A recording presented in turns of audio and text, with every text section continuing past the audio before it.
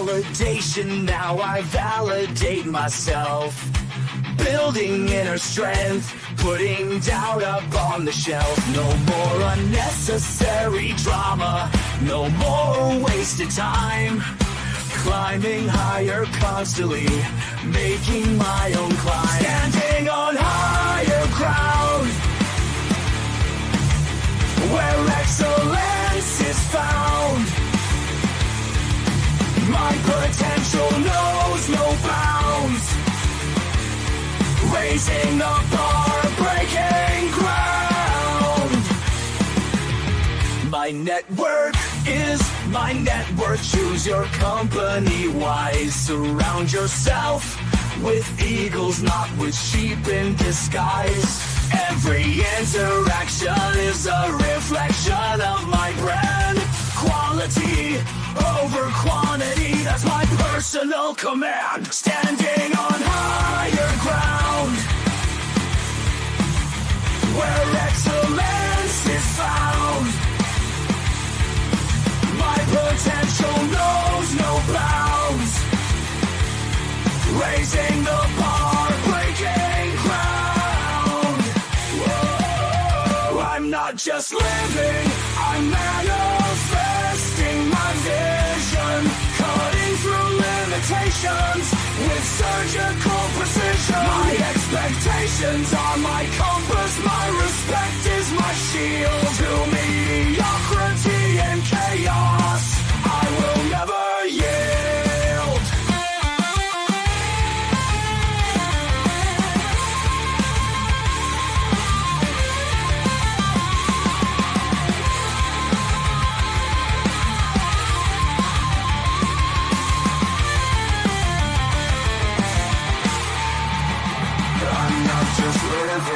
I'm manifesting my vision, cutting through limitations with surgical precision. My expectations are my compass, my respect is my shield. To mediocrity and chaos, I will never yield.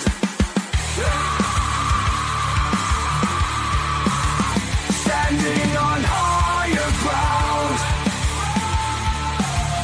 where excellence is found. My potential knows no bounds. Raising the bar, breaking ground.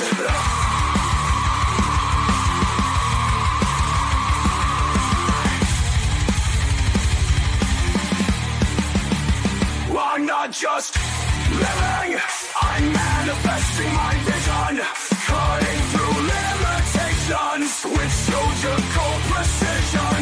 My expectations are my compass, my respect is my shield. To mediocrity and chaos, I will never yield. How y'all doing, ladies and gentlemen? Welcome to This and That. I'm your host, Xander, where we're talking about this, that, and everything in between. Oh, man. It's been a rough couple days. Been feeling a little bit under the weather, but I'm still going to make this work for y'all for tonight. Special shout out to Daniel. Daniel came in right during the show as it started airing.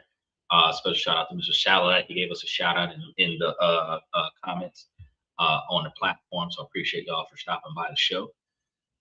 We are live 7 nights a week, and we do not let the sun rise without going live, but we don't always start on time. We're kind of closer to the time that we set, because as Stephen recommended, we should try to set it for half past the hour, and we're 10 minutes after that.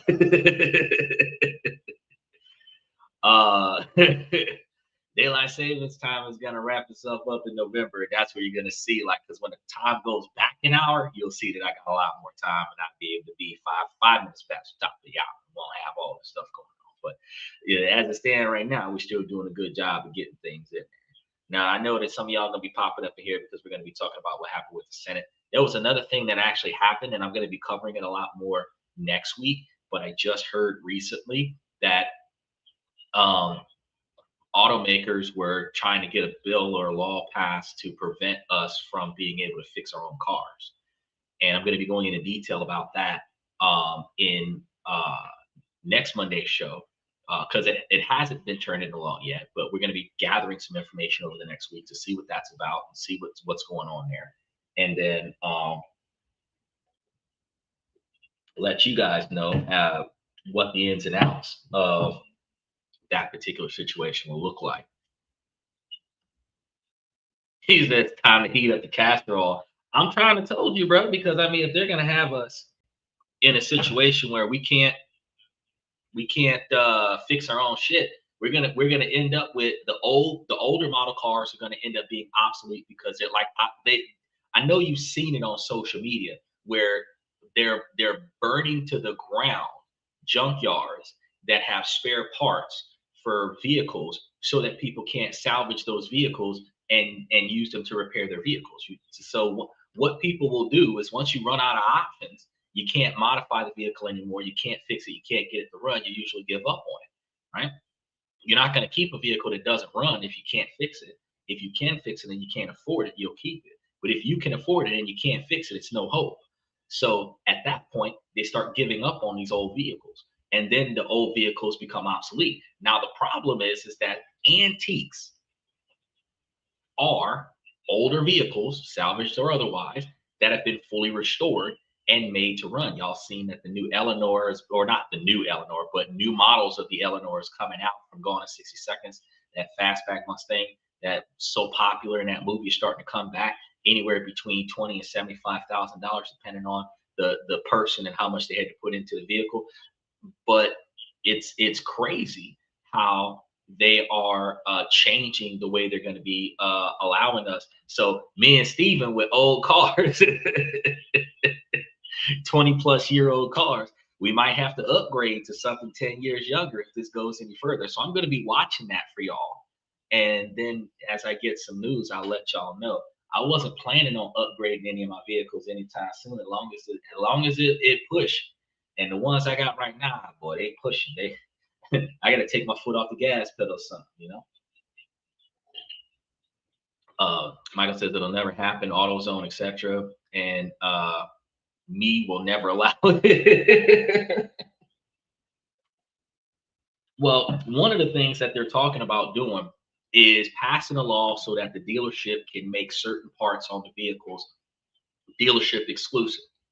And by doing so, even though the external part, like for example, if certain parts on the car, like the alternator or something like that, that's an electronic device, is made with a sensor in it that's exclusive to the VIN number of the vehicle, you can't just swap out parts and put another car's VIN number on your car if the car only works if all the VIN numbers match up. Like, for example, I'm trying to think, certain security locks on the ignition switch or the ECU on certain cars, where you have to recalibrate the whole car in order to function it once you start changing certain parts off the car. The more modern 2026 cars are electrical and they all connect to the ECU. There's a lot more sensors in it. And if there are more sensors that are strategically designed to be exclusive to the individual vehicle that it's in, once you take that part out, the vehicle stops working. If they do go down that path, they will be making the dealerships will be making a lot of money for the mom and pop mechanics to have to bring the vehicle to the dealership and get the car reprogrammed after you do general maintenance, which long or the short would likely increase the cost of repairs by another $250 to $500 just for that scenario. But I'll be going more into detail on that next week because Trump was talking about it. And I always talk to you guys about how politics negatively impacts your ability to make a save and invest money on Mondays. Steven says, if Cubans could keep cars from the 50s on the road with no new parts, I mean, yeah, because the Cuba, the manufacturers are not creating newer cars that have limiters and restrictions on them that prevents those cars from being able to be repaired. If you put a blocker on the car that doesn't allow the car to function unless all of the codes match up, then the car won't start. It's like saying that it's only compatible to one ignition switch, and once you change out that ignition switch, you can't start the car until the dealer verifies that that's a lawful replacement. He said, I don't want nothing 2018 or newer in life. I don't know. I think I'll go as high as 2022. I can't say I'm not gonna go to 2022 because I had a 2000 Dodge Ram 1500 and I thought that one was pretty good. 2019 Ford Fusion, 2019 Nissan Versa, not Nissan Versa, Volkswagen Jettas. I mean, 2019 is a good year to kind of. The Bolt was, I think, 2017, 2018. Uh, the Volt, VOLT, not the Bolt, the hybrid electric car that's discontinued now. That one was pretty good in 2017. So there are some cars that I can see myself like not getting something after 2025, but definitely getting something after 2018 for certain makes and models. Toyotas, I could see myself getting a 2023 or 2024 Toyota simply because the price of Toyotas didn't go up until 2025. I'm not getting a Prius, but I could see myself getting something else.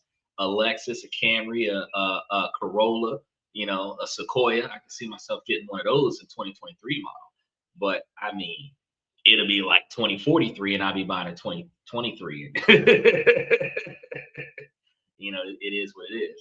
But anyways, we have different topics every night of the week. Yesterday, Sunday, we had questions and comments from the fans. We did a lot of discussions about real estate.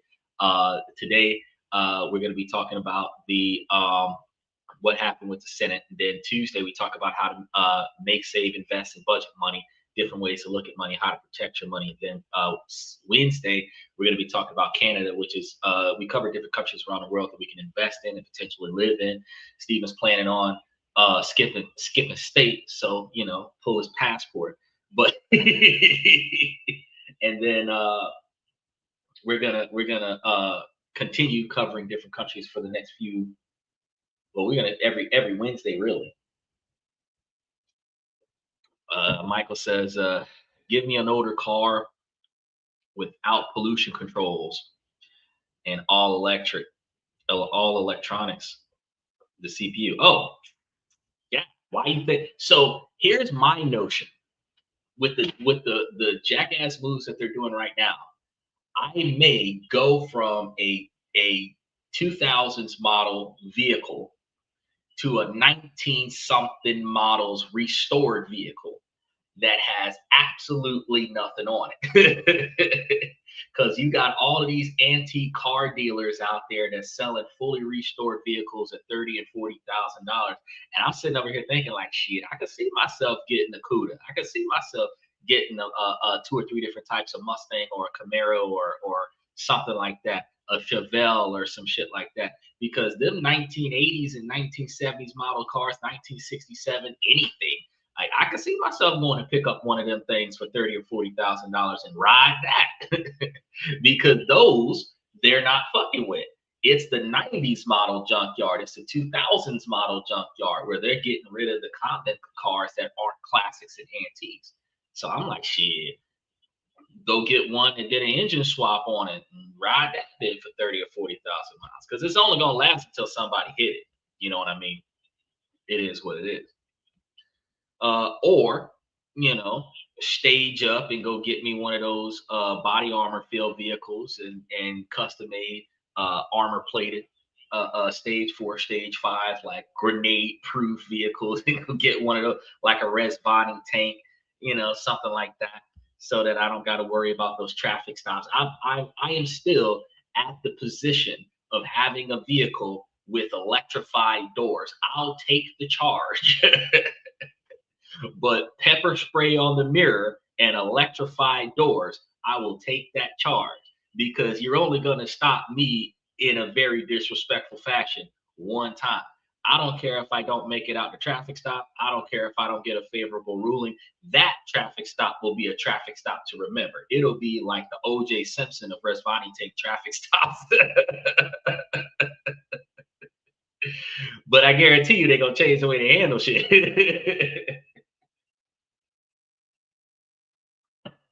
He said, my next car needs an ashtray and a cassette for sure.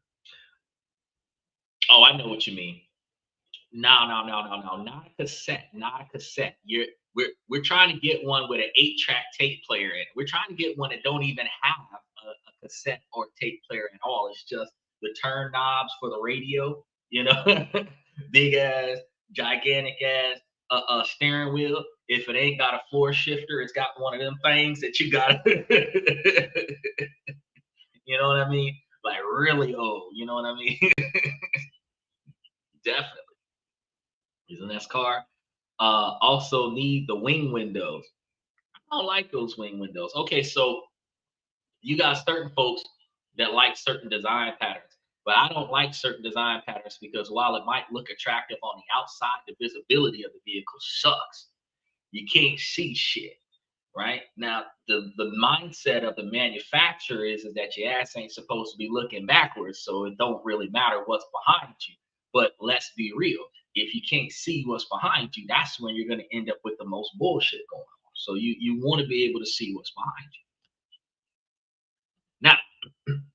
Now, moving forward, we also cover things on Thursday, Friday, and Saturday where we talk about personal development, self improvement, relationship topics, negotiation, socialization, building your brand. And we've been talking about recently raises, promotions, retirement, termination. We're going to be talking more about termination later this week. And then we start talking to you guys about your 20 or 30-year plans, because knowing where you want to be at in the future and what you got to do to get there today is the importance of uh, how you start building your future. Because in order for you to know, in order for you to make your later greater, you need to know what your later needs to look out like, so that you can know what great feels like, right? You know where you've been, you know what you don't like about it, you know what needs to change, you know where you want to be at, or you start planning on where you want to be at and what that should look like, and then you start making changes to make that happen. You want to make sure that you're not over budget. You want to make sure that you're not you want to make sure that you're not living above your income is not below your expenses. You want to be rational and reasonable and logical about what you're trying to accomplish. So it's always good to figure that out now, because if you can set it up where your lifestyle is inside of the dividend interest paid back to you from your brokerage account, then you can live your best life with no responsibilities other than to spend what you get. But if you continue to set your life up where you have to micromanage everything, you're still going to have a futuristic frustration of making sure that every little detail is incrementally followed. And that's one of the things that makes life very, very hard for you in the future, because you reach a certain age where you don't want to deal with that shit. You might reach a certain age where your mentality can't handle that shit. So you want to be able to set it up where, and this is what helps with Steven's lack of trust. The contract is designed solely for people to do whatever you want. So the lack of trust you have is supported by the step-by-step intrinsic details that you put into the contract. So once you build the rule book, they're paid to follow it. And they're easily able to say no because it's not in the rule book. And they're easily able to say yes because it's in the rule book. Right? And that kind of makes a lot easier for you. And if you put somebody in place while you're alive for them to manage the situation, then you can see the results working. Like I said before, you can have an overseer scenario where they can do it and you can monitor them and make it work, where the situation goes the way it's supposed to go. And all of that gives you the confidence to know that once you pass, your legacy will be able to benefit from it the way you designed it. But I would keep tweaking it. I would every right now, even while you don't really think you need it, I would be drafting one page by page, what I would want it to do, and just keep drafting documents. You keep drafting, not documents, but drafting different paragraphs on like try to turn it into a book. And by the time you finish getting all of the things that possibly could get done the way you want it to get done, like borrowing against the trust, leveraging assets, investment opportunities, allowances, maintenance, standard of living coverage, because if the brokerage account if the brokerage account produces revenue and the trust is going to pay all your basic bills for any assets that are under the control of the trust, then you want to be able to make sure that certain assets are under the control of the trust. That way, when you decide to come and get it, you can come and get it and use it. Same thing with putting your vehicles in a separate trust in your first trust. That way, somebody wants a car, they just come up and grab the keys. And the keys are right there in I guess the glove box or whatever the case may be, and the trustee releases authorization, and you treat it like an enterprise with no down payment fee. You just come use it, put gas in it, bring it back, and then notify them of the repairs, and they get it fixed. Stuff to that effect. And when you think about, oh, I didn't know I could do that, you just put it into the contract. You just keep adding to it, and you'll find yourself like, damn, this is very detailed. And the people who come and get it are going to look at you and say, you know what? That's only the beginning.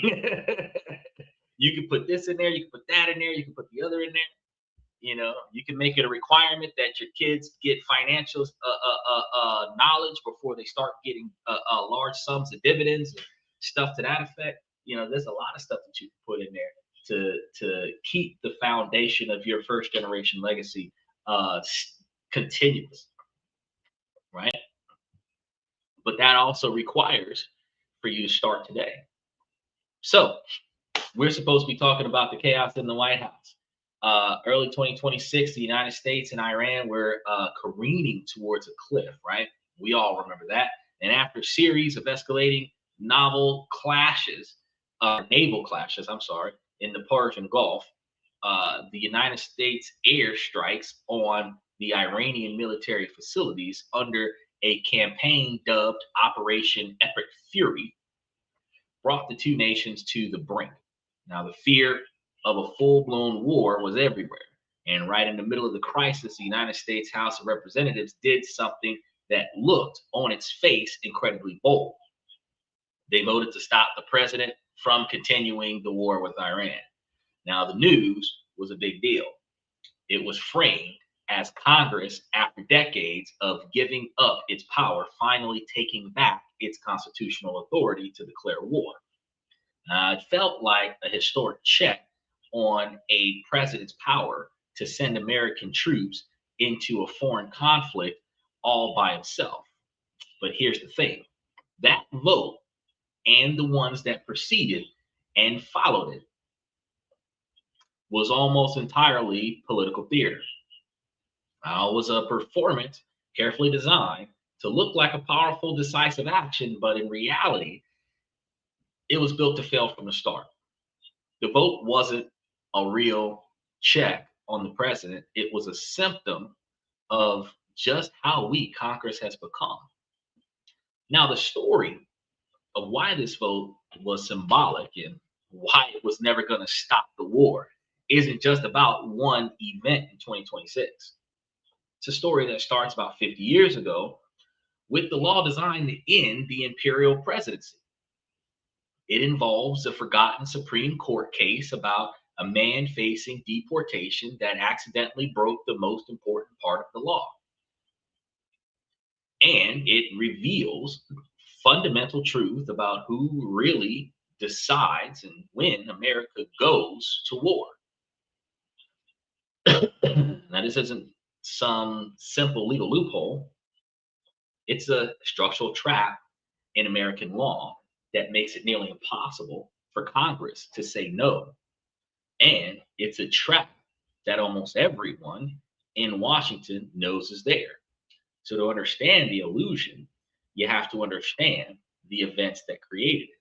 Since in early 2026, the tension in Washington was palpable. The airstrikes against Iran under that Operation Epic Fury were massive escalations. Suddenly, with that abstract threat of war that felt terrifyingly real, questions started flying. Did the president have the authority? What was the legal justification? And the big one, what happens next? Amid the chaos, the House of Representatives took center stage on June 4th of 2026, and they voted on the measure to direct the president to terminate the use of United States forces against Iran without explicit authorization from Congress. When the vote came down, it passed. The headlines painted it as a major rebuke to the president. For the first time in a while, it looked like Congress was drawing a line in the sand. Supporters spoke in historic terms, arguing they were reclaiming the power given to them in Article 1, Section 8 of the Constitution, where the Congress shall have power to declare war, forgetting it was a military operation that turned into a large scale military operation, not a declaration of war. But for millions of Americans watching, the message seems clear. The people's representatives had spoken. The legislative branch was reining in the executive orders. It was a dramatic moment, clash between the two ends of Pennsylvania Avenue and a perfect piece of political drama. But the House wasn't acting alone because just weeks earlier, on May 19th, the Senate had taken a crucial step in a procedural vote of 50 to 47. Special shout out to OG Cooks. And they voted to discharge their own Iran War Powers resolution from committee, making it eligible for a full debate and a full vote on the Senate floor.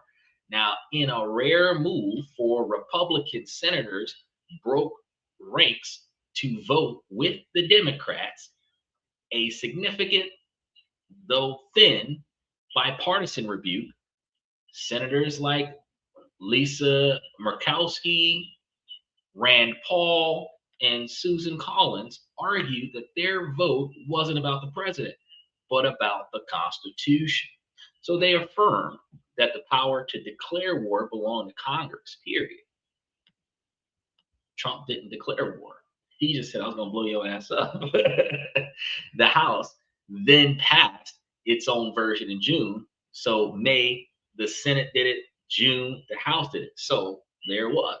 Both chambers of Congress had advanced resolutions to limit the president's war powers on Iran. But if you only read the headlines, you'd be forgiven for thinking that Congress had successfully tied the president's hands. It looked like the system of checks and balances was working as intended. You see, the House and the Senate were on two overlapping but different tracks. The House had passed a concurrent resolution. The Senate, meanwhile, was working on SJRES 185, a joint resolution order for the president to remove U.S. forces from hostilities against Iran within 30 days unless Congress passed a new authorization. While leadership expected a final Senate vote in the coming weeks, the Republican majority controlled the floor schedule, meaning they could delay it, water it down, or prevent it from happening at all. Even getting that final vote was a heavy lift. Under Senate rules, the resolution would likely need 60 votes to overcome procedural hurdles and reach a final up or down vote. Now, the initial procedure vote only got 50. Finding 10 more Republicans to defy the president on a matter of war was a monumental task. So, even in the best case scenario, where both chambers passed the same joint resolution, it would then go to the president's desk. This is the part that nobody pays attention to. And a president who had just launched Operation Epic Fury and repeatedly signaled strong support for continuing the war would almost certainly veto this decision. Overriding the veto would require a 2/3 supermajority in both the House and the Senate. With the initial Senate vote being 50 to 47, they were nowhere close to a 67 vote that would be needed to accomplish this. The numbers simply aren't there. But that's where the perception and reality split. Members of Congress who cast those votes, especially the legal experts, knew the truth. They knew the whole process was headed for a brick wall. And they knew the president would veto the resolution. And they knew they didn't have the votes to override the veto. So why do you think they would do it? Well, why go through the motions of something this grand with constitutional battles if you know that you're going to lose? Because even a failed vote sends powerful signals. Majority vote in both chambers formally declares that Congress views the war as unauthorized.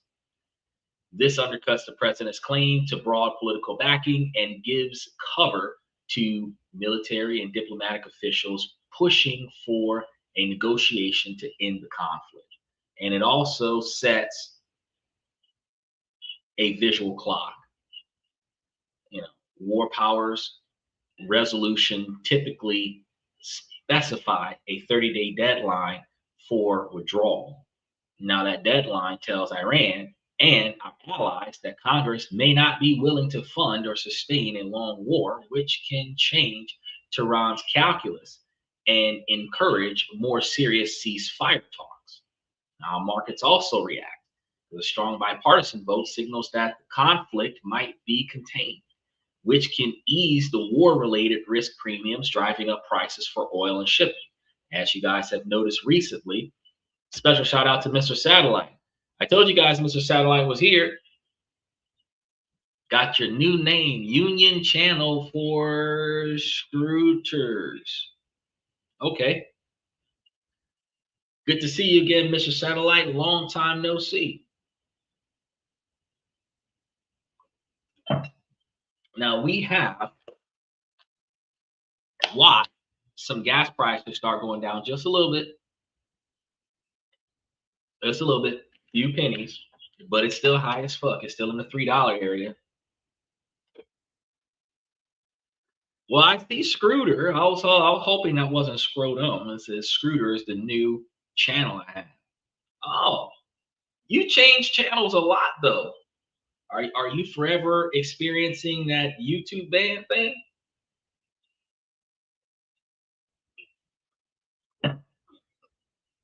Because I know that with the political topics that I cover, it has been a long time since YouTube has sat me down and started saying, hey, you can't talk about that. TikTok, on the other hand, TikTok's like, man, he's putting up stuff. Twitter's like, no, don't do it. I got to start throwing stuff on True Social and see how my content fares over there. I broke my phone a lot due to rage on GTA 5 on my phone, on my PS5. Why are you throwing your cell phone because you're raging out on GTA 5? First of all, and we're going to segue back to the main topic. Rage quitting does not require you to throw or break anything. I've been there where I've been mad enough to want to break my Xbox, but the controller was so big that if you just kind of, nothing happens. But I know that any aggressive gamer would have multiple controllers because you have certain controllers that have certain buttons that just don't work the way you want to. I actually started becoming an electrician because I was able to disassemble 5 or 7 controllers and take all of the functioning parts off of all of the broken controllers and put them onto one controller so I had an extra controller without having to buy more controllers. But the dynamic is that you should still have some broken controllers that you can break those more and throw those all over the place so that you're not damaging your quality controllers. But what does that got to do with your cell phone? Because you're telling me that you break your phone because you're playing your PlayStation. You shouldn't be holding your phone while you're playing your PlayStation. When I die on GTA 5, I smashed my controller. Instead of hitting on my desk, I hit my phone. Why is your phone anywhere near arm's reach? If I was your daddy, I wouldn't buy you shit else. Your phone would just stay broke. You would have got one free replacement. And then after that, you would have to get a damn job. Them phones ain't cheap. Even if you're getting hand-me-downs, some phones is between $500 and $1,500 a phone. And you'd have broke like 4 of them since I met, 7 of them since I met you, and lost 3 if I remember correctly. And you didn't follow my instructions, because when I told you to put up a backup recovery email, so that if in the event that you got locked out, that you could use your recovery email to get your stuff back when you get a new phone. Yeah. And I see that you got a completely different email. So you got locked out of the other ones. I tried to tell you, you know. All right, back to the main topic. Uh, so we were talking about how the expectation that Congress might be not allowing the war to continue past 30 days leads everybody to believe that this might encourage Iran to communicate more and negotiate more. But if the Senate uh, has a measure that dies quietly or fails to pass, the signal is going to flip. The president can argue that he has a freer hand because Congress failed to order him to stop. Because again, they can't order him to stop unless he has 3/4 of the votes. Doesn't have 3/4 of the votes. Now, this prolongs the status quo, because while the Senate and the House are discussing things, Trump can stay at war. When the Senate and the House agrees to it, that's the first notice to the president. He vetoes it, sends it back. Comparatively to what's already happened, if you got 50 to 47, you don't have enough people to say, let's really make them stop. There's enough to get a yes vote, but there's not enough to get a unanimous vote, right? Or a majority vote or a filibuster vote, right? And since you don't have those types of votes where the majority of 500 people are like, man, you should stop. At the end of the day, he doesn't have to stop.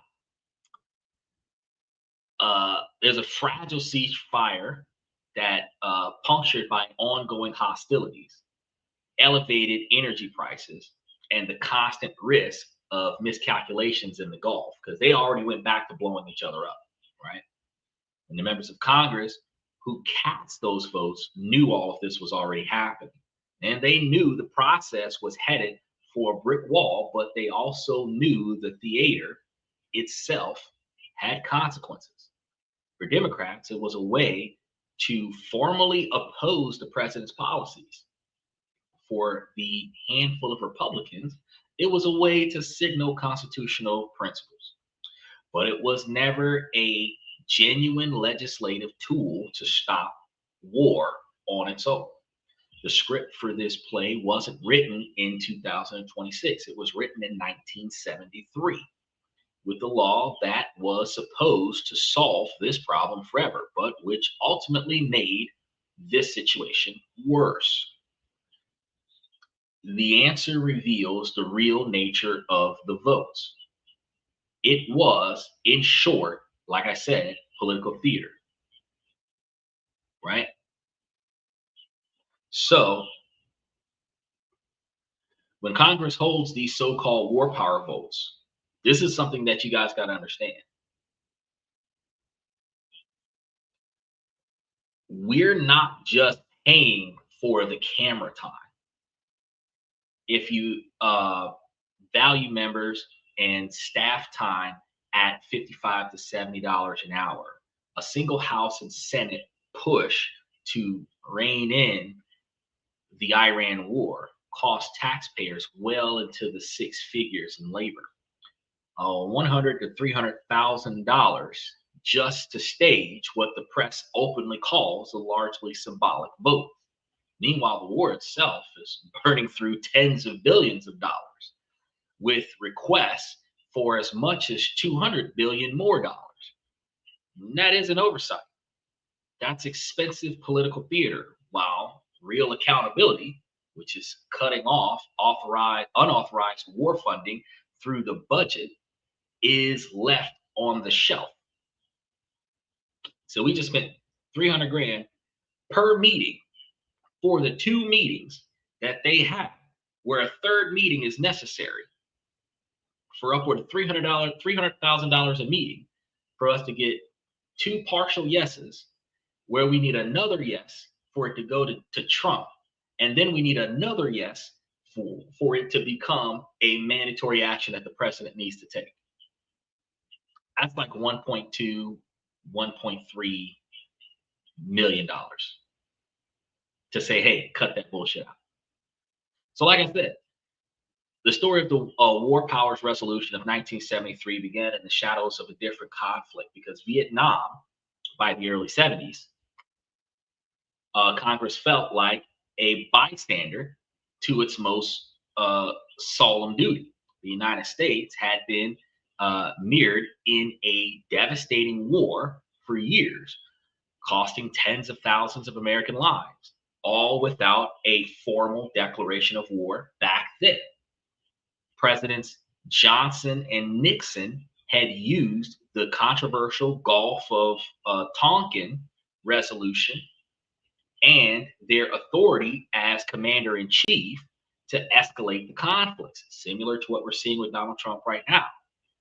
The final straw for many was the revelation that President Nixon had authorized a secret bombing campaign in Cambodia without telling Congress or the public. Notice secret. This was the era of the imperial presidency. Remember, we were talking about presidents that were running for 3 and 4 terms. And this is a term for the massive growth of presidential powers. Congress, feeling misled, decided that it had to act. It needed a mechanism to reclaim its constitutional roles. So the result was the War Powers Resolution of 1973. It was meant to be a clear, legally binding framework passed with bipartisan support over President Nixon's emphatic veto. It became law when Congress overrode him, which is a powerful statement in itself. On paper, the law seems solid. It had 3 key factors. He said, tricky Dick Nixon. Yeah, but he wasn't that tricky, though. He was just straightforward. Like, you said I'm not going to do this, but it's already done.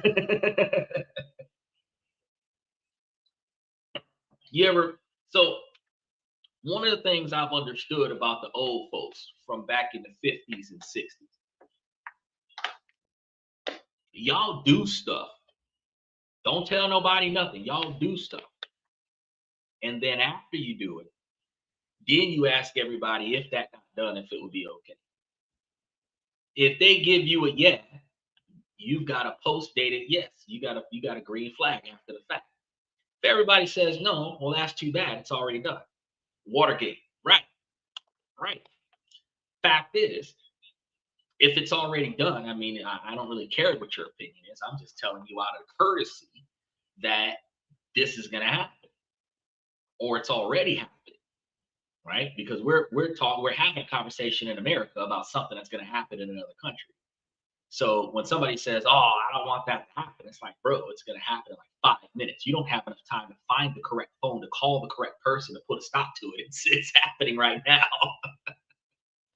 He said Watergate was an accident. Was it though? Was it though? What portion of Watergate was an accident, Steven? I respect your logic, but what portion of that? Because when we started talking about first person accountability, a lot of it was deliberate, and the fallout might have been accidental. It might have been we wasn't expecting that much consequence from the decisions that were being made. But see, when you say that the outcome of somebody's decision is an accident, you know, I don't agree with that particular perception, because we have tuned ourselves to call every unfavorable outcome an accident. Even when you play video games, when you make a choice to go left, go right, go into the tunnel, if you died on that accident, oops, it was an accident. I didn't mean to go that way. Yes, you did. You turned the controller and said pivot left and go that way, and you got murked. You wasn't ready for the outcome. So it wasn't an accident. I didn't accidentally die on the game. I got murked because I wasn't ready for what happened when I made that turn, right? Same thing when we're driving on the road and we're not paying attention to what's going on around us. And then we end up hitting or being hit by the car that was right next to us. It's considered an accident because we wasn't expecting to hit the car, not because we didn't really want to hit that car and we did everything we could to not hit that car. We didn't even know that car was there and we collided with one another. And it's going to say it's not my fault because I didn't see it. But it actually might have been my fault because I put my car in the way. The other person's going to say it wasn't their fault because they couldn't stop their car fast enough because your car was in the way. But it actually could have been their fault too because they were going too fast to stop. Lack of reaction time means that you were carelessly driving and the other person was recklessly driving, which is why there's a lot of no-fault states in this country. But the fact of the matter is that we call it an accident because the outcome was unexpected. It's not an accident. It was bad decision making. That's what it was. It was bad decision making with unexpected catastrophic consequences. So I would say that Watergate was bad decisions that led to unexpected catastrophic consequences. I'm not going to say that Watergate was an accident. I'm not even going to call it a conspiracy. I'm just going to say bad decisions that led to. Because think about this, Stephen. An accident is peeing on the toilet seat. That's an accident. You aimed and you didn't have enough momentum. Minor technicality. Right? I'll sit with that minor technicality. But when a person in power tells a person under them to tell another person to perform a certain action, certain people are having conversations in certain rooms that the press don't know anything about. Certain people are taking action based on those conversations. And then when situations turn out to be identified as Watergate, the person who made the first decision might have not have been expecting the outcome. It's just bad decision making that led to catastrophic failure. Unexpected catastrophic results. So, and I'm not going to say that they probably didn't regret, they probably regretted the outcome. But once the wheels start turning, like for example, if you put money down on the hit, you can change your mind, but the hit's going to happen whether you wanted to or not. If you put extra money down for the hit and the witnesses, you might have thought, well, they just gonna get the one person, then they're gonna get this person and the children involved and everything like that. And now you feel bad because certain people got that you wasn't expecting to get got because the target was the target and the shooter was the shooter. But the shooter does not have remorse for the people that are being targeted. You have remorse for the people you wasn't expecting to be targeted. So the decision to take the hit or put out the hit could have caused the outcome that you wasn't expecting. Like, for example, you might be like, hit, put it up there. They might decide car bomb near a school where your kid is at. So the hit went from just this one person getting got to your kid getting blown up. That's just, it's bad decision making, catastrophic results that you weren't prepared for. And you see it on the movies all the time where they'd be like, I wasn't expecting it to end up like this. Yeah, but now we're surrounded and under gunfire. We gotta finish what we started. So when they put this together back in 1973, the first consultation requirement was that the president had to consult with the Congress in every possible instance before sending troops into hostilities. I'm just going to tell you that Congress is not paying attention to what happened this year because Donald Trump sent troops to areas that weren't hostile at the time. And it became hostile while the troops were stationed there. So he didn't need permission to send the troops. Because if you remember, Donald Trump sent all of those troops to Iran to block the strait, to block the ports of Iran during peace talks, right? So any president can call for protective military strikes, stopping drone attacks and everything to that effect. You don't have to really talk to Congress about a lot of that stuff. National security, Congress is going to turn the other cheek and not ask any questions about it. But when they were doing the ceasefire negotiations, all the B-2 bombers and everything else, he sent over there to camp in front of the ports so that it, from a military perspective, it was getting in the face of your opponent and daring them to hit you so that you could beat their ass. That's exactly what was going on right now. So he put the people there. There wasn't conflict happening at the time. So he didn't have to ask Congress about that. And then Iran tried to blow up the guys that were hanging out outside. And that was kind of it. Now it's like, well, retaliatory action. Because during the second negotiations, when Donald Trump said that he was an hour away from taking action on them, they shot missiles. Iran shot missiles first during those negotiations, and the U.S. started taking out their ballistics missiles that was shooting at the Americans during those negotiations. And what stopped those negotiations was Iran was not withdrawing from their offensive attacks in Libya while the U.S. was talking to Tehran. And that's what led to the back and forth action that's happening right now. Because had Iran stopped, had Israel, because Israel was approaching Libya while Tehran in Iran was trying to pull back from the United States. So it was almost like 2-on-1. How you gonna ask me to talk to this guy when this other guy over here is still kicking my ass? It's like, fuck that, I'm gonna fight back, right? And that's where the second set of peace negotiations kind of fell apart. So when they say that before sending troops into hostilities, the president is supposed to talk, the idea was to force a conversation and make Congress a partner from the start of any military conflict.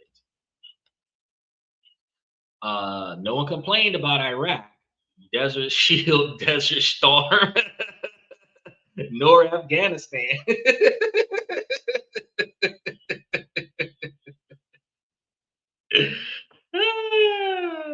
No one complained about hunting down bin Laden. No one complained about kidnapping that guy from Venezuela.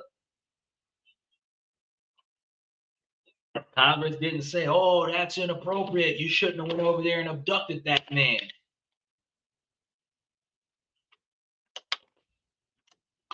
I don't care what they call it.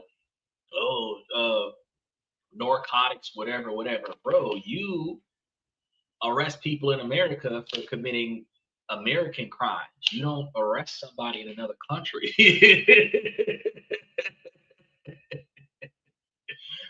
What warrant do you have that is an international warrant to search and seize an individual in another country, in a country that probably doesn't extradite, might I add? He said Korea, the president never went before Congress, nor even asked Truman. Right? Well, are you talking about North Korea or South Korea? Because I know technically Korea is just one country, but you have Kim Jong-un at the top, and then you have the rest of Korea at the bottom. And Kim Jong-un ain't asking nobody for nothing. He's gonna do whatever the fuck he want to do. I don't know how this country is going to function when this man dies. Are they gonna put somebody else in his place? Or after he passed, will it just become the democracy that Korea was supposed to become? Like, how is that gonna work? Because the people who are raised in this culture to respect this guy's beliefs should carry his legacy after he passes. And with a monarchy like this, and I don't even think Kim Jong-un has a legacy. He doesn't have a son or anything like that to inherit his position. So there's going to be a vacuum for authority figures when Kim Jong-un passes. So I'm trying to figure out, like, how does that work with North Korea? Is that going to be the time that South Korea starts pushing forward? The people in Seoul are going to war. You know, is that what's going to happen? I don't know. Steven says, who needs an international warrant when they have helicopters?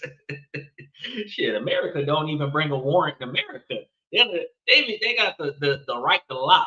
So you got backstage bounty hunters and everybody like that coming up there knocking on your door like they got the right to be in your house because they feel like it, knowing damn well that if you're not in hot pursuit of the person, that it's a cold bench warrant, and a cold bench warrant must accompany a search warrant because the arrest warrant allows for you to imprison this person lawfully. That's what the arrest warrant is for. And the search warrant allows for you to search the house. And you look at so many different videos on social media where people just think they know what they're talking about. They're like, oh, yeah, you got to have a warrant. You got to have a warrant. No, no, no, no, no. You got to have a specific warrant because you can have an arrest warrant, but if you don't have a search warrant, you can't come in the house. You can have an arrest warrant. And if he is outside of the house, then you can do whatever you want to do outside of the house. But if he is inside of the house, or if you have reason to believe that he's inside of the house, you don't have photos or video of him inside of the house. You have a hunch. You have a gut feeling. You're going off of a cold tip from a tip line that he might be in the house. The fact is that you have to get a search warrant.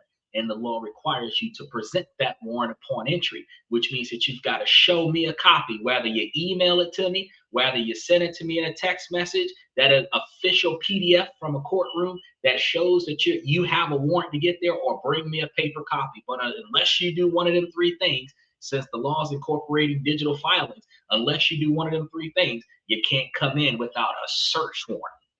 I'm not required to let you in with an arrest warrant. I'm required to let you in with a search warrant. But they don't need the warrant because they'll kick your door in, they'll arrest everybody in the house, and come to find out that the person they were looking for wasn't there. Oops, my bad. $1 million lawsuit. They killed the people, dog, and everything. I done seen a lot of stuff. In America, you're guilty until proven innocent. Yes.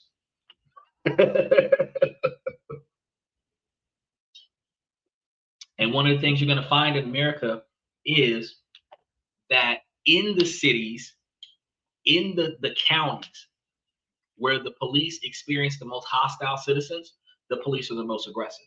So in a town that's laid back, very little crime, very little resistance from the population, very little rebellion, the police officers are laid back and friendly.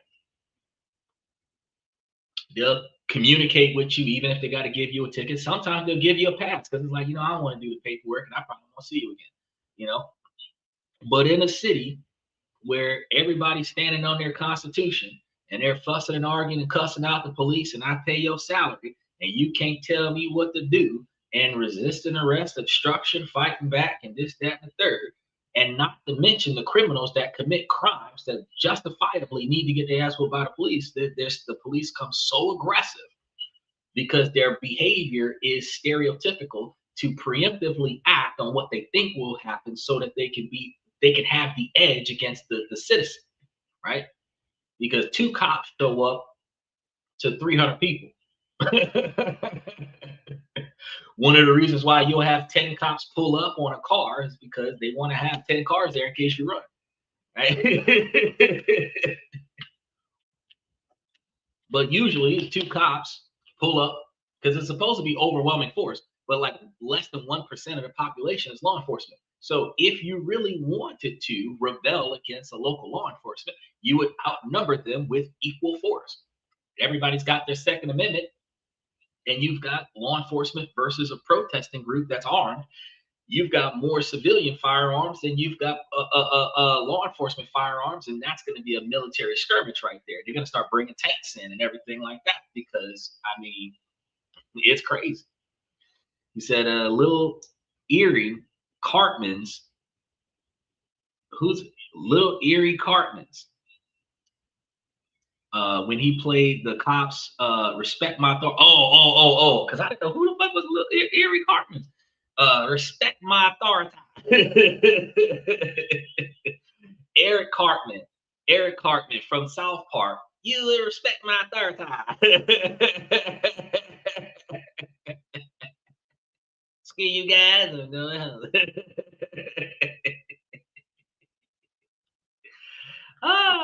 All right, now the second thing that they put in place with this was reporting requirements and the 60-day clock. If the president did send troops, he had to report to Congress within 48 hours, which press talks, technically, they got notified. This report would trigger the law's most famous feature, the clock. The president had 60 days to continue the military action. If Congress hadn't declared war or authorized the action by then, the president was legally required to end the operation. A 30-day extension was allowed for safe withdrawal, giving a president a 90-day leash at most. Now, this was the heart of the law, designed to prevent the slow creep of a conflict like Vietnam. But the authors of the resolution knew even this might not be enough. What if the president just ignored the clock? They needed an enforcement mechanism. They needed a way to pull the plug. And so they included a third critical provision, the concurrent resolution. Section 5C of the law says that at any time, Congress could pass a concurrent resolution to order the immediate withdrawal of forces.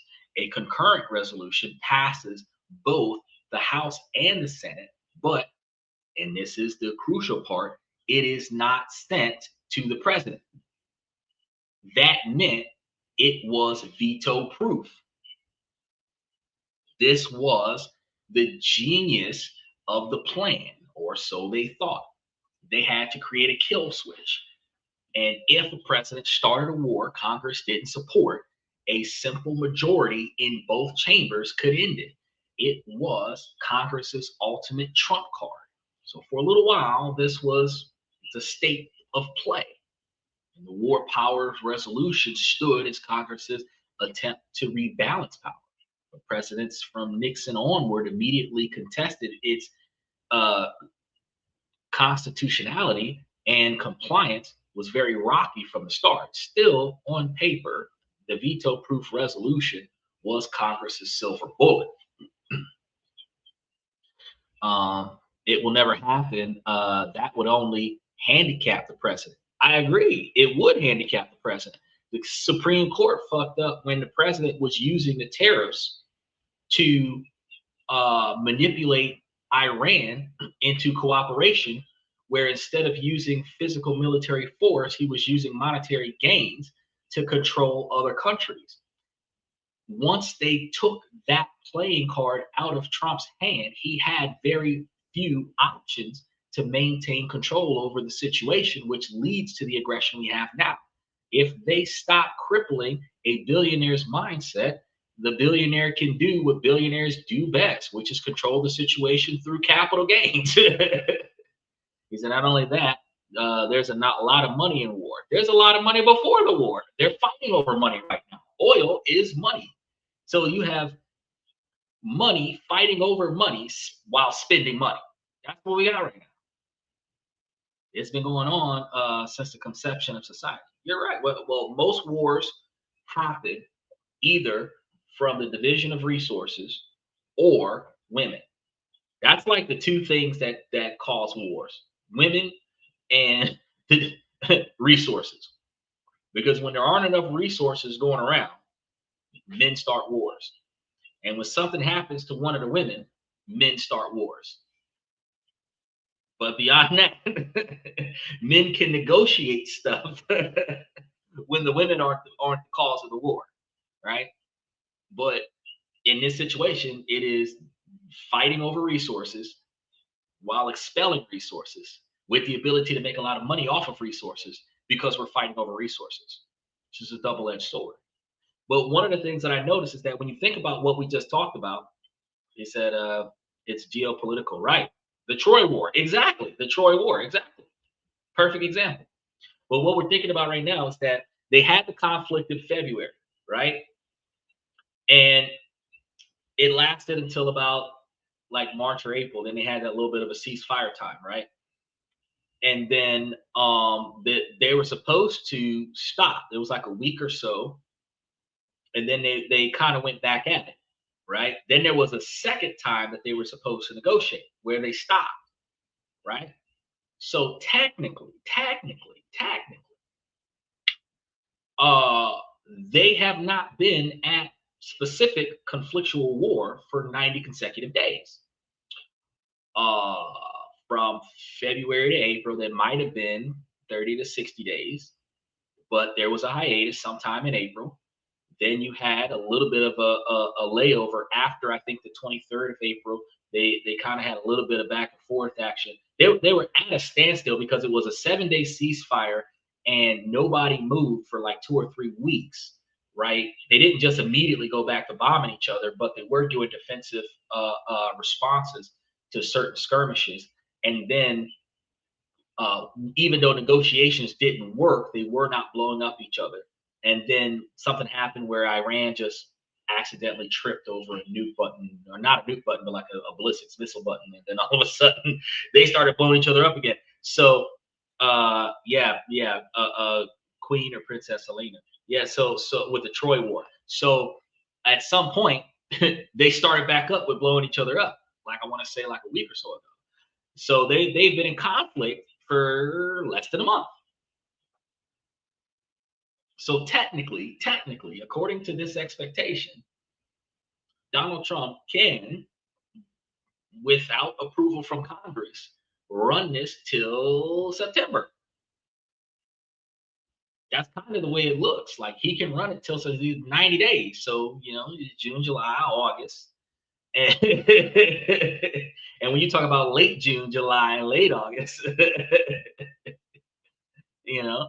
But if he does the devastation attacks, because I've seen some press conferences recently where he's like, I'll give it them till today, and so that means by tomorrow we're going to see this, this, and this. We're blowing up all the bridges and all the plants and blah blah blah blah blah blah blah blah blah. And I got to double check and see if he actually made such a strike. But if he eliminates all of the power plants that they have and really dismantles their infrastructure, it's not going to take him 30 days to make Iran stop moving forward. If he follows through with what he said he was going to do. But the dynamic is that Congress believes that they've got an ability to make them stop.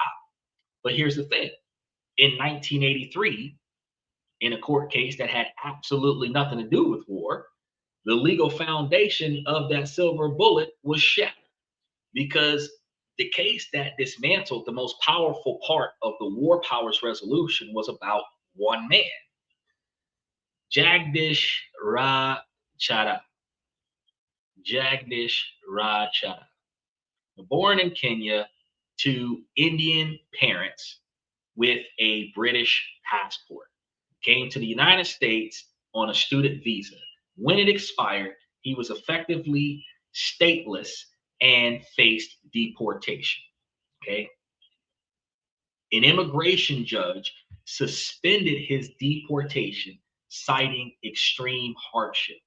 But the immigration law at the time contained a legislative veto, allowing one house of Congress to overrule the decision.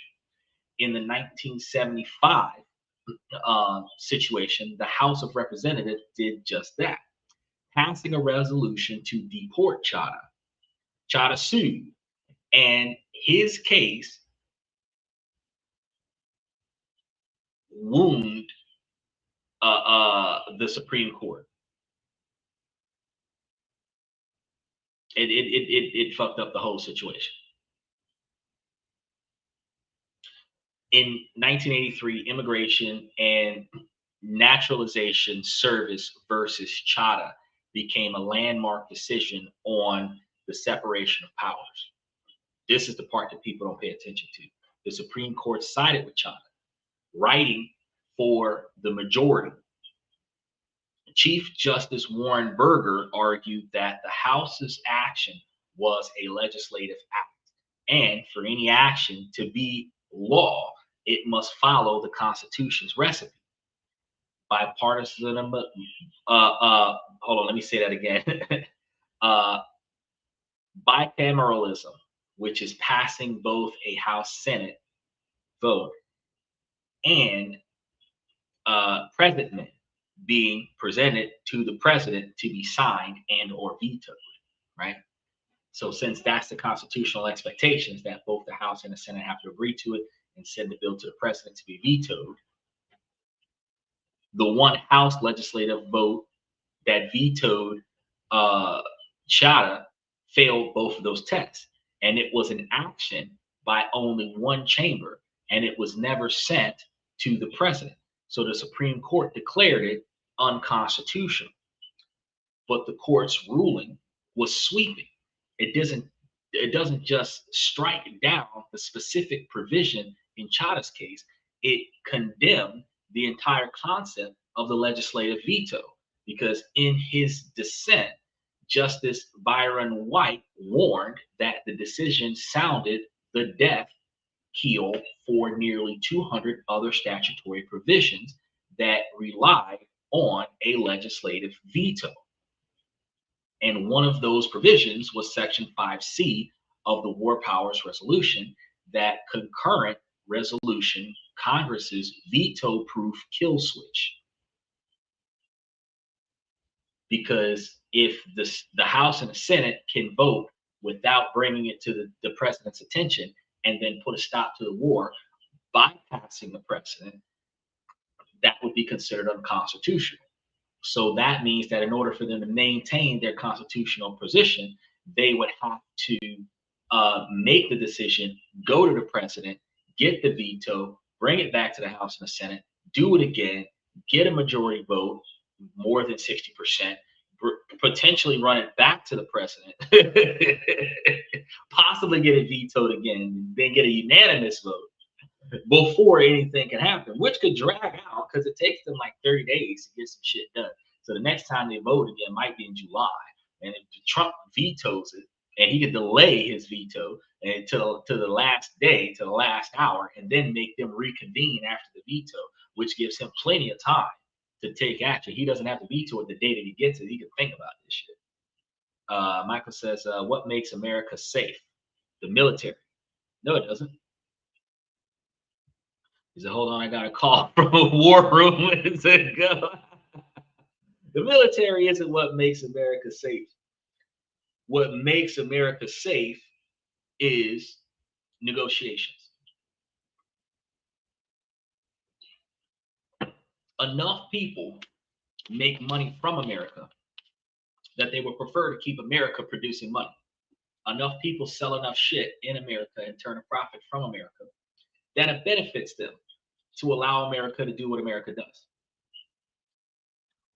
Former presidents, Republican and Democrat alike, would give billions of dollars to other countries just to accept the deportees. So all you had to do was just let the plane land and let this person get kicked off of the plane, where in a lot of countries, people who got deported back to their country might get killed once they get back to their country. So billions of dollars to accept exile, right? Exile people, right? And they didn't even accept a lot of the exile people. So the fact is that it was again, resources and greed and negotiations. Stephen says Congress gave up their powers a long time ago. Damn right. They have no teeth anymore. Bro, they got no teeth or gums. They're trying to slap this thing with their tongue right now. It's like they can only make suggestions now. Well, tell me about it. They can't even make a suggestion now. They are 500 and something figures that are just watching, because they've got a president that doesn't ask for permission right now. See, so several presidents in the past might ask for cooperation. And if they don't get the cooperation, they might go through the process of deliberating with the people who don't cooperate. Donald Trump is a person that doesn't cooperate. So he's going to do what he thinks he can get away with, and he's going to do what he believes that he's allowed to do, and he's going to do the things that test the limits of everything. 35 felonies and no conviction No, 35 felonies, the conviction, no sentencing, and everything got thrown out. And he became president after that because he actually did get convicted. He got convicted in like June or July of his campaign run. And then all of a sudden the case disappeared right before he got elected. And I was sitting here thinking, man, they should have sentenced him and he would have did a world tour from prison. But the Constitution does not say that you can't be a convicted felon and a president at the same time. You just have to live in a country for more than 50 years consecutively, be native born, and over the age of 35. Those are the only three major requirements to be the president. You have unwritten rules like being able to handle large quantities of money and being able to raise large quantity of money. And that's what presidents do the campaign trail for, is to raise large quantities of money. But that's it. That's it. That's all you need to do. And you could be the president. So you could be a felon and be a president at the same time. But yeah, Congress got no skin in the game now. You know, they just show up. They're like a student government right now. They just show up and talk and make decisions that the people in authority do not pay attention to. He said the military is the hammer. The military is not the hammer. Okay, so here's the thing, Michael. I know that you from the old school. So if the military is the hammer, the military would be the hammer in the toolbox, in the closet of the shed, where they don't matter until we need a hammer. Nobody's protected because of the hammer in the shed. We're protected because everybody profits off of coming here, right? We have not had a legitimate attack on America outside of claims of terrorism that a lot of the times was done by Americans, right? At home. We have not had a military force of any size come and just start shooting up or blowing up anything in America. Americans do more damage to America than any country has done since World War II, since the Civil War, since 1960 something, right? And I know that 1960 was like women's liberation, not the actual Civil War with the freeing of the slaves. But the reason why I'm saying 1961 is because look at how the country got fucked after the burning of the bras. The fact of the matter is, no country has aggressively come onto American soil in military force. So is the military protecting the United States? No, it's not. It is tactically utilized in overseas negotiations with other countries. It is not utilized to defend our borders. It is utilized to defend overseas negotiations. So the military is not actually protecting us from invasion because nobody even tries to invade us. You understand? Which is one of the reasons why, like, it's like saying that, you know, my gun that I haven't had to use to defend myself in a long time, it is the reason why people don't start shit with me. No, people don't start shit with me because they benefit from me, not because I have a fire, right? So the military is not the reason why people don't come here with the bullshit. The people don't come here with the bullshit because Americans spend trillions of dollars on shit like TikTok. So why fight Americans when we can just take all of their money? They're willing to give it away because we created an app. So why go and blow up America and force them to give something that they would voluntarily surrender for entertainment? So the military isn't what keeps this country going. It's the negotiations and trade wars. Steven said Kanye West should be the president next. We don't need any more brothers in the White House. I ain't even gonna cap. After Obama did everything that he did for them 8 years, I think that's the last one we need for the next 10 years. We don't even need no black female president talking about first black female. No, we don't even need that. We don't need that. No Michelle Obama. We don't need that. We could use some free healthcare. We could use that. We could use $1 million of reparations. We could use that. But you know, what we need is for the people to stop trying to say the Democrats are idiots when Democrats are doing, because look at what just happened.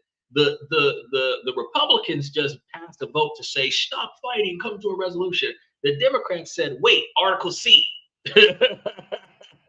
Who was smarter? People stop saying that Democrats are idiots and start paying attention to the fact that you disagree with certain decisions that Democrats make. But the Democrats make the most logical decisions. Michael says, would rather fight in someone else's backyard than our own. You ain't never lying. War of 1812. Right. But War of 1812, we're in 2026. That's over 200 plus years ago. The Revolutionary War. We have not had a revolutionary. We have not had an accidental skirmish at the border. We didn't even brush elbows aggressively with freaking Canada recently, right? Like without the military, Mexico would have invaded the United States. That's a lie. That's a lie. And I'm gonna tell you right now. Okay, so here's why that's a lie. That's a lie. Because up until the deportation thing that happened with Donald Trump in 2005, for the last 10 years or so, Mexicans have been crossing the American border at 200 something thousand people per month, which is a couple million Mexicans a year. Probably like 2.4, 2.5 million Mexicans a year. We had upward of 14 or 15 million Mexicans in America, undocumented, small business developers and everything to that effect, making money from America that had been here for 10, 15 years, got third generation anchor babies, right? And we have a military force. We have a military force at the border, border patrol on top of that. And yet, 200 something thousand Americans or 200 something thousand Mexicans entered America every month. So that's not a valid understanding. You can't say that, Mexico would have been, because technically Donald Trump claims that the massive deportation thing that's got ICE riding around snatching up people's children and bringing them to military black sites is because we were already invaded. So, I mean, if you believe that the measures that they're taking to force people out of the country is due to the already invasion of American soil by non-American people, then you can't say that the military stopped the invasion, because we already got invaded for 15 years. We just made peace with it by dating the women that came over and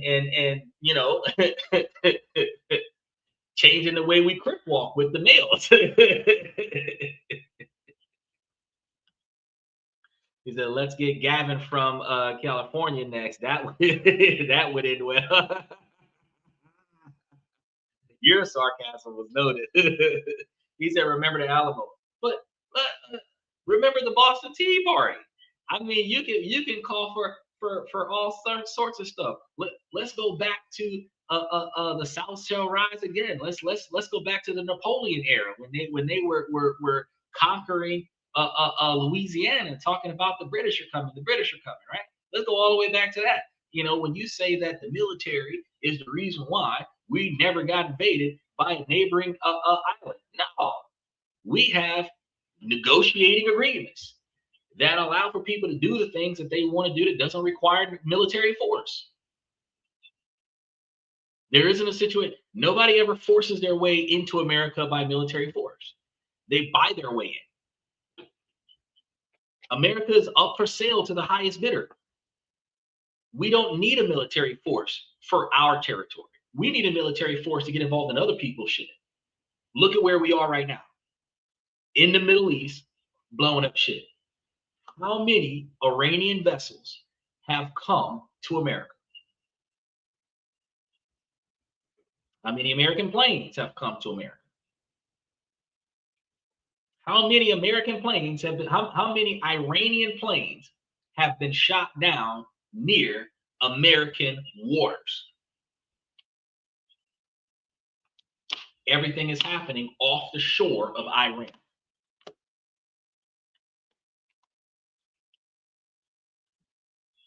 He said, name one country that doesn't have a military or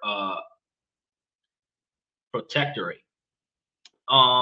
I don't think that you're making any sense here. So the capabilities to identify yourself as a state is to have the capabilities to defend your lands to a minimum degree. The ability to identify yourself as a nation is to be able to defend yourself to a minimum degree.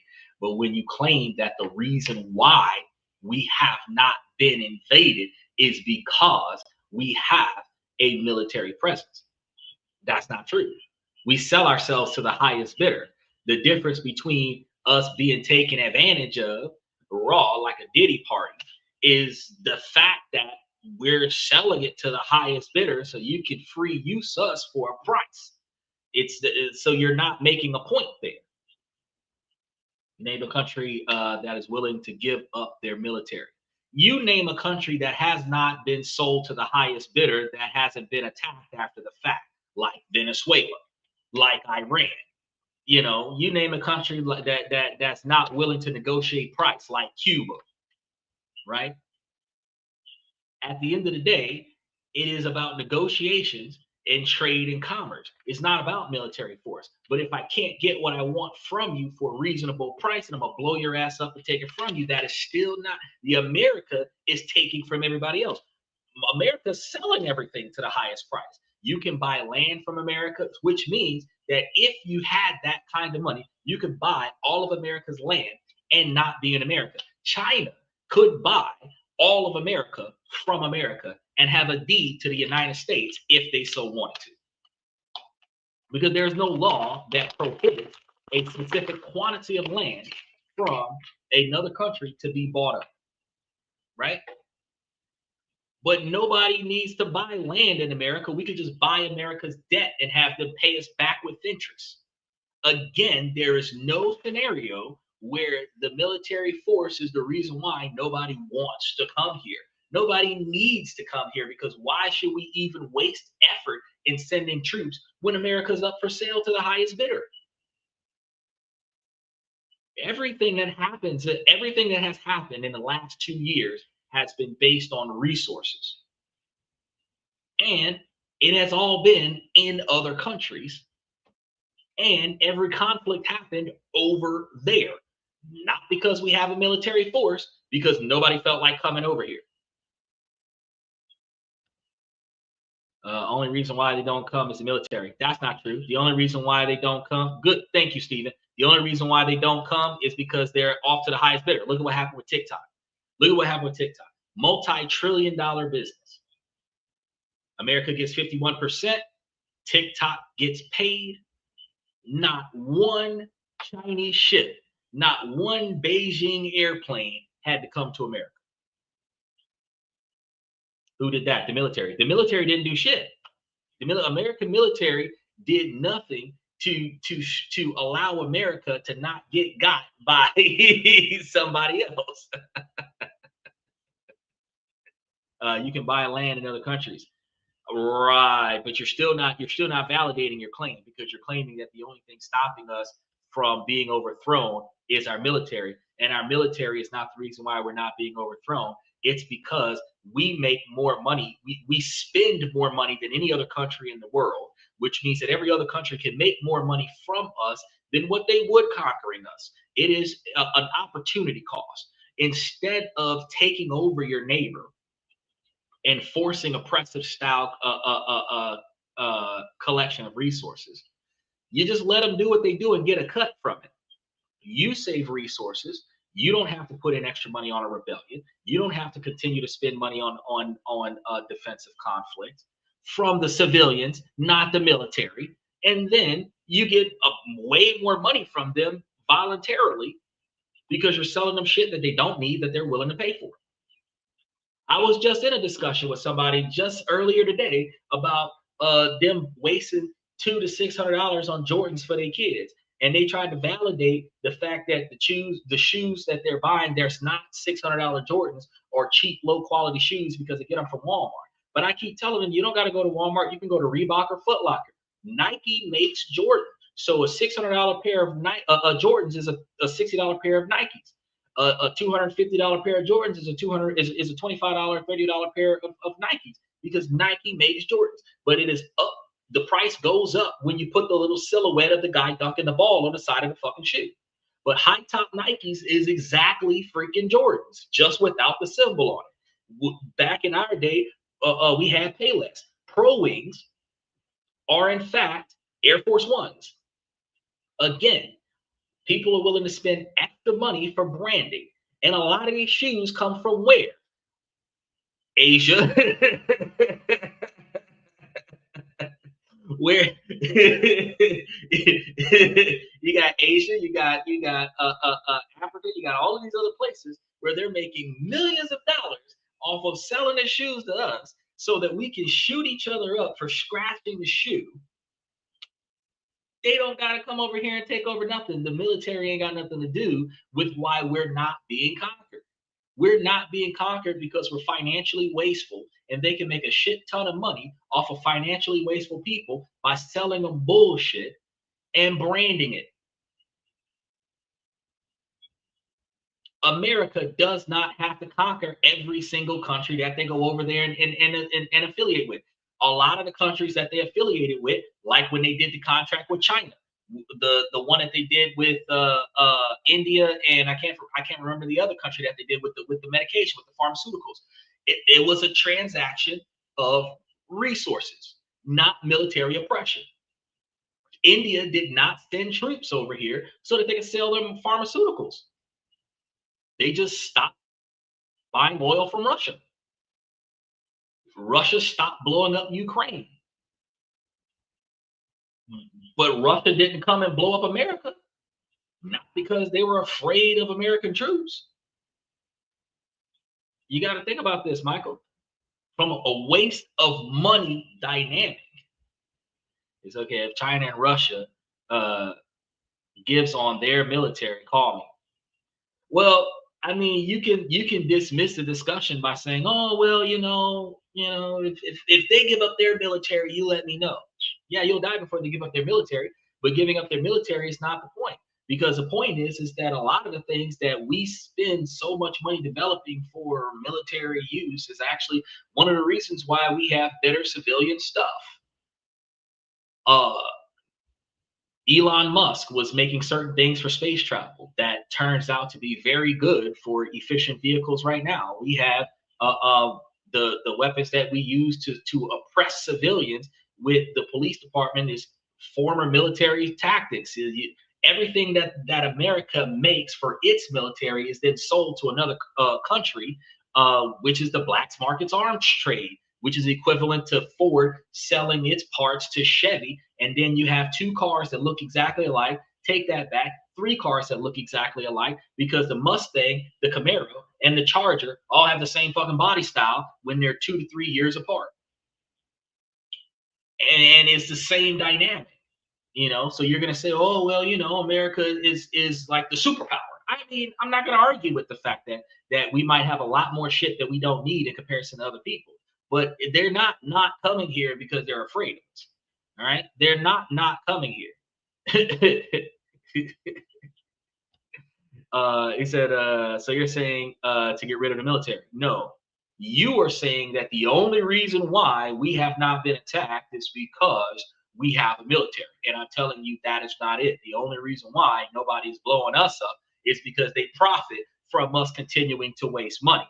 And that is my point. He says Jordans are not where it is because DC takes shoes, DC skate shoes. Jordans are shit, bro. I'm gonna be real with you. They are very. It's the same quality as regular Nikes. It's just it costs way more money because of the branding. That's it. It is. It's just the branding, but it's made by the same company. Michael Jordan did a shoe deal with Nike and put his likeness on it. So if you look at like the LeBron James shoes with Converse or some shit like that, it's still fucking Converse. So when you put somebody's branding on it, it doesn't make it any better. So my point of the whole size story, Michael, my whole point of the matter is that our military isn't the reason why we don't experience what we cause in other countries. Our military causes unnecessary conflict in other countries, but we let it happen because it's not happening over here. But the stuff that we go through over here ain't got nothing to do with us having a military. Because like we said, you say we got our military force keeps us from getting attacked, right? But a lot of people will claim that if it wasn't an inside job, that 9/11 happened and the Twin Towers got blown up, and we had the same fucking military force, the same damn Homeland Security setup, the same damn everybody watching everything, and we had two fucking planes that we did not stop blow up two big ass buildings, and we used that as an excuse to get oil from Afghanistan. Now, if we had such an invincible military force, them two planes, casualties of war, would have been blown out of the sky, and them two Twin Towers would still be standing.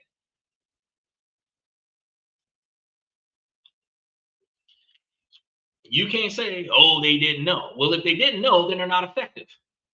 And if they're not effective, then stuff can happen on American soil. And our military that doesn't protect ourselves is off kicking off shit in another country is not the reason why we don't get attacked. The reason why we don't get attacked is because nobody tries. They make money off of us.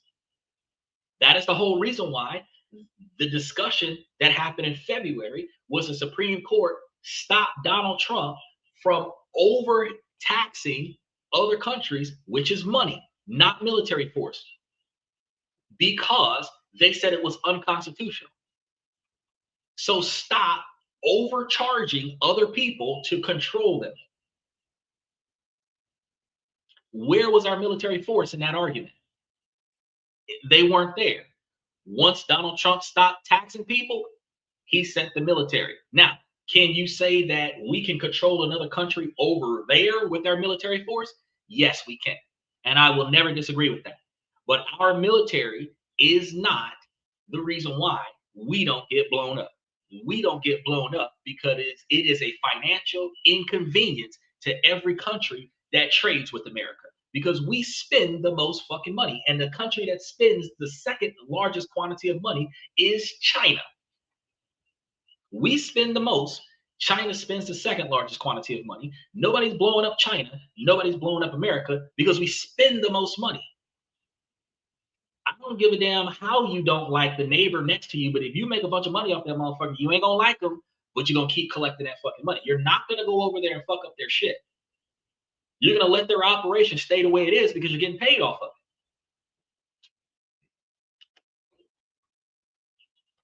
He said that's terrorist shit happens. Bro, no.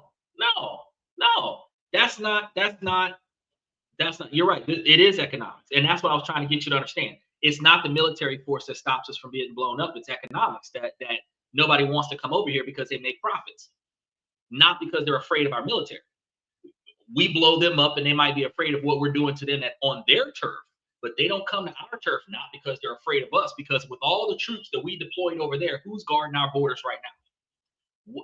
Name a military excursion that is off the coast of California, Florida, Louisiana right now, New York. What military ship? Give me one ship off the coast of California. Give me one ship off the coast of Louisiana. Give me one ship off the coast of Florida. Give me one ship off the coast of New York. You don't have one because they're over there blowing up fucking Iran. And when you say terrorist shit happens, no, most of our terrorist attacks are Americans. Most of our terrorist attacks are Americans attacking America because we don't like the way things are happening in America. We do not have repetitive different countries blowing up America. But other countries can say, yeah, America was here with their red, white, and blue blowing the fuck up out of this country for the last 4 months.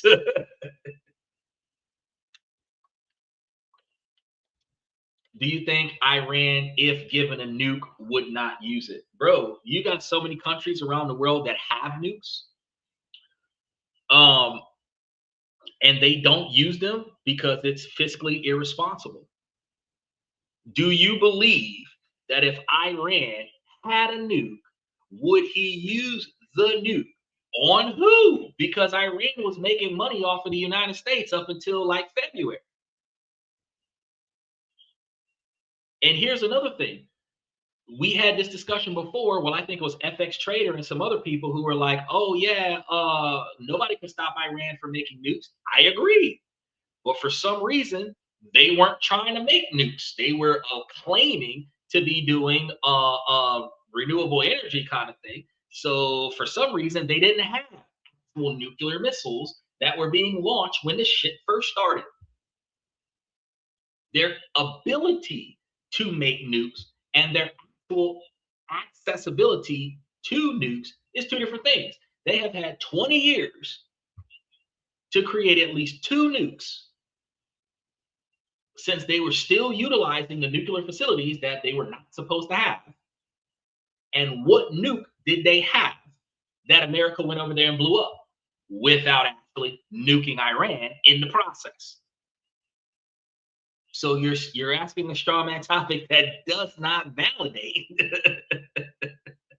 the thing. Steven says we need to focus on the war on poverty. What happened to that? Thank you, Steven. Thank you, Steven. What happened to the war on poverty is, I can tell you what happened to the war on poverty. Let's go back to that fucking prom. All the poor people who took all that extra money that they got from the government and wasted that money. There is not going to be a war on poverty. There's already economic zones that allows for big business to get massive tax deductions and grants that will fund a lot of their overhead to manufacture low-income housing. Donald Trump just changed the laws to prevent big business from buying up pre-existing housing. Homeowners must be single-family homeowners, or big business must buy the house one house at a time. You can't buy the whole neighborhood, right? Now, that is going to encourage big business to do ground-up development because we have, I think, 3 or 5 million homes less than what we need all over the place, right? So big business can buy up as much land as they want, but you have to do ground-up construction, not buy pre-existing homes and then resell them at a premium to single-family purchasers, right? The greed of the wealthy is put money into it, sell it at twice the amount, and turn a profit. At least walk away with 20, 25%, 10 to 15% at the low end, where all of my investors get reimbursed with interest, and then I get my cut, and I didn't have to put up a dollar. And broke folks, instead of putting their money where it's supposed to be, broke folks takes their money and they waste it on entertainment, they waste it on showing out, they waste it on the one night to remember. And then every day after that one night to remember is misery. But they'll never forget the one time that life didn't suck for like 4 hours when they spent more money in that night than what they have collected the entire year. And that's why the war on poverty has stopped. Because as you increase minimum wage, which is working wage, to living wage, broke people spend more money, which causes inflation, which increase costs, where living wage is no longer supporting living wage, standard of living. It actually goes back down to working wage. So since it's a vicious cycle that every time we raise your wages, you will spend more money, and that money will cause inflation, which will cause your standard living to be higher, which is lifestyle creep. Fuck it. If you don't know how to save your money and invest your money now, you're just never going to learn, right? But there's still opportunities out there. Every bit that there are joint ventures where nonprofits can partner with capital, for-profit capital companies and create with grants provisions, so it'll be cheaper for them to do residential properties, which would allow for a lot more low-income individuals to have a stable house to be in at an affordable price. But instead of any one of the big real estate development companies that exist taking advantage of those opportunity zones, instead, they will first go and buy up a bunch of land, renovate the properties, and sell it to the highest bidder. And then the people who buy it are going to be commercial landlords who are going to rent it out to the moderate tenants. And then they're going to raise the rent. That's what happened to the war on poverty. He said Russian submarines. Russian submarines are where are the Russian submarines, man? Because first of all, you said Russian submarine and China submarine, and that's a response to me telling you which American ship is outside of California, Louisiana, Florida, or New York, because that's what I asked you, and then you responded with Russian submarine and China submarine. And there's no American ship outside of California, Louisiana, Florida, or or New York. If we got some at the port that haven't been deployed yet, we got none on standby in the waters waiting to defend. No, no, we got some in repair, being refueled, getting ready to be sent to Iran. We got some coming back from Iran, getting repaired, getting ready to be refueled. But no, there's no situation. And you're going to say, well, there's a Russian ship. What Russian ship is off the coast of America? What Chinese ship is off the coast of America? So you said there's a Russian submarine and a Chinese submarine. If there's Russian submarine and a Chinese submarine in American waters, there should be an American sub in American waters next to that submarine. And tell me which one it is. You can't find it. He said poverty, bring in the military. No, actually, natural disaster, you bring in the military. That's what you bring in the military for. He says, I think I need to print up flyers promotion this podcast and put them up all over the city. This is how to fight poverty.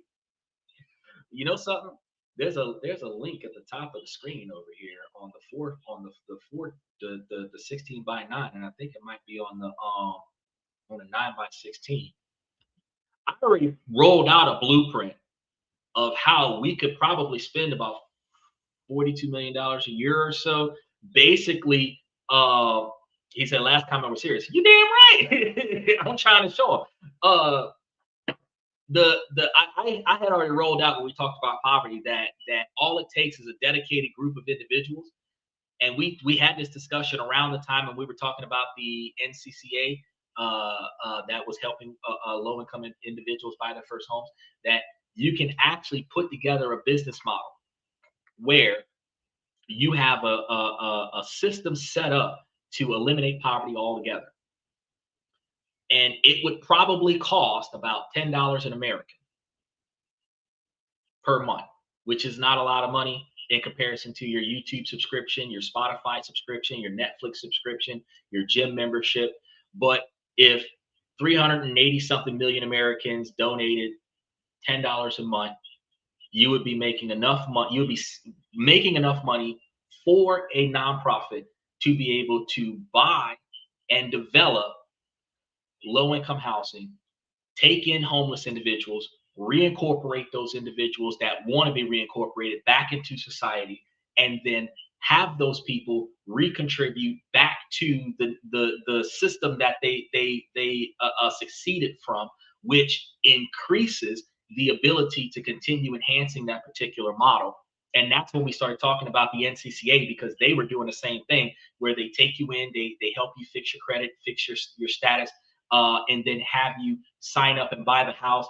And in return, you have to do so many hours of community service representing their company with helping other people get into the program the same way, which increases their manpower. Anybody that's benefiting from the nonprofit helps the nonprofit benefit other people from the nonprofit, which would in fact not only eliminate homelessness, it would also within 5 years be able to create a system that would provide a safety net for low-income families who lose their jobs, temporary unemployment for whatever reason, injury, illness, whatever the case may be, and be able to have guaranteed long-term standards of living, which would any person who is homeless, begging for money and getting government resources because they don't have a job would benefit from being given a job and reincorporated back into society, where they start paying taxes by buying their own stuff instead of stealing it or begging for it, and reincorporate themselves back into society and start filing taxes and everything to that effect. You would increase the GDP, because 3 to 5% of every state is homeless people. I've already gone through the business model. It's just that most people don't want to do anything for somebody that's less fortunate unless they're getting praised for it. And we talk about that heavily.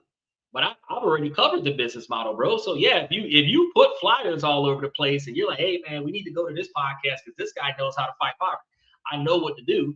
But if I don't have what what is it like 38, $40 million a month, which is upward of almost $48 billion a year to put away, which would be like taxpayers getting a 5% tax increase if they were actually paying taxes on this. But there's grants that are being given out for this. There are programs out there to rehabilitate, especially veterans, to rehabilitate housing, to get those veterans into stable locations where they no longer have to live on the streets, and it would be cheaper to house them and rehabilitate them than it would be to displace them, because you're spending like $15 million a week to move them around, when that $15 million a week could be to permanently place them where you don't have to move them anymore, right? I covered that whole spread when we were talking about Memphis being taken over by the National Guard, the whole business model.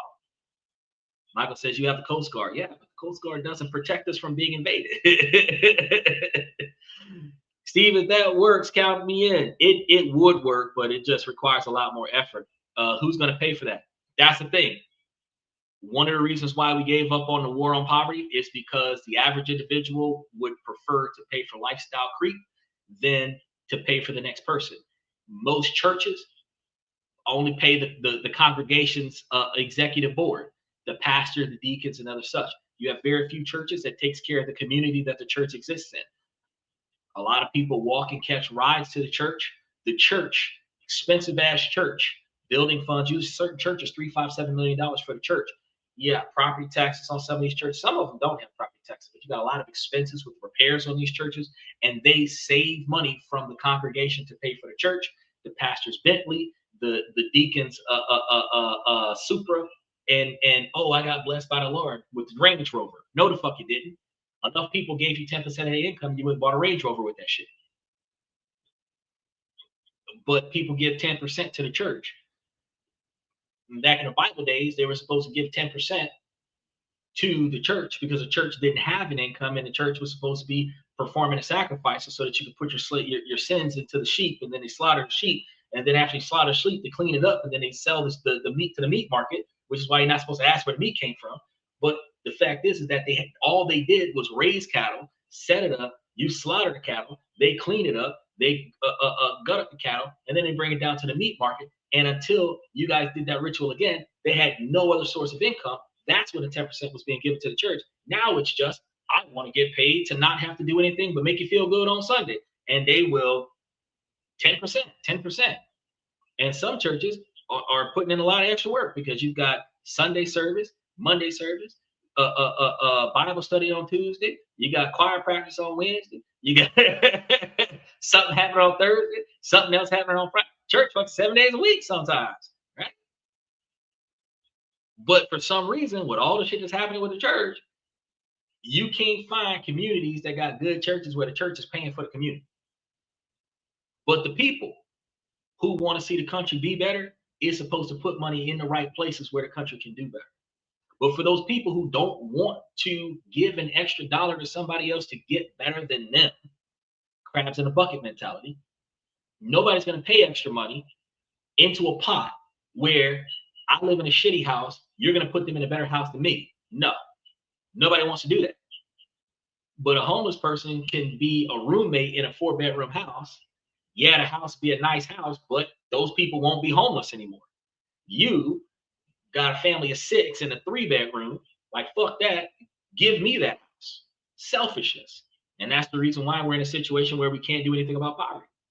Now, special shout out to Trader. He's in here. He said you can eliminate homelessness, but not poverty. What do you mean? What do you mean? Because technically, poverty is the inability to pay for yourself, in my observation.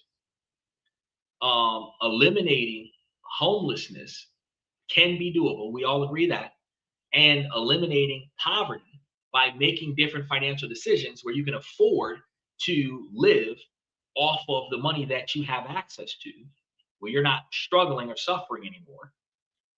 Another thing is that if we didn't have lifestyle creep. We didn't have inflation because we would have a cap on what people are willing to pay for, which means that big business can't raise the price on products because nobody's going to buy it once it reaches a certain price point. That refusal to pay on a universal scale would force prices to go down because they would have a surplus of demand. Well, they would have a surplus of supply and no demand because it costs too much. Then they would put it on clearance and reduce the price of certain shit. And then you'll buy it once they bring it down to a reasonable price. So shit that we used to pay $10 for that we're willing to pay $30 for, the reason why it's $30 because we're willing to pay for it. Once it got to 15, if people stopped buying it because it was too fucking expensive, it would have never made it to 25. But because they're willing to pay extra because it's hard to come by at 15, they were willing to pay 20 because it was hard to come by. Then 20 became the regular price. They were willing to pay extra because it was hard to come by. They started paying 25. Then they raised the price to 25, made it standard.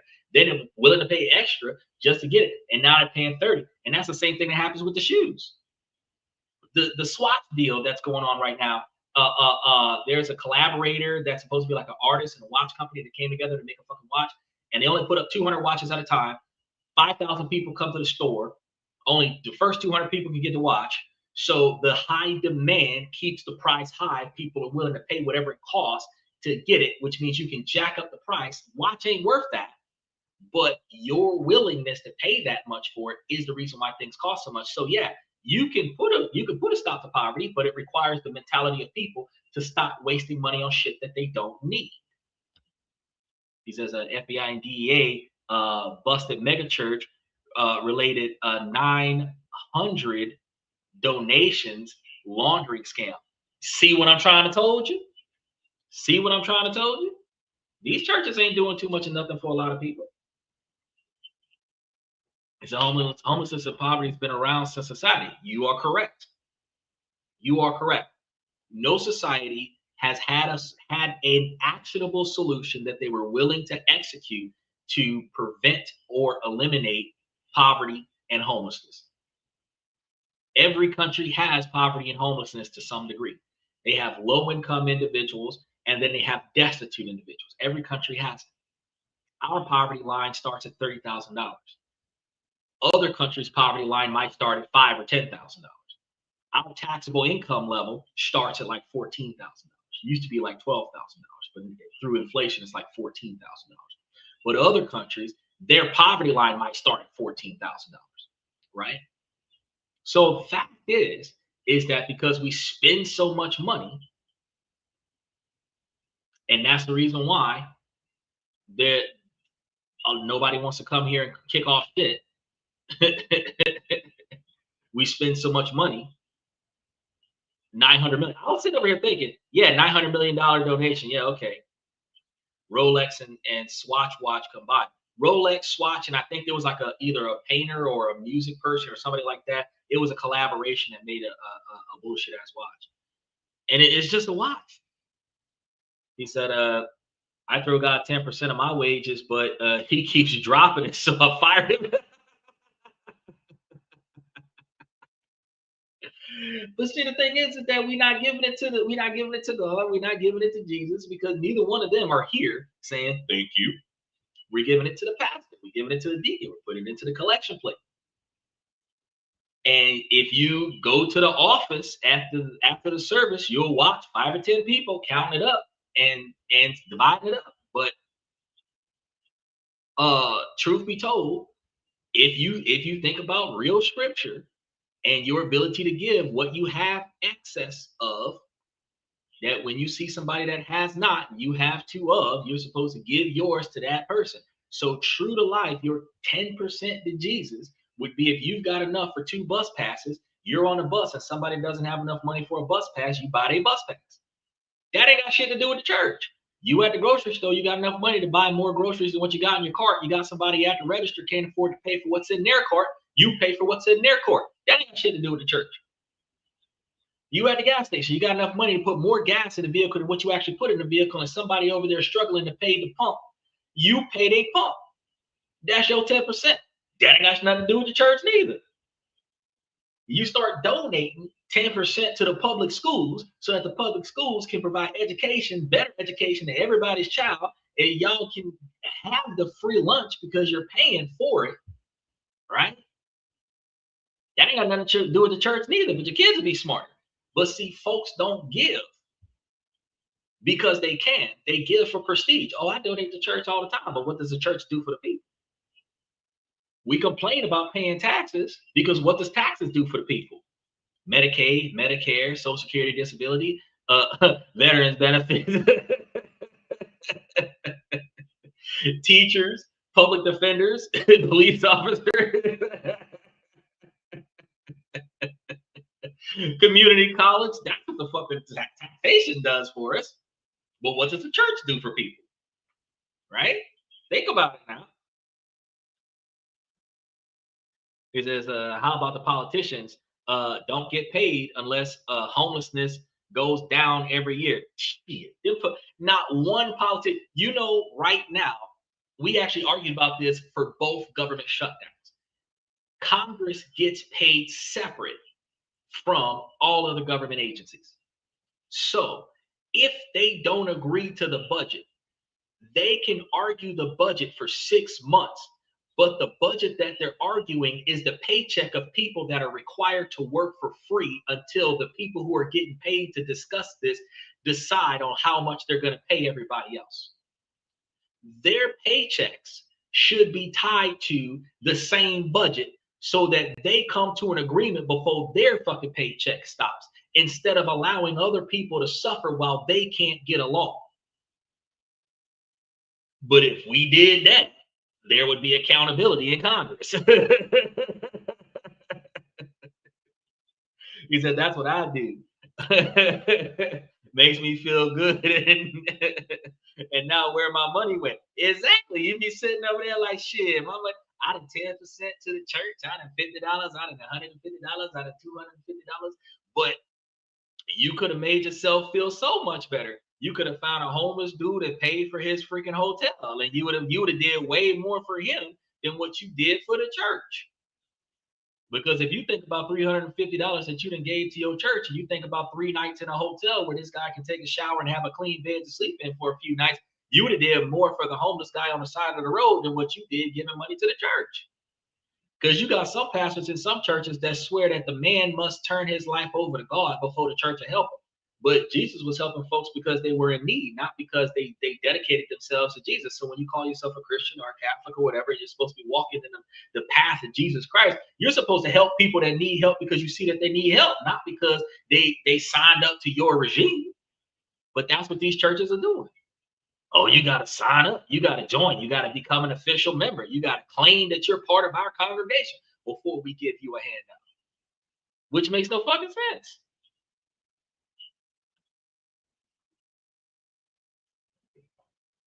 But again, Americans are wasteful. We're willing to throw billions of dollars at the church.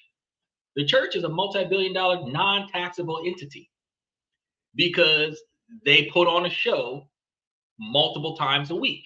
And I call it a show because a service is supposed to be about enlightening people about, which is what I do every night of the week, is enlighten people, provide you with knowledge and resources to make yourself better, right? But most churches that you go to are highly judgmental. They condemn you for being different. They condemn you for not being established, because homeless people are not welcome into most churches because they smell bad and their clothes are dirty. But not one church has a full wardrobe. Come here, take a shower, put this on before service starts. So now you got a clean outfit when you come here, and you'll have a clean outfit when you leave because you can keep this one. Not very many churches will do that, right? You know, thou shalt not judge, but all of them judge. He who has not committed sin, please cast the first stone. But everybody's throwing rocks in a glass church, right? So when we got this, if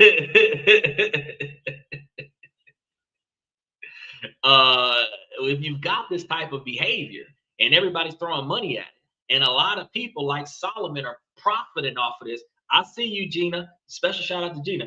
A lot of this is one of the reasons why you would do better if you didn't put your money in the church, because what giving to the church for your afterlife got to do with you giving to yourself for your retirement, versus if you're going to give it away, give it to somebody who you can see the results of your efforts, Let your neighbor tell you that they can't afford to pay their light bill, and you give them some money for their light bill because you can, instead of giving the light bill money to the church, and then they got to go and beg it from the church, and then the church got to make them do all kind of shit in order to get the money when you could have just gave it to them. He said they need meat in their storehouse, aka new cars and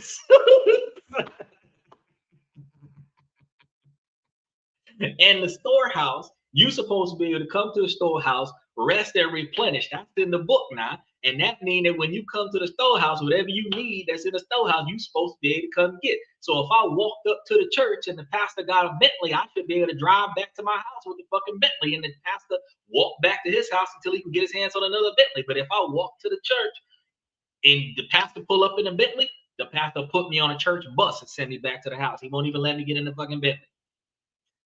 A lot of sense if you read the Bible.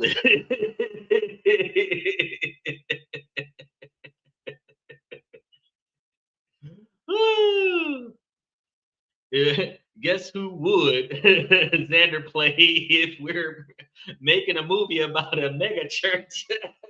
Cat Williams. Actually, you can judge. No. Okay, so the thing about it is that we are not supposed to treat people differently because they are different. And that's the whole concept of thou shalt not judge. And the fact is that more often than not, we mistreat people because they're different, and we judge them negatively because they're different. We're not talking about condemning other individuals for doing something wrong. We're talking about condemning other people because we don't agree with who they are and how they operate, and we're not supposed to do that. And no church will remind you that you're not supposed to do that. But for those people who don't behave appropriately in their personal lives, to condemn you in public for your behavior because they don't like your behavior, you are not supposed to judge. He who, because when we start talking about that scripture about I think it was the woman that got stoned in public. And if I remember correctly, correct me if I'm wrong, Michael got a good sense of historical information. Wasn't it a woman that had something to do with infidelity with her husband or something to that effect, if I remember the story correctly? But it was about somebody that would be either it was a woman infidelity or somebody stealing or something to that effect. But it was a situation where the city was about to stone this woman to death for the actions that she performed. And that's when the man was like, wait, anybody who hadn't done anything wrong, cast the first stone. And nobody could throw a rock because everybody had done something that they wasn't supposed to do. It's just nobody knew about it and nobody was doing anything about it. You're not supposed to treat people differently just because you don't like the way they operate. You don't have to affiliate with them, but at the same time, you're not supposed to, treat them differently or exclude them from what you got going on simply because they're different. But the majority of people who claim to be diehard religious actually are some of the most biased and racist people that you can experience. Socially, social classism, socially divided individuals. Michael says, at Christmas, I go to Make-A-Bear and have bears made. One little girl ran in and her dad was chasing her. He told her we have no money. Oh, look at that. They left and I had one made for her, and I found them and asked if she could have the bear, and her face, tears and eyes felt good. I went to the food court, and when I got back to my table, there was a gift card with a thank you note. Almost cried. That exactly right there, that story right there that Michael told me, that you wouldn't have got that from church. That is blessing. You had enough. And this is the thing, what people don't pay attention to. You're pre-blessed, and that's what people don't pay attention to, because a lot of people give because they believe, and this is what's taught in church, that they believe that they will get back tenfold. It is the Bible describes gratitude. Gratitude is expressed as the ability to give back 10 times more than what you receive because of how much I appreciate what you did for me.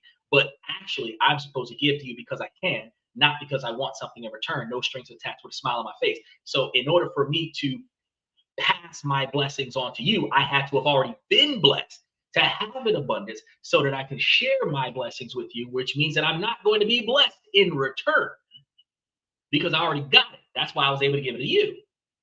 Which also means when you give back to me, you know what I mean? At the end of the day, you're appreciating the fact that I share my blessing with you. So you're going to share your blessing with me, but I'm not getting tenfold because I gave. But a lot of people will give, and they'll tell each other, oh yeah, oh, you're doing so much good for so many people. You're going to get your blessing soon.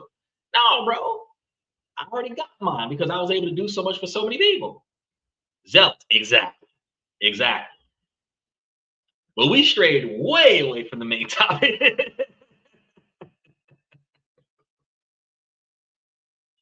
This and that, where we talk about this, that, and everything in between. This is one of those days where Jesus Love You could have came up here and started talking on the show.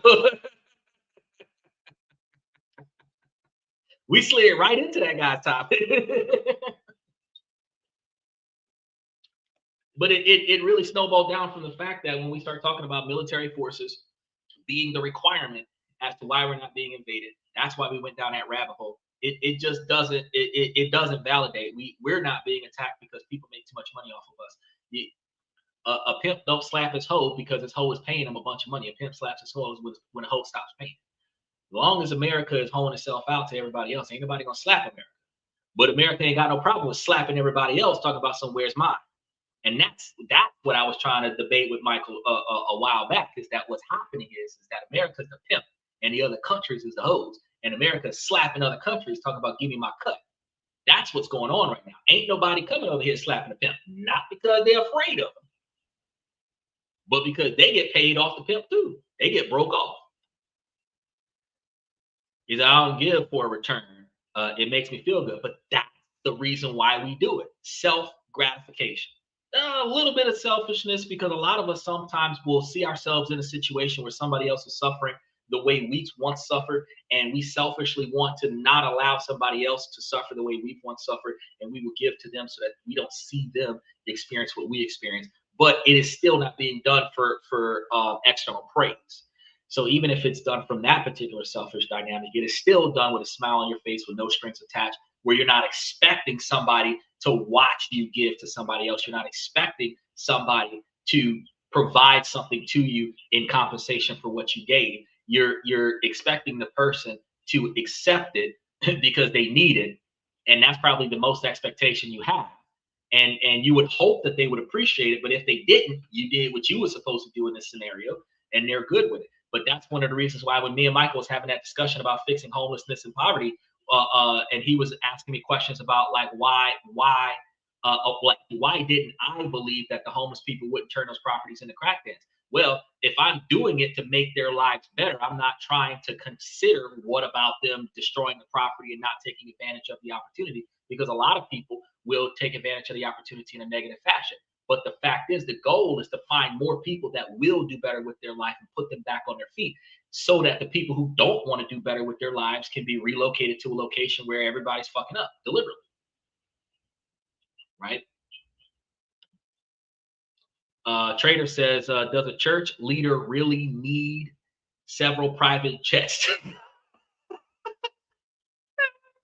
Do you remember when that guy, Reverend Pastor Sat guy, who held the church hostage for, I think, 12 plus hours to raise $45,000 from the room? He wouldn't let nobody leave until they gave their money. If the Lord is supposed to be the all-powerful thing that is supposed to be compelling you to do things, because the work of the Lord is done through the acts of man, which means in order for a man or a woman to give up the money in their pocket to the man that's sitting over there talking to them, they would have to have a feeling somewhere in their neural sensors that compels them to reach into their pocket and hand them money, the way they reach into their pocket and pull out Fortnite money, the way they reach into their pocket and pull out pre-order costs for GTA 6, the way they pulled out an extra 25 grand to buy the Cybertruck with the Foundation series on it. You have to put something in them to make them pull money out to give it to this man for the sake of the church, right? Now, those people didn't want to give him a fucking dollar, and he kept them until they gave. To answer your question, the pastor could have flown coach. He could have flown coach with his congregation He could have bought up the entire airplane where the airplane only had his church on the plane. He could have flew first class on that plane. He did not have to have 3 private jets, but if he had 3 private jets, it should have been because all 3 private jets were going to fly his entire congregation out. He shouldn't have had it for himself. He shouldn't have had it for himself. I agree with you. Economy. It's an economic situation. Self-gratifying, absolutely. Take my tenants, please. And these people are working. Pastor Tracy. Oh, okay. Oh, okay. Thank you for clarifying that. That one pastor said he can't fly with the demons. Yes, he needs a private jet. Where's the checkbook at? But you know what the funny part is, and this is one of the reasons why I have so much disdain for the way people behave when they start claiming that they practice religions. You know who he was calling the demons, right? The everybody else on the damn plane. The crying children that won't shut up for the whole 2-hour flight. The snoring person, the heavy set person that's using you as an armrest because they're too big to fit in the seat. The stewardess that keep waking you up, asking you if you need something when you said you didn't want nothing when you first got on the flight. The airport people that got your ticket wrong and now they're sending you to the wrong terminal.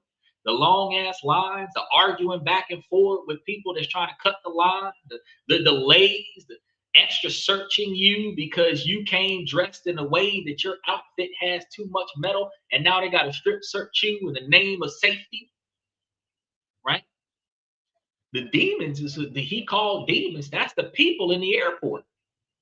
Now, the problem is, again, before we get back to the main topic, because we halfway through the main topic, the problem is, you don't love this part. You don't love this part. This is hypocrisy. Because just like when they went into Sodom and Gomorrah and quite of other places, when Job, not Job, Judah, not Judah. Help me out, Michael. The guy that was in the belly of the whale. I forgot him. But you're sent into the den of sin to save souls. So, pastor, man of God, a man that's supposed to be saving souls, is supposed to walk through that airport, blessing folks with salvation by removing and exorcising the demons from the hearts and souls of the bitter people in the airport that's pissed off and pissing on people. So for him to avoid that, he would be avoiding his responsibility under his role as a religious figure that is supposed to be saving the souls and the lives of his congregation. And then he would be abandoning his post, because if he's traveling in a private jet and his congregation is flying coach with the demons, and he is supposed to be the leader of his flock, and he left his flock to the wolves, again, I'm going to tell y'all, shit, you could have gave the money to me and I'd have did more with it for more people. He said he bought that jet as a tax deduction. He ain't even supposed to be paying taxes. And he could get his other churches faster. But you know how funny that is, Michael? Because he ain't even supposed to be I don't think it was Noah, because Noah had built the ark.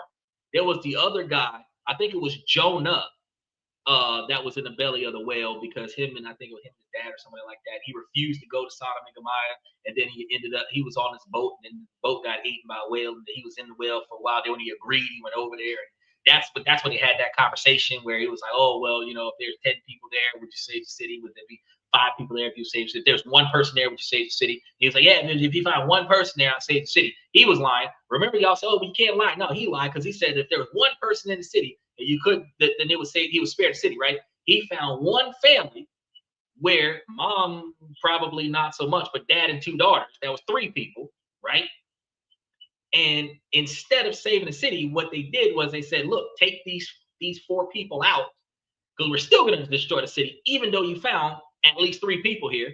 And if anybody looks back, they're going to get turned to salt. Now, here's the wild part. So he lied, because he said he was going to spare the city. If you found one honest person in the whole city, he'll spare the city.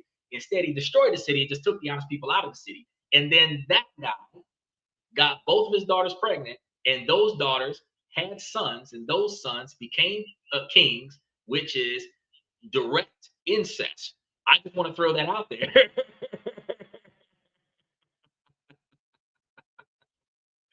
But back to, he said his churches had become mega churches. Yes, they did. His churches did become mega churches, but he wasn't supposed to be paying taxes. I don't think it was a tax deduction. I think that he was just using extra what do we call that? Not constituents. I want to say Congress. He was using his people's money on a larger scale because once the internet came out, he was getting money from everywhere, and he was able to buy more shit because he had more money. Because you don't have to file a 990 or 990N if you are a nonprofit entity and you are practicing religion at the same time. If you're a 501c3 publicly funded entity, you have to report your earnings. But if you are a religious factor, you don't have to report. You don't have to report anything. So a nonprofit says what money they got and where they got it from and what they did with it. But a church doesn't have to do any of that. A church doesn't even have to get audited. So they don't follow the church's money once they start doing church stuff. Is it, didn't somebody say there is a sucker born every day? Yeah, there's a sucker born every minute. Yeah, Jonah. The best is taking a tax deduction on an income that is not taxed. You know, that's some bullshit. If he getting a tax deduction on an income that is not taxed, so he got a refund on on a non-tax income. That's fraud. I'm supposed to be covering at some point over the next couple months about the need versus the expectation of actually paying taxes. Became pillars of salt. Yes, sir. That's right. Born every second. The people that are, and that's capitalism, right? The suckers that are born every second. That's capitalism, right? Because you take advantage of the weak, the elderly, and the lazy, and a lot of the times the stupid.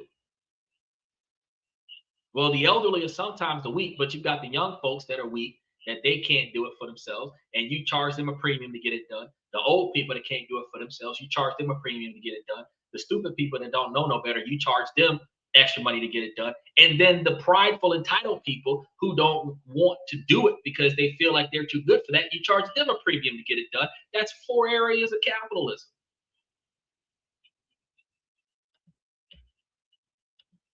He said, human greed. Trader, human greed is capitalism. Capitalism should be identified as one of the 7 deadly sins. Think about it. You capitalize on somebody else's misery.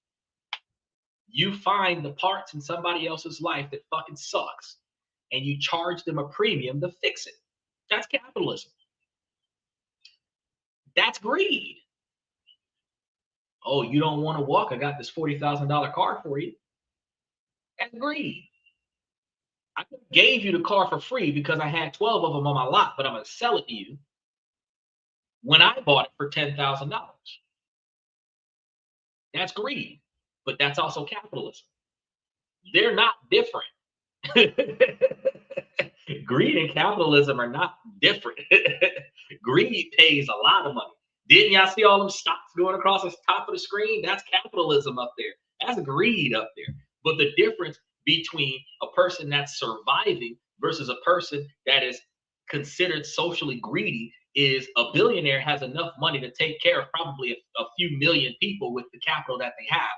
But a broke person that is trying to build themselves up so that they no longer have to struggle anymore wouldn't be perceived as greedy. But the method to no longer be broke is the same method to get richer. It is still a greed tactic. It's just being used as a sense of survival instead of being used in a sense of hoarding. But it's still the same method. Well, one of the 7 deadly sins. Now, cycling back to the main topic. We went down a long rabbit hole. Cycling back to the main topic. While the War Powers Resolution is used using a concurrent resolution, which is both houses, and not a one house veto, the legal principle was going to be the same, that the resolution was designed to have a force of law, but deliberately bypass the president clause to avoid the presidential veto. And after that, Supreme Court uh, had a rigid interpretation in Chada's deportation case. This was now considered unconstitutional to do. Trader says, remember that movie about Wall Street? The main character said greed is good. Yes, sir. Greed is good. Remember in the 18 where your boy said, I like the way a plan comes together. Well, true, you're not supposed to enter in any nonprofit. Michael, you're correct. In any nonprofit, be it a church, a figure, or any other nonprofit entity, you are not supposed to benefit from the nonprofit's efforts directly. You can receive a paycheck for it if you're doing a certain quantity of work for the thing, typically 40 hours or more. You can get a paycheck for doing stuff for other people, but you're not supposed to benefit from the abundance of contributions to society.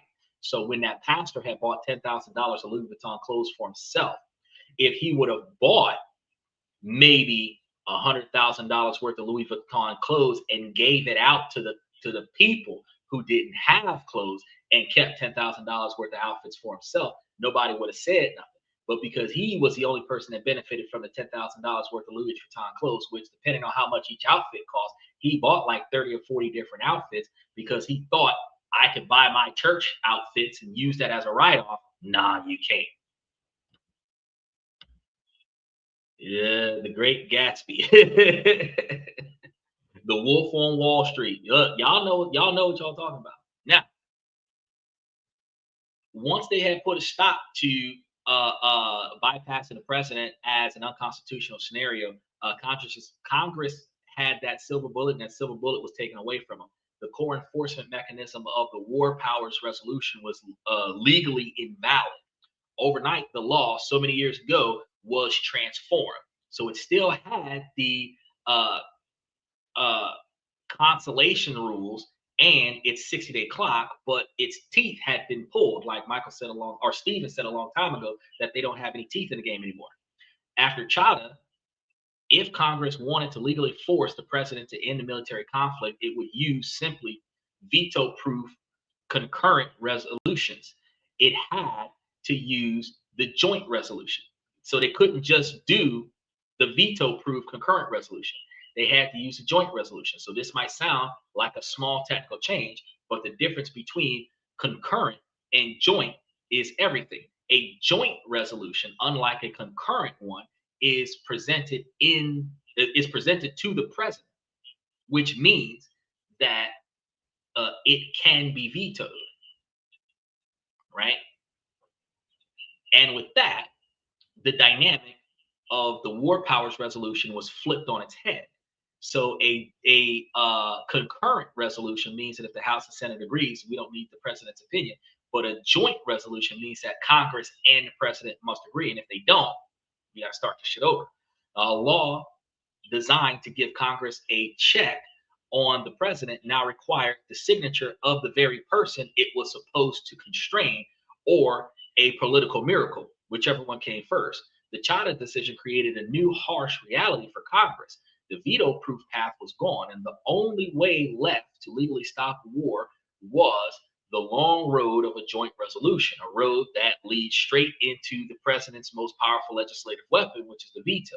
So understanding all of this is going to be key to why votes like the one that happened for Iran in 2026 are political theater. So here's the new post-Chada process for stopping the war. First, a joint resolution is passed by the House and the Senate. This is what happened in recent years with conflicts in both Yemen and Iran. Under the old system, this would have been the end of the war. But now it is where the real fight begins. The bill goes to the president's desk. And what does the president do when he handed a bill declaring that his own military actions is unauthorized? He vetoes it every single time. No modern president, Democrat or Republican, has ever accepted that the war powers resolution is binding. The president has made his intentions clear with his administration, arguing the Iran votes are misguided and based on a misunderstanding of the law. So he will do exactly what everyone knows that he will do. He will veto it. With the president's veto, the resolution is dead.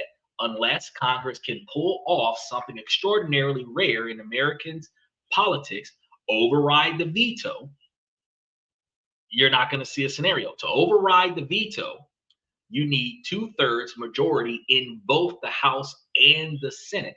And that means 67 senators and about 290 representatives have to agree. What's that? 357 people have to agree to defy the president. Now, this is the impossible high bar. The Chadha decision didn't create this rule, but it forces Congress back into the process where this rule applies, a process that had always been part of the Constitution, but which the War Powers Resolution was designed to circumvent, to stop a war. Congress now needs a veto-proof supermajority vote.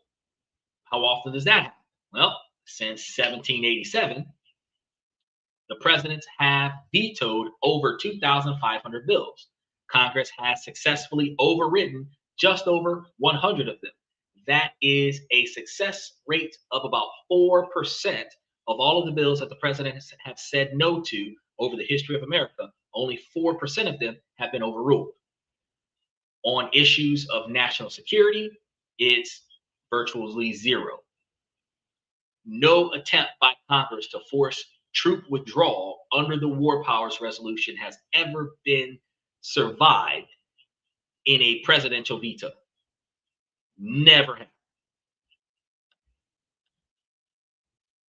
He says, how about stopping the war by winning the war quickly and stop playing games and stop waiting for a deal that never comes?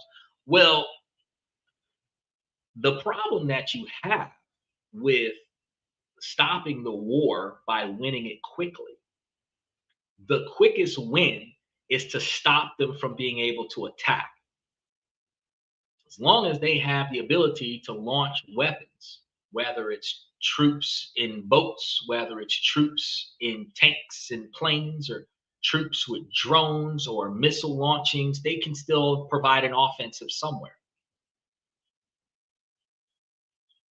So first thing you got to do is what Donald Trump said. You got to destroy their source of power because they can't launch anything without electricity. You have to destroy their production of offense. So any manufacturing facilities that creates more weapons. Then you have to debate with them on, well, you got to find where they're launching the stuff from and blow up all the bases that are storing anything that's not being currently used. Probably blow up a couple hospitals and a few schools and a couple churches, and make sure that the people that are in the battle are more worried about their family and friends and less focused on their commanding officer, in order to destroy morale, all while not destroying the oil underground. Because if you really think about it, what would really stop the conflict the quickest is just dropping something the size of Hiroshima in Iran that would completely decimate Iran. It would literally stop the conflict in less than 12 hours. The problem is that there would be no one left. It would be considered inhumane, and it would damage the oil underneath the surface.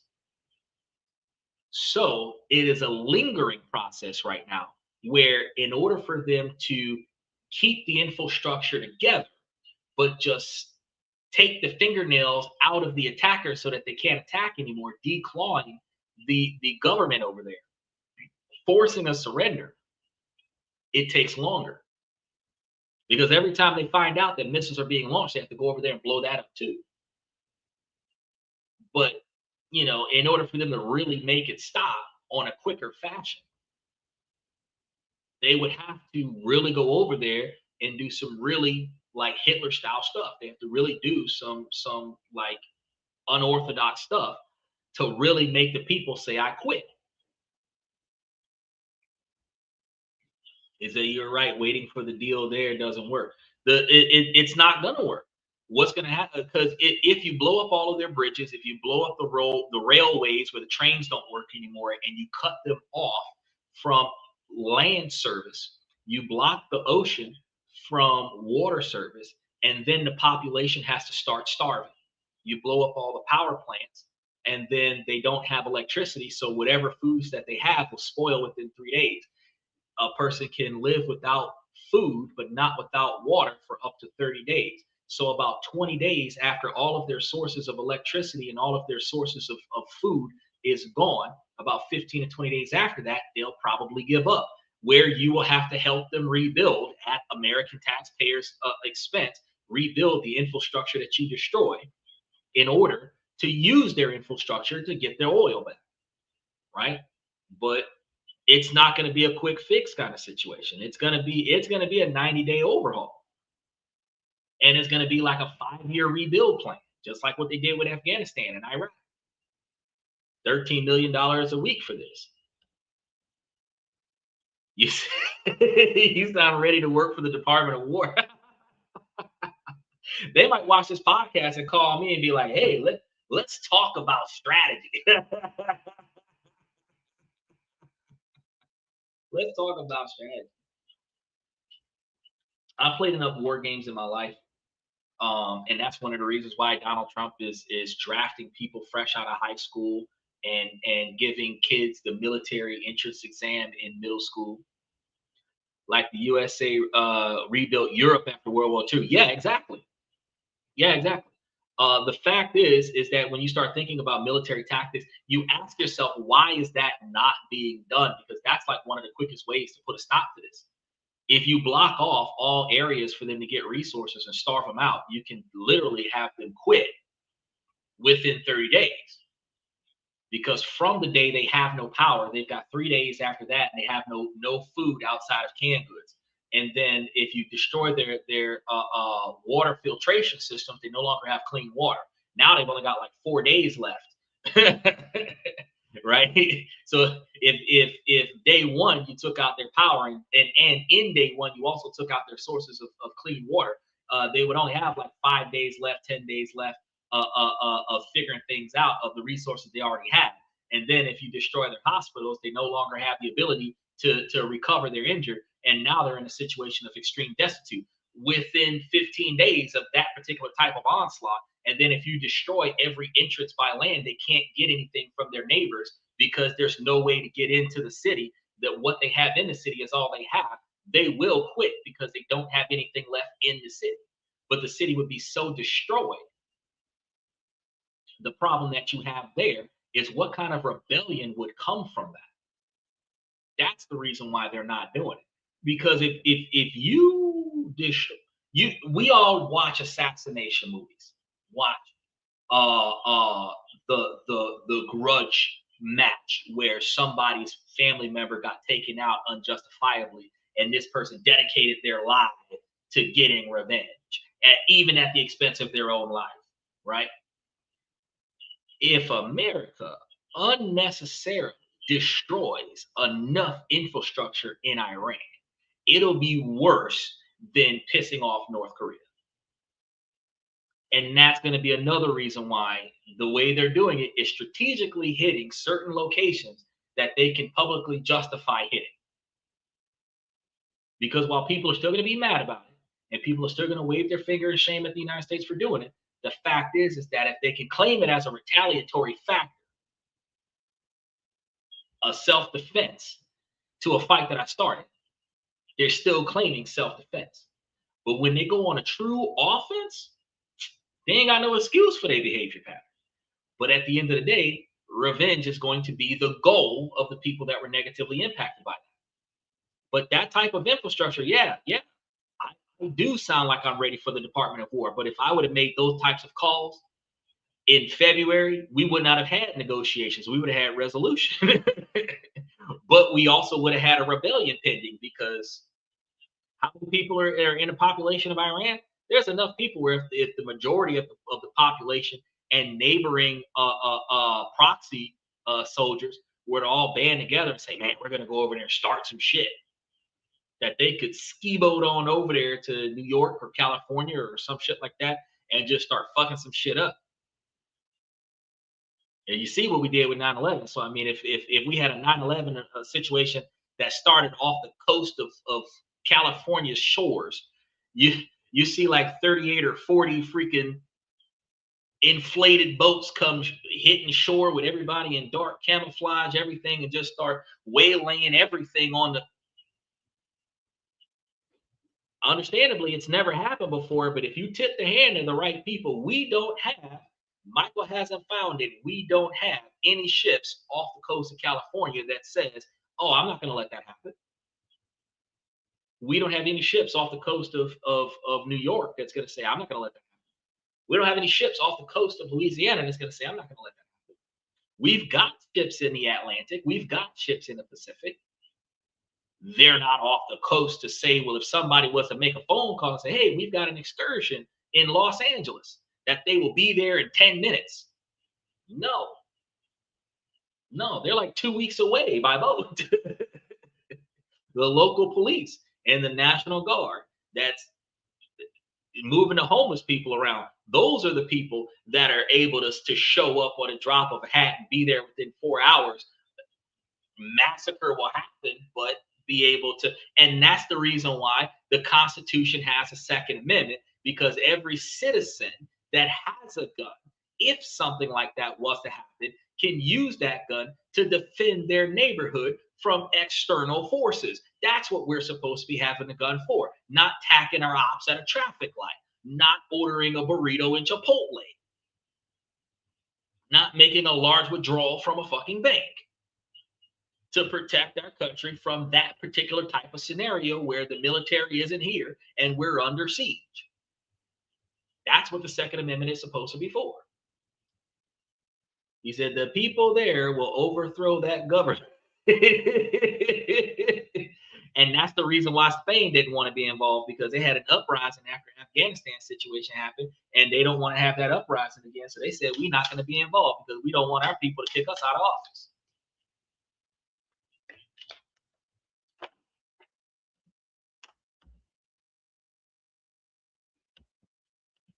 But that's one of the reasons why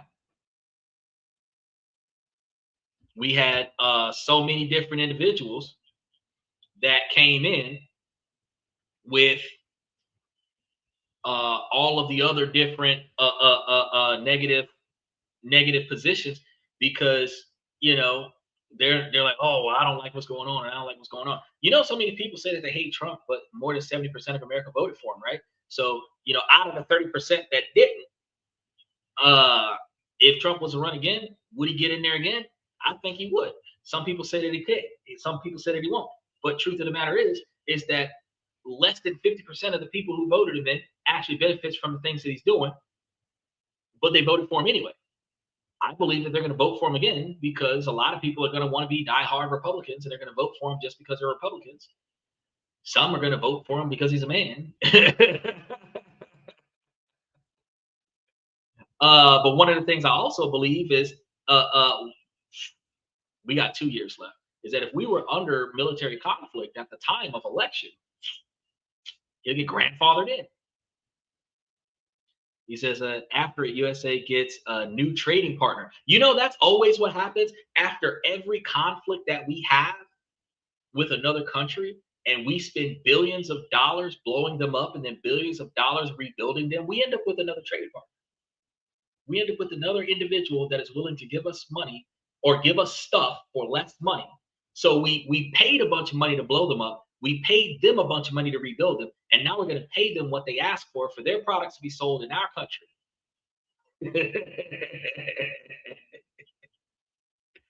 We do more importing than we do exporting. Isn't that something? It's crazy. The 2026 Iran resolution is going to be no different from the previous ones. The recent Senate vote was 50 to 47. 17 votes short of the 67 needed for an override. The House vote was even further off. Everyone involved knew the numbers. they knew they didn't have a prayer of overriding the veto. This is going to be the political theater. Members of Congress voted for a resolution they know is going to be doomed from the start. It lets them go on record and tell constituents that they did something, right? But it has no real legal effect. It's a free throw for many congressmen. They get to look like they're standing up to the president without ever having to face the consequences of actually winning the fight. The real power isn't in the vote, it's in the veto pin waiting to nullify the whole effort, right? The structural weakness of the War Powers Resolution is only part of the story, because even if the law were stronger, presidents have spent 50 years developing a playbook for ignoring or reinterpreting the exact same law. Since 1973, nearly every president, Republican and Democrat, has treated the law not as a binding constraint, but as a political headache to be managed. They constantly argue the resolution is an unconstitutional infringement on their Article 2 powers as commander-in-chief over a military operation. They often notify Congress of deployments consistent with the resolution, but they steadfastly refuse to concede they are acting pursuant to it, right? Meaning that they don't accept the law actually governs them. And this has led to the history of creative legal arguments, because in the 1980s, the Reagan administration argued military advisors in El Salvador weren't in imminent hostilities. So the clock didn't start. We were in peace talks for almost a month before conflict actually happened. So the clock didn't start. In 1999, President Clinton's 78 days bombing campaign in Kosovo went well past the 60-day deadline. His administration argued that since there was no risk to U.S. pilots in a high-altitude air campaign, it didn't count as hostilities. President Obama administration used a similar argument in 2011 during the intervention in Libya, claiming that a months-long campaign of missile strikes wasn't hostilities because the United States ground troops weren't involved in sustained combat. To many, the idea that firing hundreds of missiles into another country isn't a hostility seems absurd, but legally, there was no way to force the issue. The Trump administration has made similar arguments, contending that a ceasefire in 2026, as I just mentioned, in Iran conflicts paused or terminated the 60-day clock. So whatever conflict they had between February and potentially March or April, when the ceasefire first started, stops the clock. Then after September 11, 2001, the entire landscape changes because Congress passes a broad authorization for use of military forces. The AUMA or AUMF, from this 2001 AUMF granted the president authority to use all necessary and appropriate forces against those he determined were connected to the 9/11 attacks. And I covered the fact that for a longest period of time that there might have been some actions that could be misperceived or accurately perceived as attacks on the country from other countries. So a second AUMF followed by 2002 for Iraq. These two resolutions have since been used by 4 presidents to justify military operations in at least 22 countries, often against groups that didn't even exist in 2001. So they have been the legal foundations for a forever war, representing a massive open-ended delegation of war-making powers that allows presidents to bypass the War Powers Resolution clock for a vast range of military actions. While there have been bipartisan efforts in Congress to repeal these AUMFs in recent years, the broader 2021 authorization remains in place, and this history shows a clear pattern. When faced with war power resolutions, presidents have chosen to challenge, reinterpret, or ignore it, daring Congress to muster a veto-proof majority they know is almost impossible to achieve. So we come back to where we started. A vote in the House, a vote in the Senate, and headlines proclaiming the Congress was taken back to power, right? But it was all a mirage. The 2026 votes on Iran was not a bold act of constitutional defiance. It was a piece of political theater made possible by a 50-year decade in congressional power. They have lost a lot of authority. The story is a chain of failures, not a newly found resolve of authority. It began with the War Powers Resolution, a law born from the trauma of Vietnam, and its authors thought they had forged an unbreakable veto-proof lock. But a decade later, the Supreme Court, in a case about a stateless man named Jagdish Chadha, picked that lock and threw it away. The Chadha decision didn't directly strike down the War Powers Resolution, but by invalidating the principle of the legislative veto, it rendered Congress's enforcement tools useless. It forced Congress back into the standard, grueling process of passing a law, a process that accumulates in the president's veto pen, and then restarting the process. And this isn't a simple loophole. It's a structural trap born from the Constitution's own rules for making the laws. The requirement of the two-thirds supreme supermajority to override a veto transforms the War Powers Resolution from a shield for Congress into a sword for the president. One of the things that Donald Trump did when he first got into office was remove the largest majority of people in Congress and replace them with supporters. So if you need 60%, you're not going to get that, right? It's going to create a system where Congress can posture all they want, but can't act without the president's permission or a level of bipartisan unity that is practically unheard of and now so more difficult than what it used to be. The real power to decide on war and peace is no longer residing in a clear constitutional process. It lies in a gray zone of legal interpretations, old authorizations, and the president's power as commander in chief. Presidents of both parties have exploited this gray zone for decades. So when you see the headlines about Congress voting to end the war, remember the story. Remember the law that was supposed to fix everything, the court case that broke it all, and the impossible math of the veto override. That vote isn't a check on power. It's a symptom of how much power has been lost.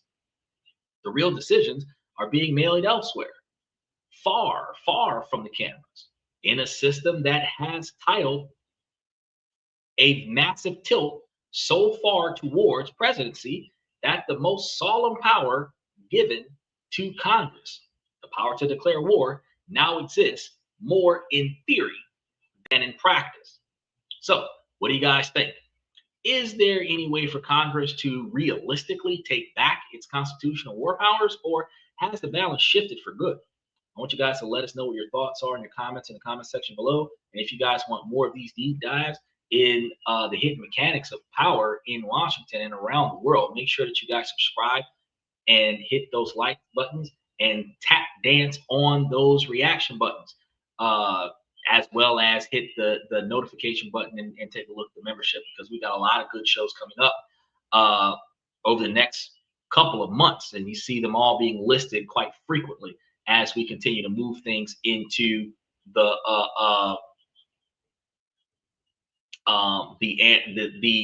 post daylight savings time hours.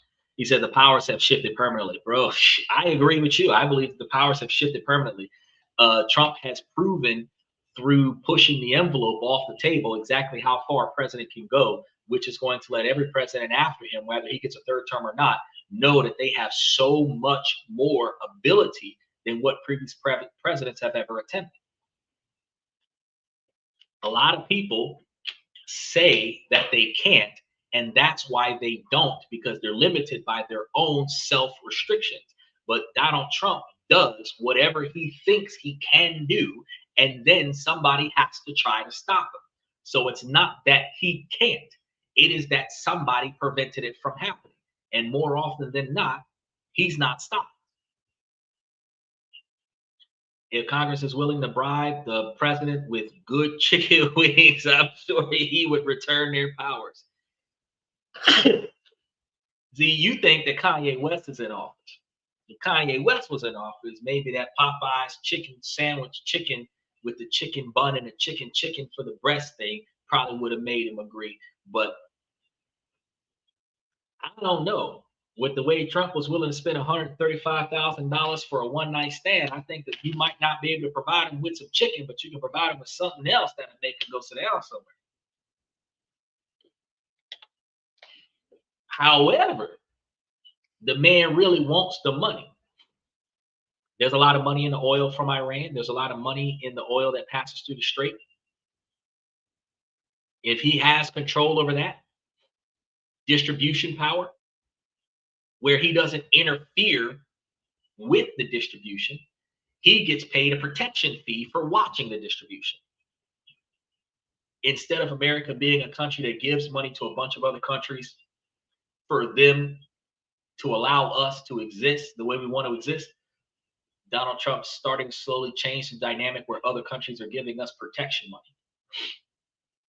Because if he controls the strait, where American troops will be in those waters to make sure that Iran doesn't act up, and other countries are going to be supporting that position, he ain't going to be charging a toll, but they'll be paying protection money to make sure that Iran doesn't tackle the strait. That's mafia style. I don't need to burn your business down to the ground and take over your business. I just need you to give me 10 or 20% of the cut of your profits. You keep running your business. Be a silent partner. You'll never hear from me again as long as I get my cut. But if I don't get my cut, I'm going to come and collect, and I'm going to collect with interest. It said the U.S. has no choice at this time. Didn't Donald Trump say last year that after you voted for him this time, you'll never have to vote again? Starting to see why, huh? We're running out of choices. We're devaluing the voting process. The electoral votes for the presidents, not the 230-something million Americans that votes to their electoral voter. So there's a middle person that is supposed to decide in the same direction that we decide. But truthfully, a handful of electoral voters decides who the president is. Everybody else doesn't matter.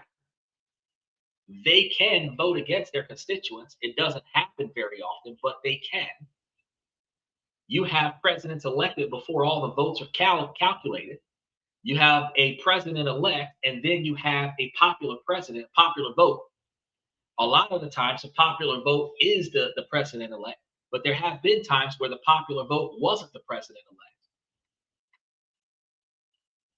And it was only justified by the fact that the popular vote came from less electoral voters. But truth of the matter is, all it takes is for deep pockets and some dark money to encourage other individuals to be able to do things that they're not supposed to do, with the understanding that you'll get legal protection and a nice pay where you don't have to work anymore doing what you used to do. Because clearly, if they catch you in a compromising position, they're going to remove you from your position. But if you don't have to work anymore, do you really give a fuck? $250,000 a year salary for 10 years is not nearly as satisfactory as $5 or $10 million to make this one decision today with backed up legal services for any fallouts. They can resign from their position after they make the decision and never have to work again. Dark money can work in a lot of ways. It hasn't happened yet, but it can. So we're losing the democratic process. And isn't it ironic that it's a democratic process, but everybody who self-proclaims themselves as a Republican claims that Democrats are idiots. But the whole voting process is a Democratic process, not a Republican process, where the Republican process doesn't give you a choice. They do stuff on your behalf or somebody's behalf, and you better get in line. Remember now, the North was the Democratic side, the South was the Republican side. So for those individuals that don't like the history of the South, y'all voting for that. Y'all gotta look at y'all American history now. Which part of the country was representing which part of this political position? Right? It's not what you think it is. Propaganda has changed everything. Those solver citizens got it right. Yeah, they did. But you know what the problem is that Donald Trump passed that law that said that if you forfeited your citizenship, you no longer have a legal right to be in the country. So those solver citizens are getting deported. Now, you know what the issue is that those sovereign citizens that are getting deported is the reason why Americans are being snatched up when they're supposed to be collecting Mexicans, because they're not just supposed to be collecting Mexicans. They're supposed to be collecting Americans that don't have citizenship and Mexicans. So when Americans stand on their constitutional right to not have to identify themselves because they haven't committed a crime, that doesn't apply to a federal level roll call. We're checking your citizenship. And if you don't show us proof that you belong here, you will be removed. So the burden of proof is on the person being questioned. It's not about if you broke a law. It's about if you even belong here in the first place to even stand on laws. You have to prove that you belong here. So everybody should have their passport card on a clear necktie ID card hanging around their neck, so that they can show, I got a passport right here. And why do you do the passport? Because it doesn't have your address on it, so that they don't come to your house later on and pick off shit. I'm not going to tell you nothing else, but I do got to show you that I'm an American citizen, because at the top of this document, it says passport. So you can't take me because it says passport. It says U.S. passport right there. So you can't take me, or at least you're not supposed to. Is as they can check my citizenship. When they pull out the gloves and want to check elsewhere, I have a problem. But see, that's going to be the issue. They're going to pull out the gloves and want to check elsewhere before people start pulling out their wallet and showing their ID. If you ever see a black SUV with a bunch of military gear getting out, you want to be able to pull your ID out. There's a passport right here, yo. Passport right here. I'm just passing through. I ain't involved in what y'all got going on. I'm on my way to work. Passport right here. Right? And if you did that, you kept walking, they'll leave your ass alone. But if you standing there watching, like some of these young bucks, some of these Gen Zs is out there watching the chaos and recording it for their Snapchat and recording it for their Instagram and recording it for their TikTok feed, because you out there in the chaos, you're contributing to the chaos. Because you're contributing to the collection of disruption. That's how they're going to perceive it, even though you have a legal right to watch them in action, because they can't watch you and watch everybody else at the same time. If you're not involved in a conflict, keep moving. That's what they're going to say. And if you don't keep moving, you're involved in a conflict. Special shout out to Sterling. He's coming back in today. Hey, thanks for having me. How you doing? Doing all right. What do you got for me today? Well, I just tuned in and I heard you talking politics, and I love that. So, I heard you talking about briefly. I heard you talking about money and how basically like our politicians can be bribed and corrupted. And I guess I was going to ask you, like, what's the fix for that? How do we fix that? There's a lot of situations that can't be fixed, but truth of the matter is that because you got to understand, when people decide to do things that they're not supposed to do, you can't create a law or a rule that prohibits it. The fact is that if you don't get caught, you don't get caught. If you get caught, but they give you enough money to compensate you for getting caught, you don't have consequences that you're readily going to experience.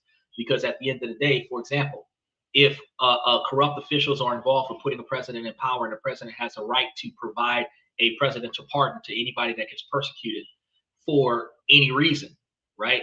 You could be part of the reason why this president doesn't belong here, but because he gave you a pardon, you're no longer going to be penalized for the legal actions that you're supposed to undergo for the decision that you made. There's no way around that. You would have to then limit the presidential powers and say that he can't pardon anybody that's involved in a political situation that includes the president, which limits presidential powers. Now the president can only pardon for certain things, not provide pardons for anything. Pardons are supposed to be for at the discretion of the president based on certain circumstances, right? When you start talking about, we're dealing with billionaires now, not just multimillionaires right now. We're dealing with billionaires now, and technically, for a billionaire, I don't remember how many electoral officials that we have, but $5 or $10 million a person is enough money for each person to do whatever you want them to do and retire from their position, and they would never need to work again. They would have enough hush money to like disappear and be like the fictitious living Tupac scenario, but the decision has been made, the situation has been destroyed, and at the end of the day, even if it was like 250 people that were paid off at $10 million a person, you're not hitting billions of dollars where he's not going bankrupt for the fact that he just bribed a few hundred people to quit. Because he really only needs he only needs to put anybody who wants to win something. They don't need to bribe everybody. They just need to bribe the no vote so that they can get a yes vote. Now, in situations like what we got right now, where you have a lot more people loyal to the cause and you got people against the cause, in order for you to get more people on board, you would have to convince them. And the average person is convinced by greed. I got to do something for you to get my vote. I have to benefit you to get my vote. A lot of people who vote for presidents and congressmen and Supreme Court judges, it's either a popularity contest because I recognize a name or I remember that person from somewhere, or it's a popularity contest because I like that guy, not because of their policies, not because of what they represent, not because of what they plan on doing when they get in office. So if you have a positive reputation with society, you're likely to be the most popular person in the room. If you are the most unorthodox person, you're a breath of fresh air because you're not normal, you're going to get the popular vote. But all you need is a few hands washed and you're good. So if it was supposed to be 50% plus one and you were down 2 votes, that's $20 million that you can win. It's possible. And when we start talking about what's going on right now with the dark money does exist. There's a bunch of lobbyist money, and that's where dark money comes from. It's big business with deep pockets that are paying politicians to make decisions on executive levels, governors, congressmen, to make decisions on executive levels to change the way things are happening. Look at what happened and we were supposed to be talking about this next week, Monday, but look at what's happening with the auto manufacturers trying to convince the president to outlaw repairing your car away from the dealership. If Donald Trump is swayed on that because nothing has happened yet, he talked about how the discussion happened, but he didn't weigh in as to which direction he was going to go with it. But if he was in favor of that, if they offered him enough money, if they made it worth his while, and he decided to do that, everybody who has an old car, a car that's more than 10 years old, would be looking forward to totaling their car out because it can't fix it. But if Trump is like, nah, we probably make more money from all of the extra repair shops, he probably would end up not doing it because the dealerships could make more money selling the rights to use their equipment and make more money off of it and to keep the repair shops there. But the difference is that big business is at the White House right now, since like a couple of weeks ago, trying to convince the president to outlaw us being able to fix our own cars. And all it takes is a president that doesn't have enough money, that could need enough money from their constituents, the lobbyists, and they would make such decisions that doesn't benefit us. Right? Does that kind of answer your question? Because I know I did go on a short tangent there.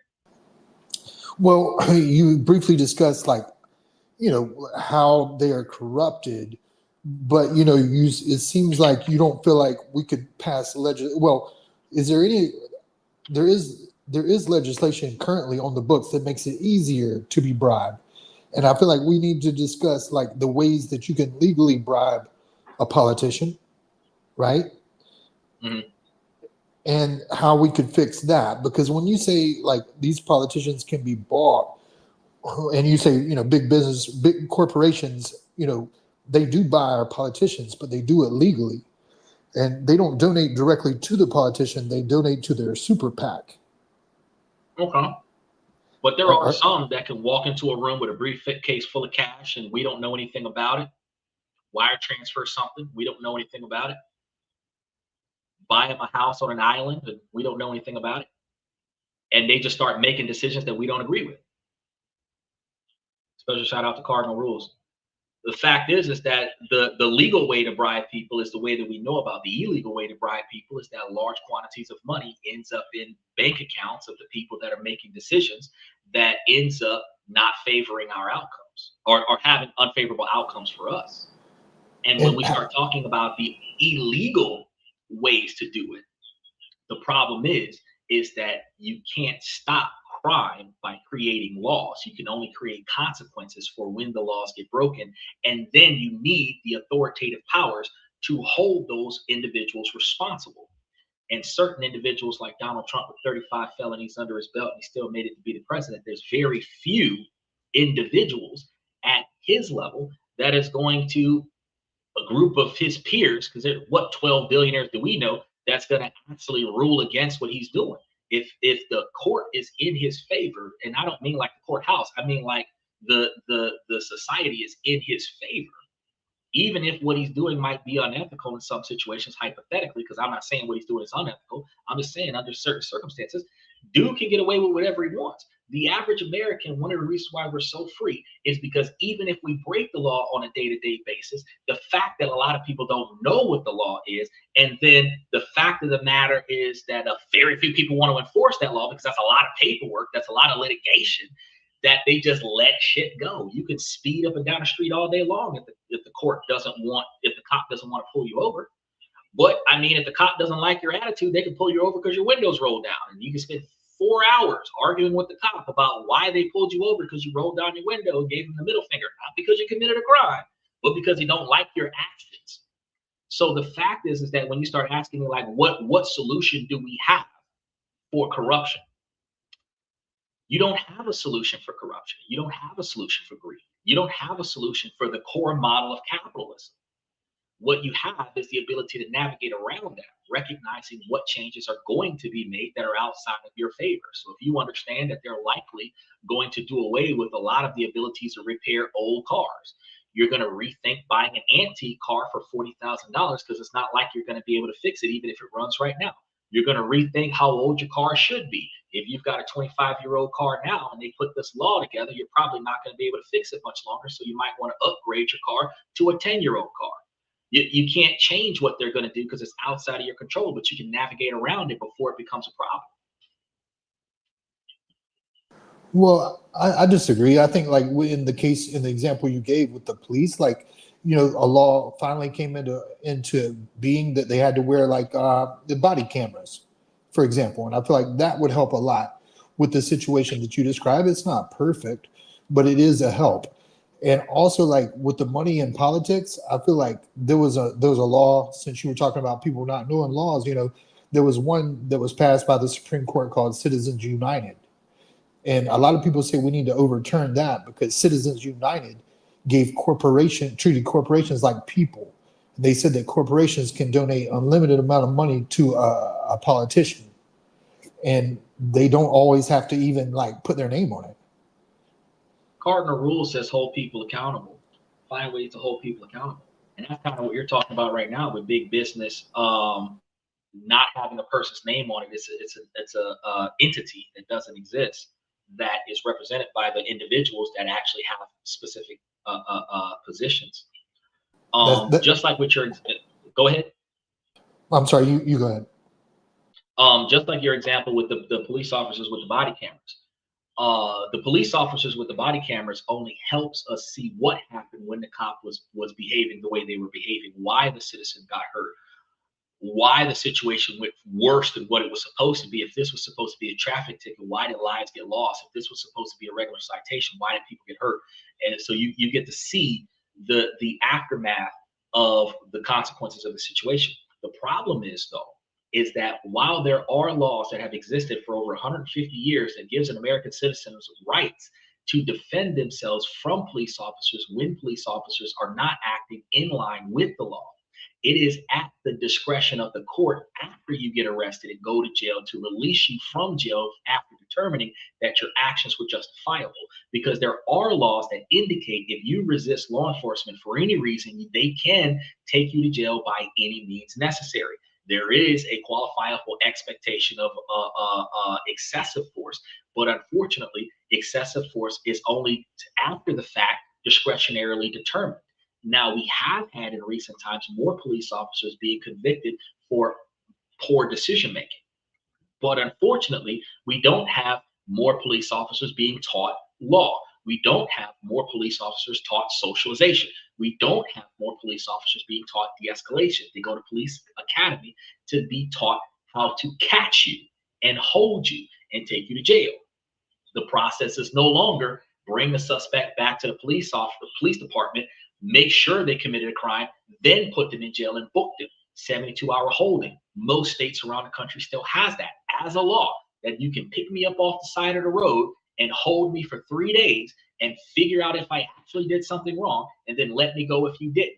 But nobody does it anymore. They pick you up off the street, and within 2 hours of going into that squad car, you are dropped off at the nearby police office and you're being booked and processed and put into a jumpsuit where you're going to spend 3 days there, have a judge give you a sentence. You're going to either get signed out on your own recognizance or have a friend pay your bond. And now you're out on the street on bond, waiting to go to court for a traffic ticket when you should not have even gone to jail in the first place. So the body camera does help, where the police officer cannot fabricate the police report and justify their actions when they took action to cause the outcome without actually being provoked to perform that action. But it doesn't stop them from behaving unethically. Likewise, the bipartisan laws and other laws that come out that is supposed to be stopgaps to unorthodox behavior patterns. The problem is that it only works if the top of the ladder is enforcing the laws from the top down. You have to understand that if the top of the ladder is breaking the laws, nobody below that can enforce the law. While nobody is supposed to be above the law, how do you stop a judge from acting unethically? You need somebody over that judge to take action on that judge. How do you stop a Supreme Court judge from acting unethically? You need somebody over that judge to stop that judge. How do you stop a congressman from acting unethically? There's very few people above that guy. How do you stop the president from acting unethically?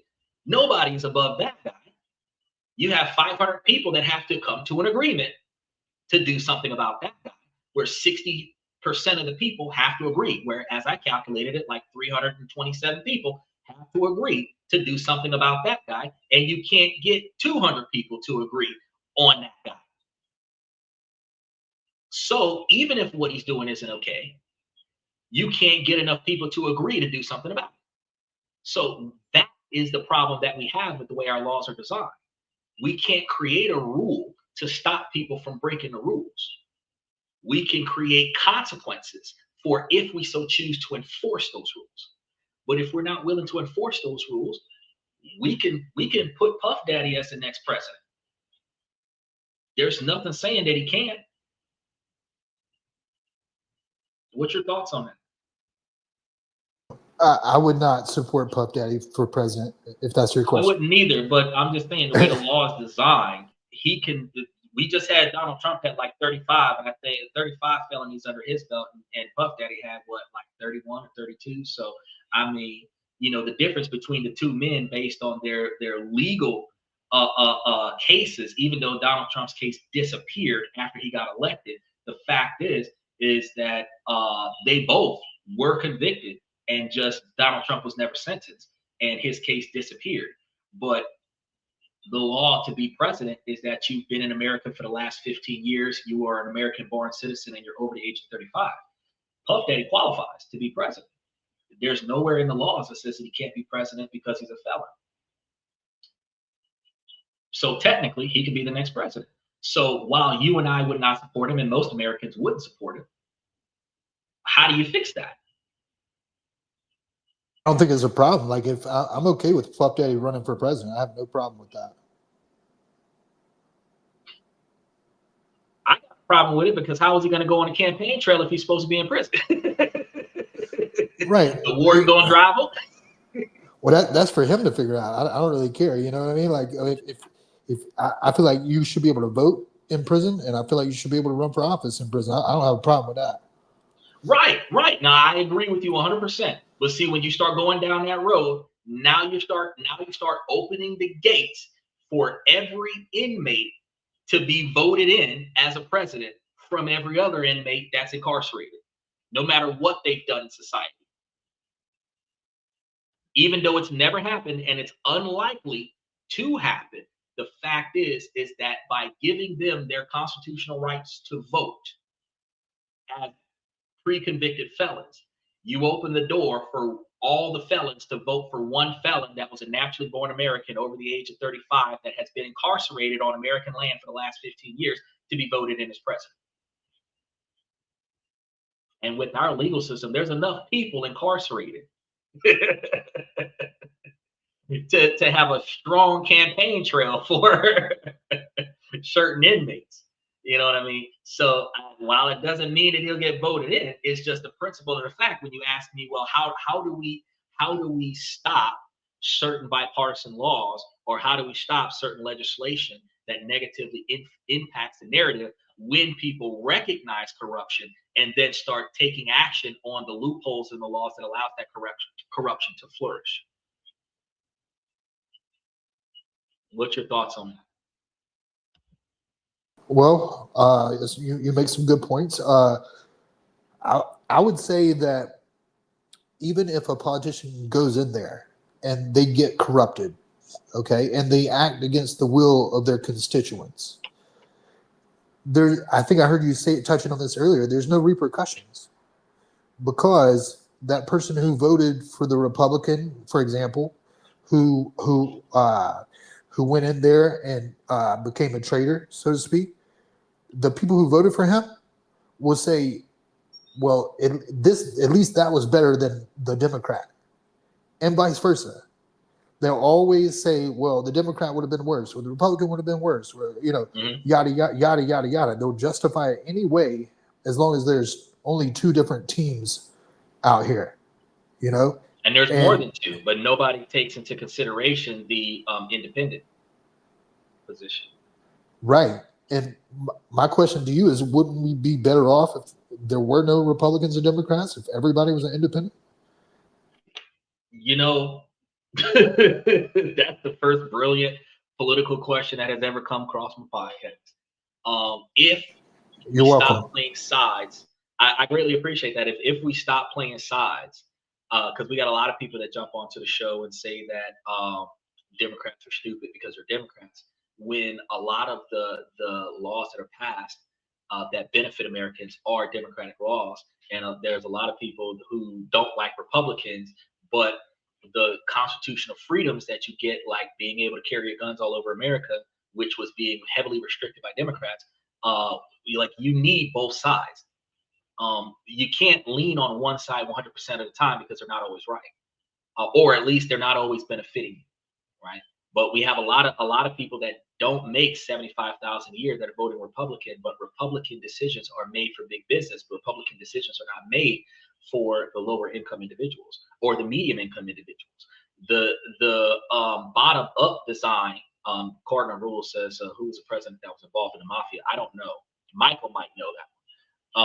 But what Donald Trump has been doing, and what a lot of big business decisions that are being made are doing, like with the tax laws that just happened with not taxing overtime and tips, that was a bottom-up stimulation of the economy instead of the top-down stimulation, because the top-down stimulation is either the government's got to give all the poor people money so that the poor people can spend money, or the rich people need to start spending more money, which rich people don't spend money. That's why they stay rich, in order for the economy to be stimulated. Since 99% of America is wasteful, 75% of America is extremely poor because they're wasteful. Stimulating the economy from the bottom up, giving the working class more money by not taxing them as much money on their tips and on their overtime hours, allows for those poor people to waste more money on things like when they rented those Rolls Royces and private jets and expensive outfits for prom. All of those poor people that got $25,000, $30,000, $50,000 on their tax return this year all wasted all their money on their kids' prom. Now, all of the multi-millionaires and multi-billionaires that are invested in the tailors for the prom dress and the prom suits and the rental car companies and the private jets that these people use to make their kids have a night that they can remember, impressing society. All those broke people are broke, but the money went back into the pockets of the wealthy. So the people in their face are going to say, oh, Trump did something good for the poor people by giving them a less taxation.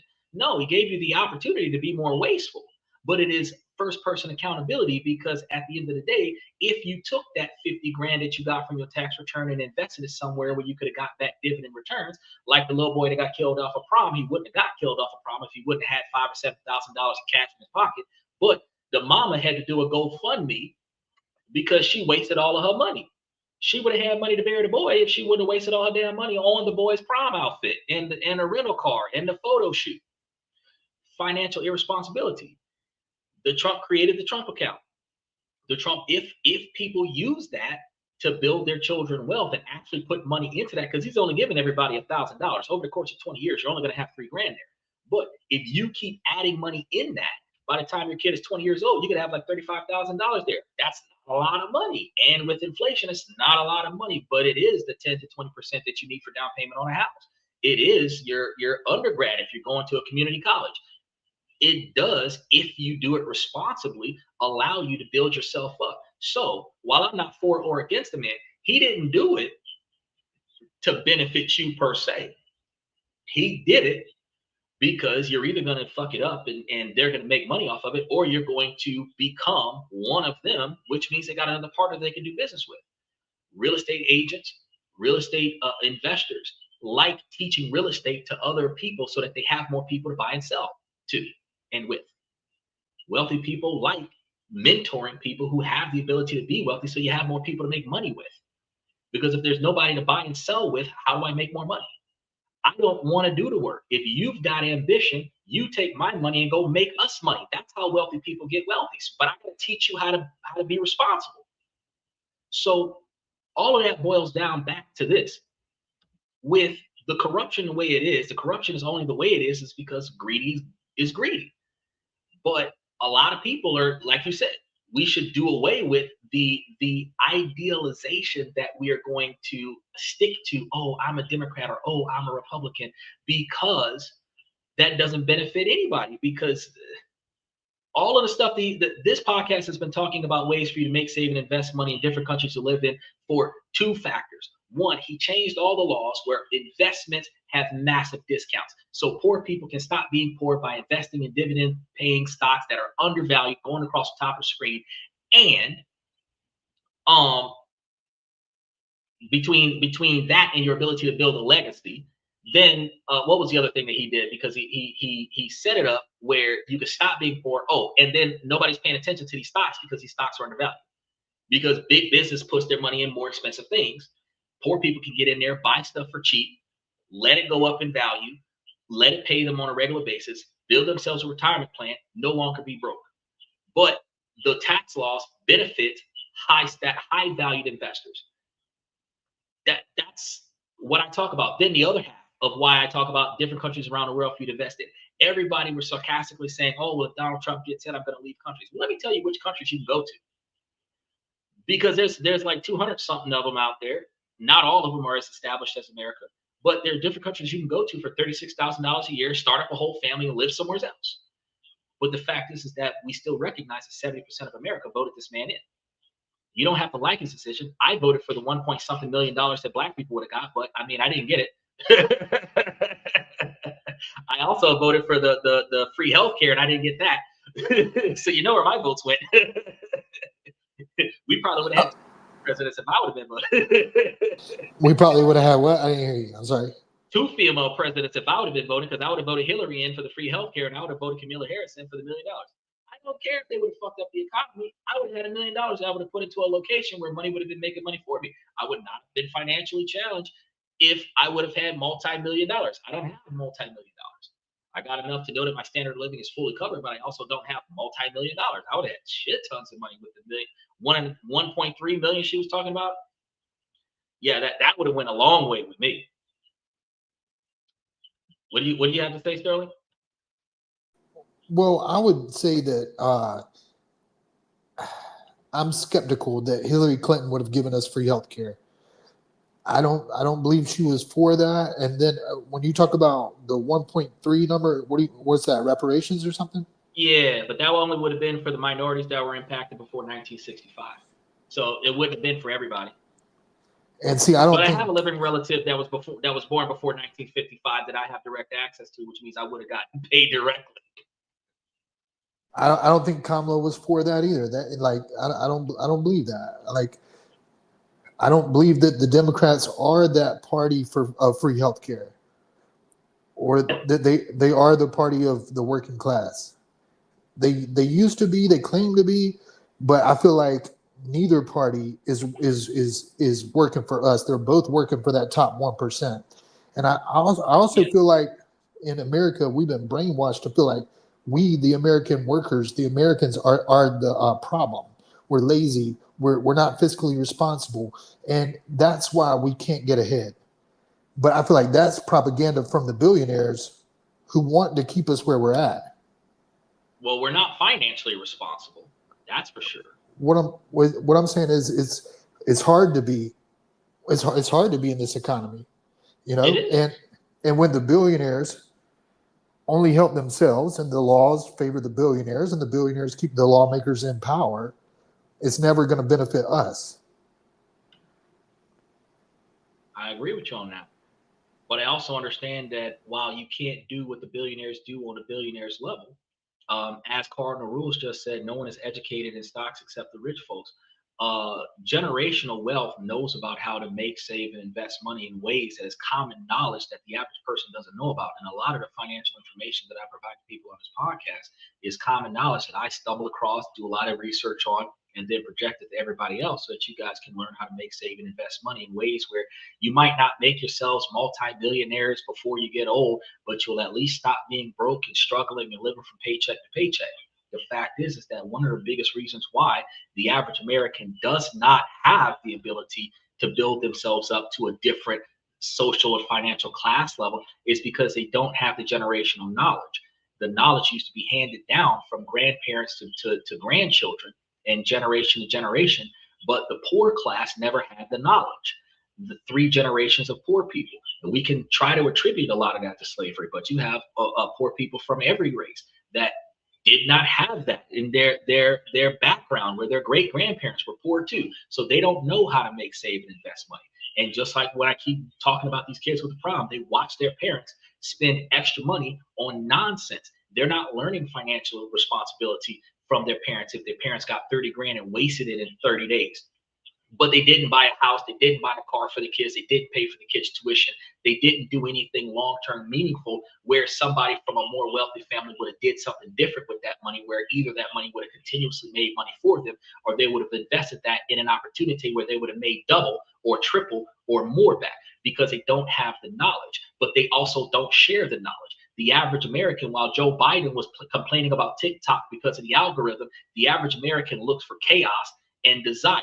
So you have the girls dancing on the show, and then you have chaos. That's most of the views on TikTok. So Americans don't learn nothing. But if you go over to China, same TikTok platform, they're getting educational stuff on their feed, right? But that's because we search for chaos. We search for desire. We search for the guys showing off their guns. We search for the people showing off their cars. We don't search for something educational. This podcast has been around for 3 years. You stumbled across this podcast when you were looking for active live podcasts. Listen to it for a while. I was like, damn, this podcast is where it's at. But this wasn't something that the average American looks for.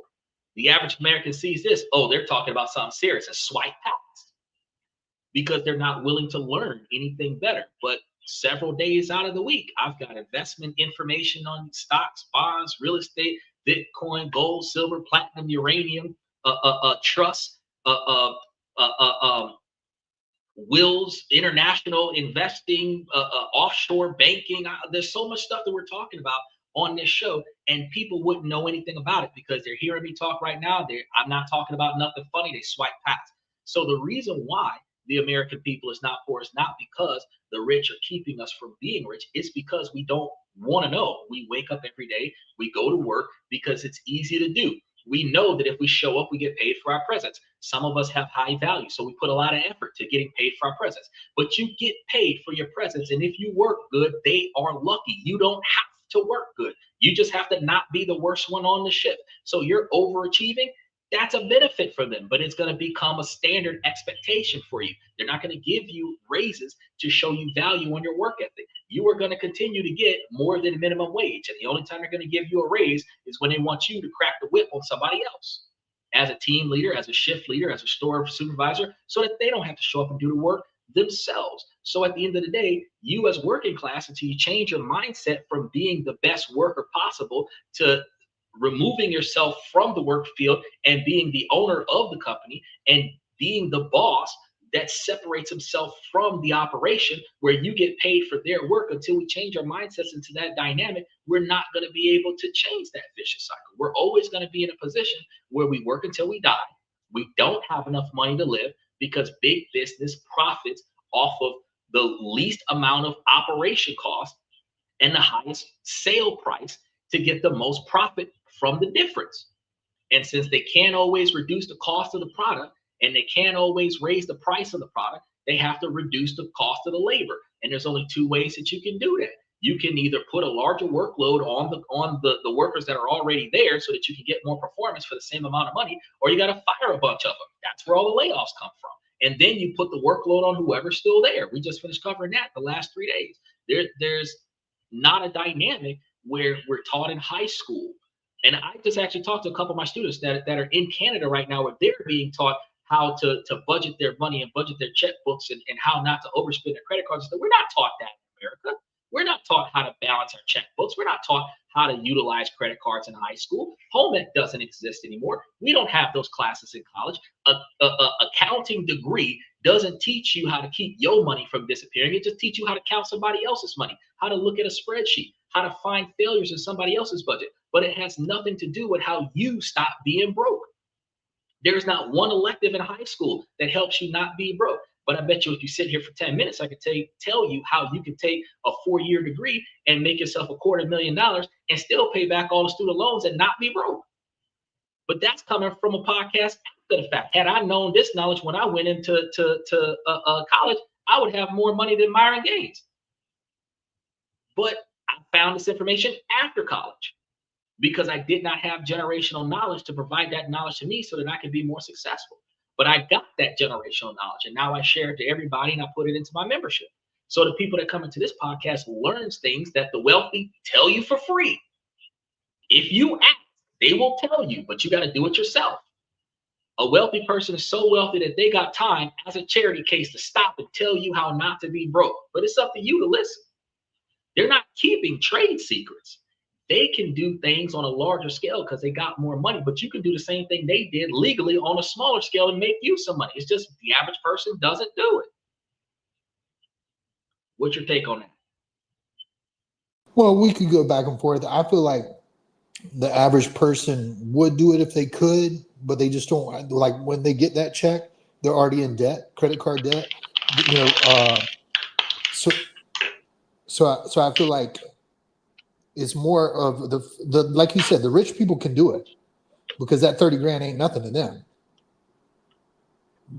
But to the average working family, first of all, I'm not sure they're getting 20 and 30 grand checks, but whatever they do get, it's already spent because they were in debt before they got it. Well, you've got the $25,000 max deduction on overtime hours, and then the no tax on tips.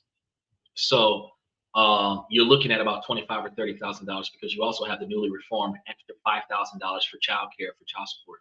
So if you put that $5,000 there for the child care, then you put that $25,000 max cap on anybody who was getting taxed on overtime hours, you're looking at closer to $30,000. And the reason why I use that value of $30,000 is because I was talking about the parents of children that were going to prom, which means those children were dependents that the parents were claiming tax deductions on, and they were getting that $2,500 or $5,000 tax rebate or tax deduction on childcare, and that would have been added to the $25,000 cap on overtime hours, and that's why I gave you the number of $30,000.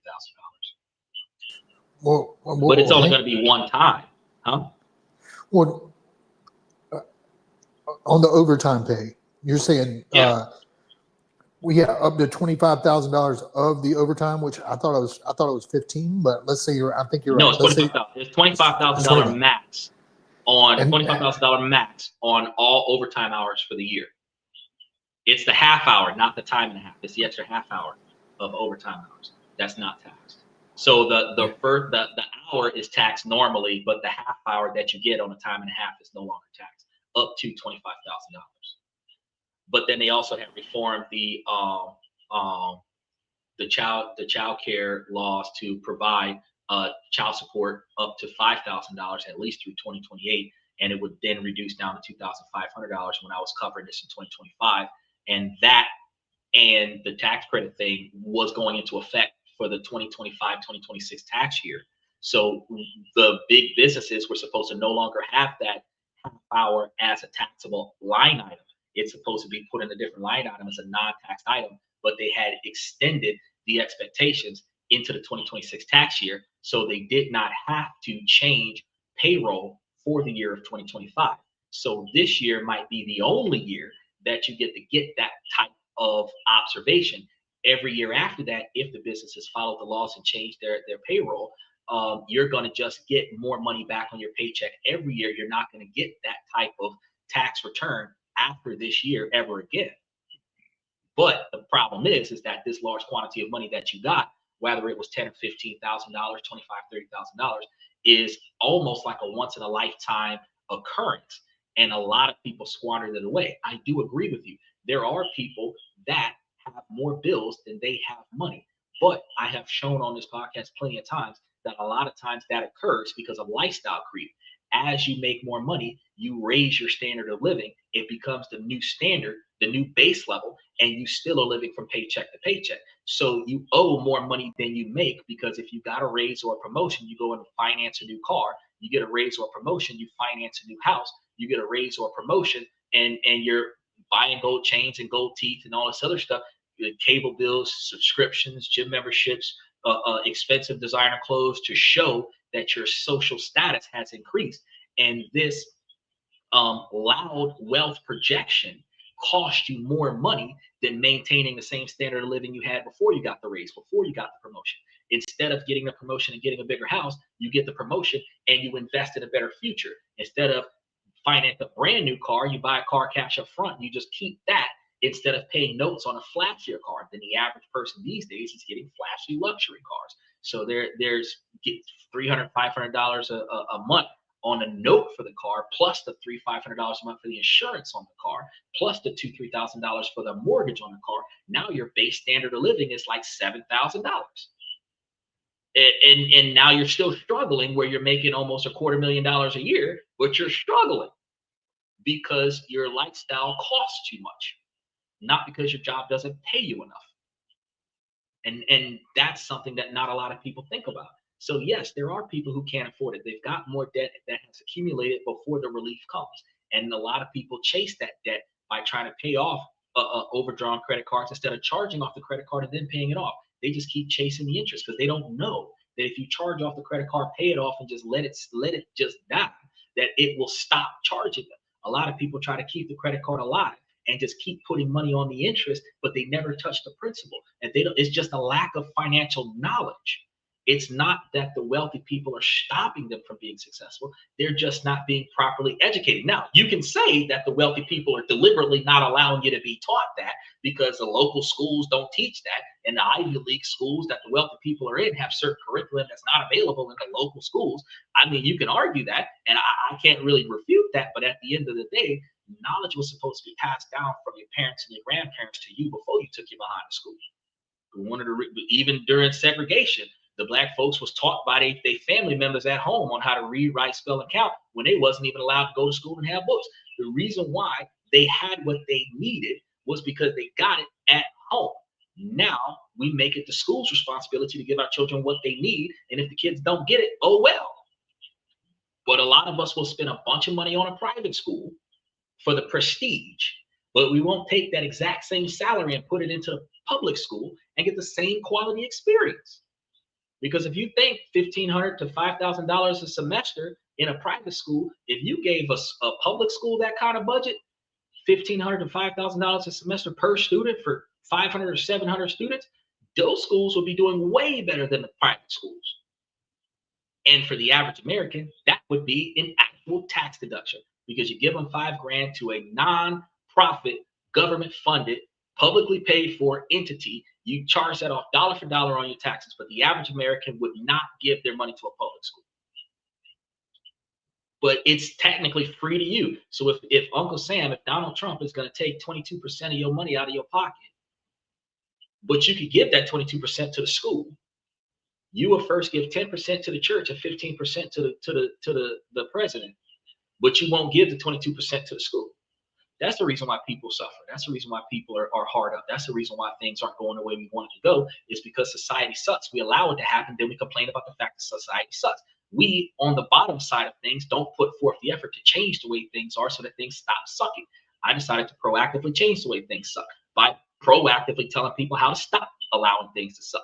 But that still requires people to come here, learn about it, and then apply it. Because if you come here, linger, and talk about it, never apply it, or you can leave and never learn anything. But if you come and learn it and then you apply it, you're like, damn, this stuff works. Steve is a perfect example. He comes here every day and talks about how well it works. You know, but it really requires people to change. What's your take on that? I think you're right. I think people need to be able to change, and we need to hold our elected officials responsible, and we need to advocate for laws that work in the people's best interest. And when government isn't working in our Solution, but I'm interest, gonna let you finish. I'm sorry. Go ahead. Solution, but I'm gonna let you finish, because you asked me a question earlier. How do we change this? But I just thought about the solution based off of what you just said. But I'm gonna let you finish. Well, no, please tell me, because that's what I really want to know. Everybody should treat Congress like freaking jury duty. That's how you stop that. Congress, you're supposed to do 2 years. 500 people are supposed to have 2 years. There's 380 something million Americans, but you only have 500 something people doing 30 years in Congress. You stop the ability to have corruption when you can't keep somebody here long enough to make change, to make massive change in your favor. The reason why this was supposed to be more of a democratic process was specifically because everybody was supposed to take turns leading the country. So if 500 people change over and another 500 people come in every 2 years, you know, you're looking at like what, 500,000 people in 10 years. You know, in 20 years, you know, you're looking at 1 million people. You know, over the course of 200 years, you would have the majority of Americans have had at least one chance in Congress to do something. Each person would be less motivated to be influenced by money, because I ain't going to be here that long. Not to mention greed, it doesn't take over as quickly, because if you control the pot this year and somebody else controls that pot next year, and you're talking about distribution this year, you're going to try to be the fairest possible, because when it's no longer your turn, you're hoping that they're going to treat you the same way. But right now, we've only got 500 people willing to do it, 700 people willing to do it, because they do have a few extra people that never get voted in. But we don't have 500,000 people wanting to be in Congress that are actually trying to be in Congress. Then the average American doesn't vote. Well, this year, November 23rd of 2026 is the mid-election for Congress. Are we going to vote out everybody who did not agree to stop the war? Probably not. Most people aren't going to vote until the next presidential election. Did we vote out the last police chief when we didn't like when the police were getting beating the crap out of our friends and family members? No, we did not. Most people don't vote. So because all of the police officers will vote for their boss, since nobody else is voting, majority rules, he wins by default, unopposed, right? We don't run for president, but we could. The ballot typically only has 4 or 5 high value names. We have never had a ballot where it was an unknown person. That was just a random Joe Schmo. I can't remember the name of that movie when Chris Tucker ran. He was a nobody and then became the president by accident kind of situation. He got voted in because he was literally talking for the people kind of thing. Nobody does that in reality. So the reason why the country is so corrupt is because we allow it to be, because we choose not to put in the effort to make change. He said, what's just the term limits? The term limits should be the same. It's just that more people should run. You should have for 500 seats, you should have 200 people for each seat fighting for the seat. But we don't have that. You've got 500 people playing musical chairs. I do two years in this chair, 2 years in this chair, 2 years in this chair. Then I'm going to move up front, do 2 years over here. I'm going to do 2 years on the left side of the room, 2 years on the right side of the room.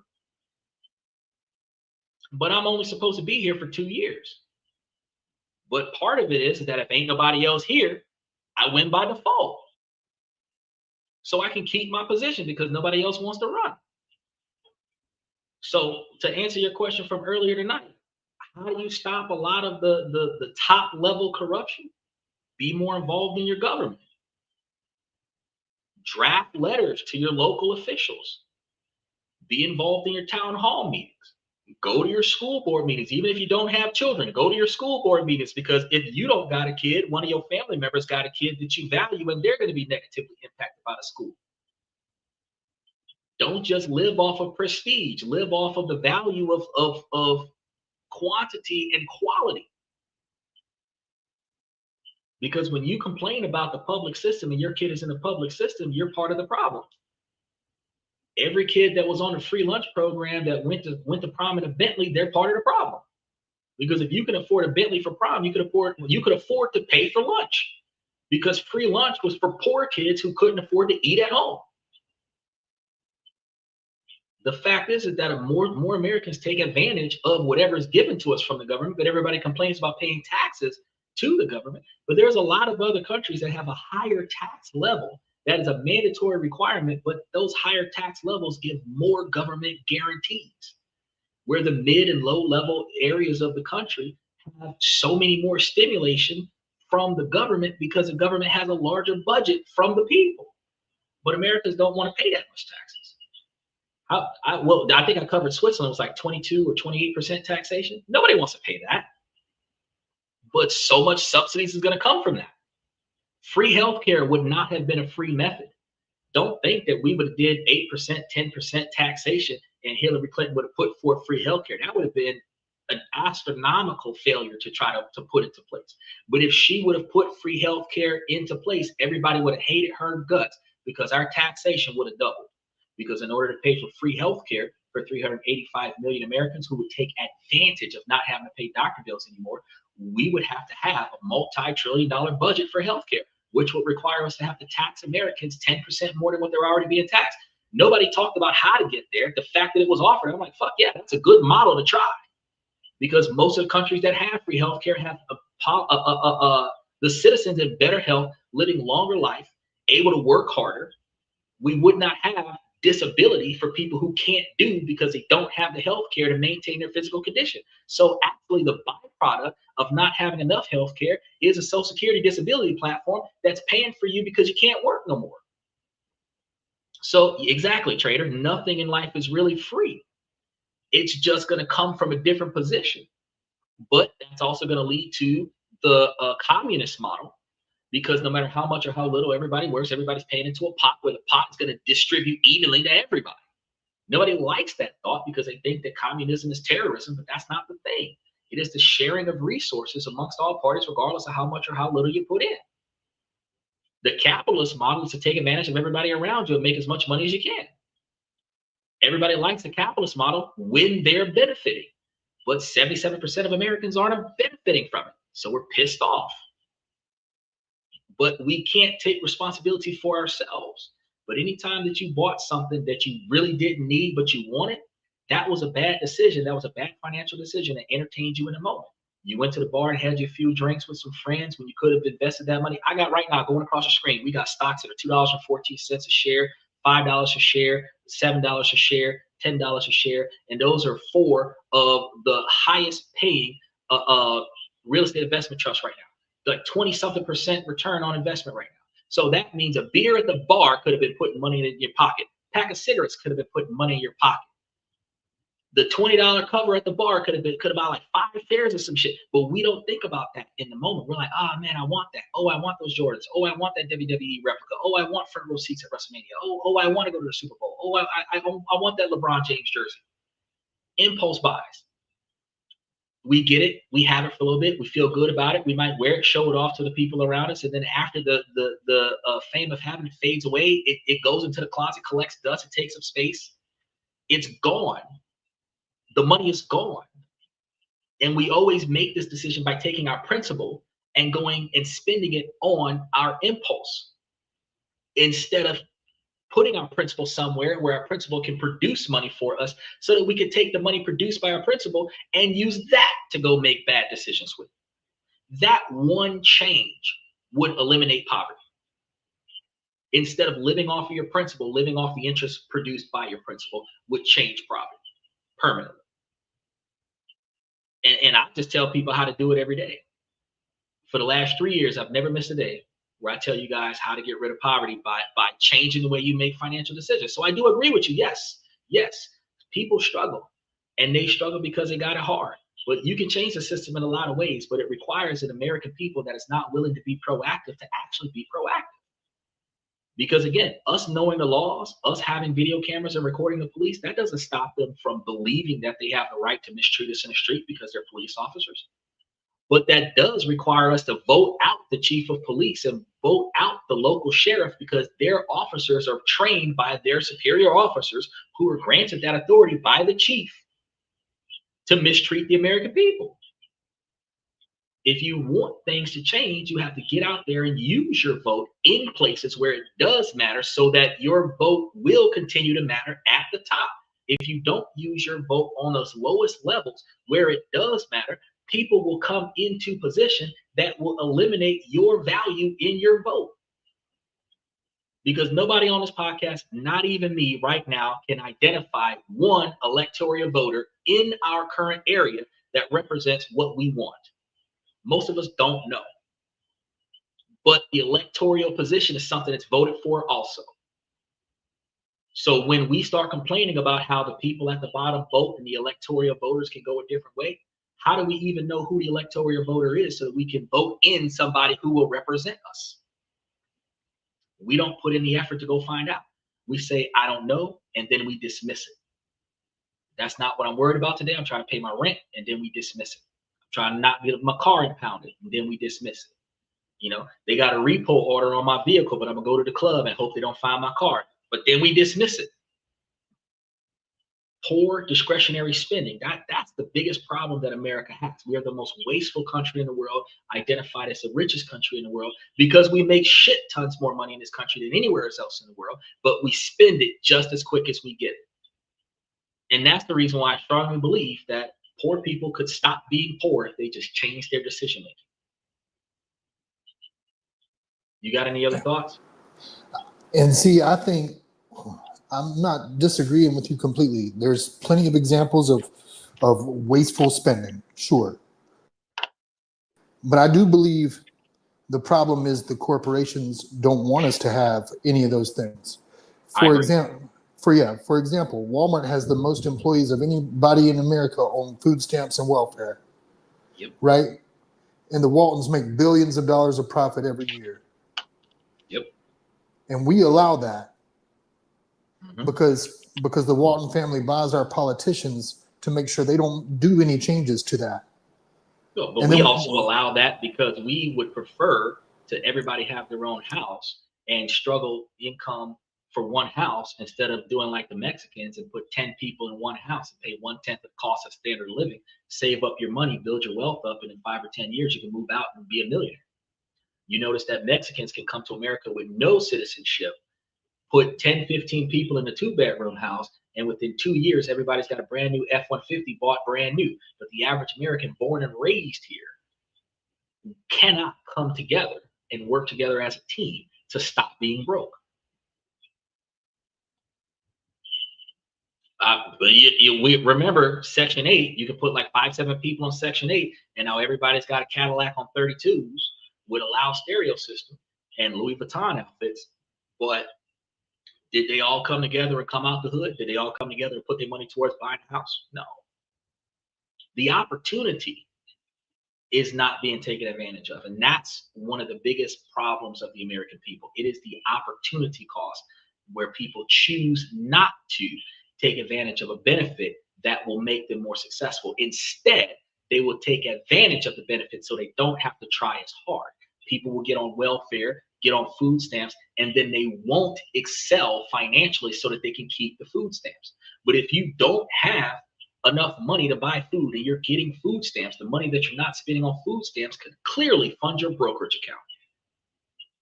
Eventually, you'll be making enough money where you don't need food stamps.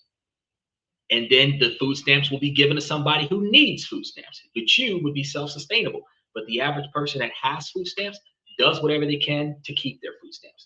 The people that was on WIC, they did the same thing, whatever they could to keep their food, until Bill Clinton was like, nah, you got to go do something with yourself, get you a job or go to college. But the fact is that if people used to, back in those days, they used to deliberately get their children what they call crazy checks. They have them evaluated by a psychiatrist, have them deemed mentally incompetent in some way, shape, or form, have them issued a check where the parents are supposed to spend extra money taking care of the child. Now they got 5 kids, getting $2,000 a kid, $10,000 worth of money every month to have the kids. The kids are not taught nothing. The parents don't have to do nothing. Now she just walks around with all these kids because the government's paying for them. And presidents had to put a stop to the fact that people took advantage of these models where it was designed for children that actually needed extra medical treatment, actually needed extra resources in order to have a normal life. That's what the policy was made for. But then it was exploited so that people didn't have to work as hard. Section 8 was supposed to be an opportunity zone for individuals who couldn't afford regular housing to be able to get government subsidized housing so that they would have a place to stay so that they wouldn't be homeless. And people use that and put all their friends in it and sometimes charge rent to their friends so that they would not have to spend as much money on rent, but they never improved their lifestyle. You had 3, 4 generations living in Section 8 housing, but they never, ever improved their lifestyle. And that's like, so I agree with you. There are a lot of big business that's keeping us down. They're switching to AI and firing all of the good blue collar workers that would make this country continuously end up in the great again scenario that Donald Trump mentioned. But at the end of the day, while we know that technology is going to unemploy all of the manual labor workers, the manual labor workers are not trying to invest in a future that doesn't require them to work. We just understand we're going to be unemployed eventually. Trader says, like your example about the show Star Trek, the future productivity will be so high that money will become obsolete. It's just a matter of time. Yeah, that's exactly what it is. You got any other thoughts, Sterling? I love when Sterling comes. He's a very wise man. I appreciate you. Thanks for having me. No, I'm just reflecting on what you said. And I don't want to repeat myself or beat a dead horse. So I'm not sure if I have any other thoughts at the moment. Okay, because I kept the show going for you because you were here. Because when you jumped in, I was just about to wrap things up. I was like, oh, there's Sterling. No, we're going to sit here for a little bit longer. Well, don't let me hold you up. Yeah. Oh, no, I got nothing to do for another 21 minutes. So, well, I'm sure we could fill those 21 minutes with conversation if you like. Yeah, well, I can at least fill another 15 because I know there's a 5-minute rollout with the walkout, and that's why I asked if you had anything else you wanted to chime in before we wrap the show up. Because once you're done, I'm done. Because I was done when you jumped in, but you have a lot of intellect and you have a lot of contribution, and I love when you come to the show. So I wanted to linger a little bit to get all of your insights on today's topic. Thank you. 2028. Who would you like to see run for president? I don't know. I I have not found a political platform that benefits me. I am adapting to the political platform that's already been put in place. I don't even know who all is running for 2028. I have wrapped my mind around the observation that if they change congressional laws to allow a third term, that it might likely be Trump and JD Vance one more time, where Trump will do 2 more years and then JD Vance will take over and do the last two and then run for 2 more years. And while I can't say that I agree or disagree with that platform, I'm preparing for the hypothetical observation of what if he did give us 2 more years before he passed as president, and we've got to deal with a lot more of what's going on right now. That we will have a lot more volatility in the market, which means that shares are going to be the cost of shares are going to be very low, but the dividend distribution is still going to be very high. So the extra volatility will give us extra profits for those of us that are low income individuals investing and coming up. So if he did 2 more years, we would have from 2026 through, because he would be elected in 28, start presidency at 29, and do 2 more years to be like 30, retiring in 31. We would have from now, we'd have like another 5 years of chaos that would help the average American be able to build generational wealth if he stayed in office. Now, if they don't make any changes, he can't do a third term. JD Vance runs, he might get in. But you have to recognize that the only way he's getting in is if 70% of America believes that we want another 4 more years of Donald Trump, because JD Vance and Donald Trump came from the same position. If people say, well, we want something different, we want to put a Democrat back in office to undo some of the things that Donald Trump did do, because that's one of the reasons why the Trump accounts is only through 2028, because you can't guarantee what happens in 2029. If a Democrat comes in and undoes some of the things that Donald Trump did do, then we're looking at a landslide change in certain policies. Like because Trump capped student loans, he changed accessibility to healthcare, privatized a lot of it. He's made a lot of changes that doesn't benefit all of the people that he's made changes to. But I don't see any other people running that I know about. Again, popularity contest, I don't know these people, so I don't know what policies, platforms that they have. But if I find a policy or platform that does benefit me, that would be what I would be going for, not the specific person. So what I would have to do is look at who's campaigning for the 2028 elections right now in 2026, and then see what their platform is. And we can't guarantee that they're going to follow their platform. But assuming that they were going to take action on their platform, I would expect that this platform would be the platform that I would go for. Now, real quick, 70% of Americans voted for Trump, which means that the majority of the votes came from people that were Democrats and women that now regret what he did. So you got the LGBTQ community is negatively impacted, but a lot of them voted for him. Women that were negatively impacted by him, but a lot of women voted for him. Poverty-stricken people that are impacted by him, but a lot of those people voted for him. People that are on Social Security, disability, retirement, and other such that are negatively impacted by his actions, but a lot of people voted for him.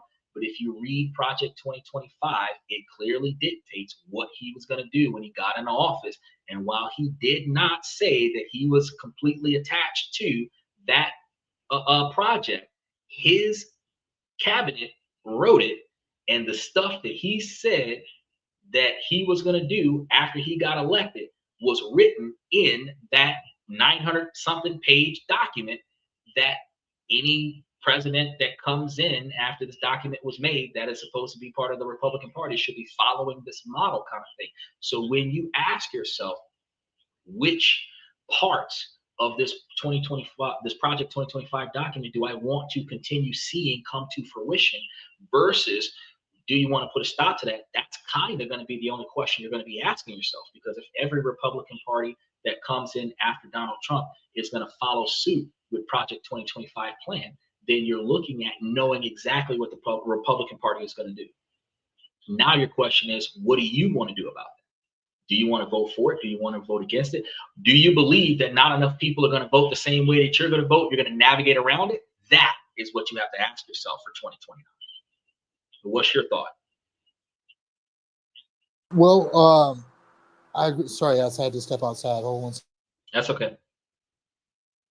When you say you don't know a person, but you want to vote on policies and you want to know their platform, okay. So without naming the person, is there one or two, three policies that are so important to you that you wouldn't bend on them and compromise that, and you would have to?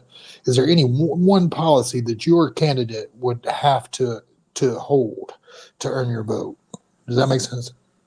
Right now, the only policy I've heard over the past 6 years is I don't like the abortion that is allowing women to terminate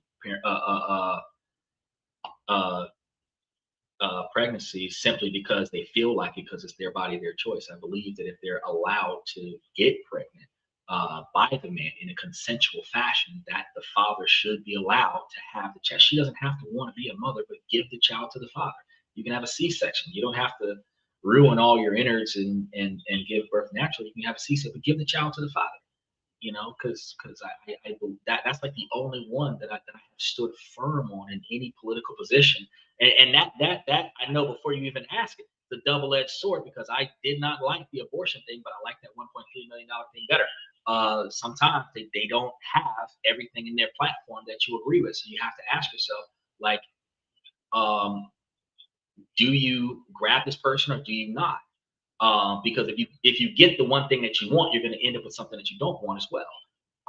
But yeah, the abortion one, where women being able to terminate children when men want a legacy, and back in, I want to say, like the early 70s and 80s, when men didn't want that legacy or they didn't want that responsibility. I understand that, but these days more than 66% of men want that legacy, and women are pro-abortion. And it's like, look, if you're pro-abortion, just don't have sex. Instead of killing off a potential success story, just don't have sex. And that would increase your virtue, because instead of you having the type of body count that allows you to get pregnant when you're not ready, you can actually just stay a virgin or keep a really low body count and only have intentional sex with people you wouldn't have a problem with having a child for, so that if a child does come about, you're not going to be trying to terminate it. And that's like the only policy that I really have a strong position on. Because all the rest of them is just stuff that you can navigate around. Like when Kamala Harris had the policy about transparency on like flights and hotels and shit like that. It's like, bro, if you don't touch stuff, you don't pay for it. You bought the ticket for the seat that you're sitting in, not all the stuff they hand you while you're sitting in the seat. That stuff comes at an extra price. I've never been charged for something I wasn't expecting, because I don't ask for anything that didn't come with the original ticket. Even in a hotel, I've never been charged extra for things that I wasn't expecting, because I don't open a minibar. I don't I don't touch stuff that I wasn't. I don't channel surf on the TV and accidentally go to a pay-per-view channel. I don't do those things. I don't order room service and then come to find out that room service has an extra price.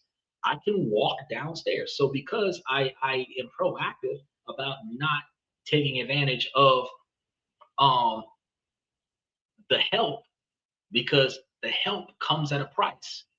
The luxury of being catered to comes at a price. And while the price isn't advertised on the front price of anything, when you buy a new car, they don't tell you everything that you're paying for when you buy a new car. They list a lot of things on the car, but you got to talk to the dealer about the extra, the freight costs and everything else when you ship it in. That's part of the price of the car. Floor mats is $150. They don't tell you all that stuff. Then when you look at the car, the sticker price on the car, it just says $59,995. It doesn't tell you why. It just tells you all the amenities of it. It'll tell you how much all those items cost. But you can ask them to take all that extra stuff off of the car. Nobody knows that.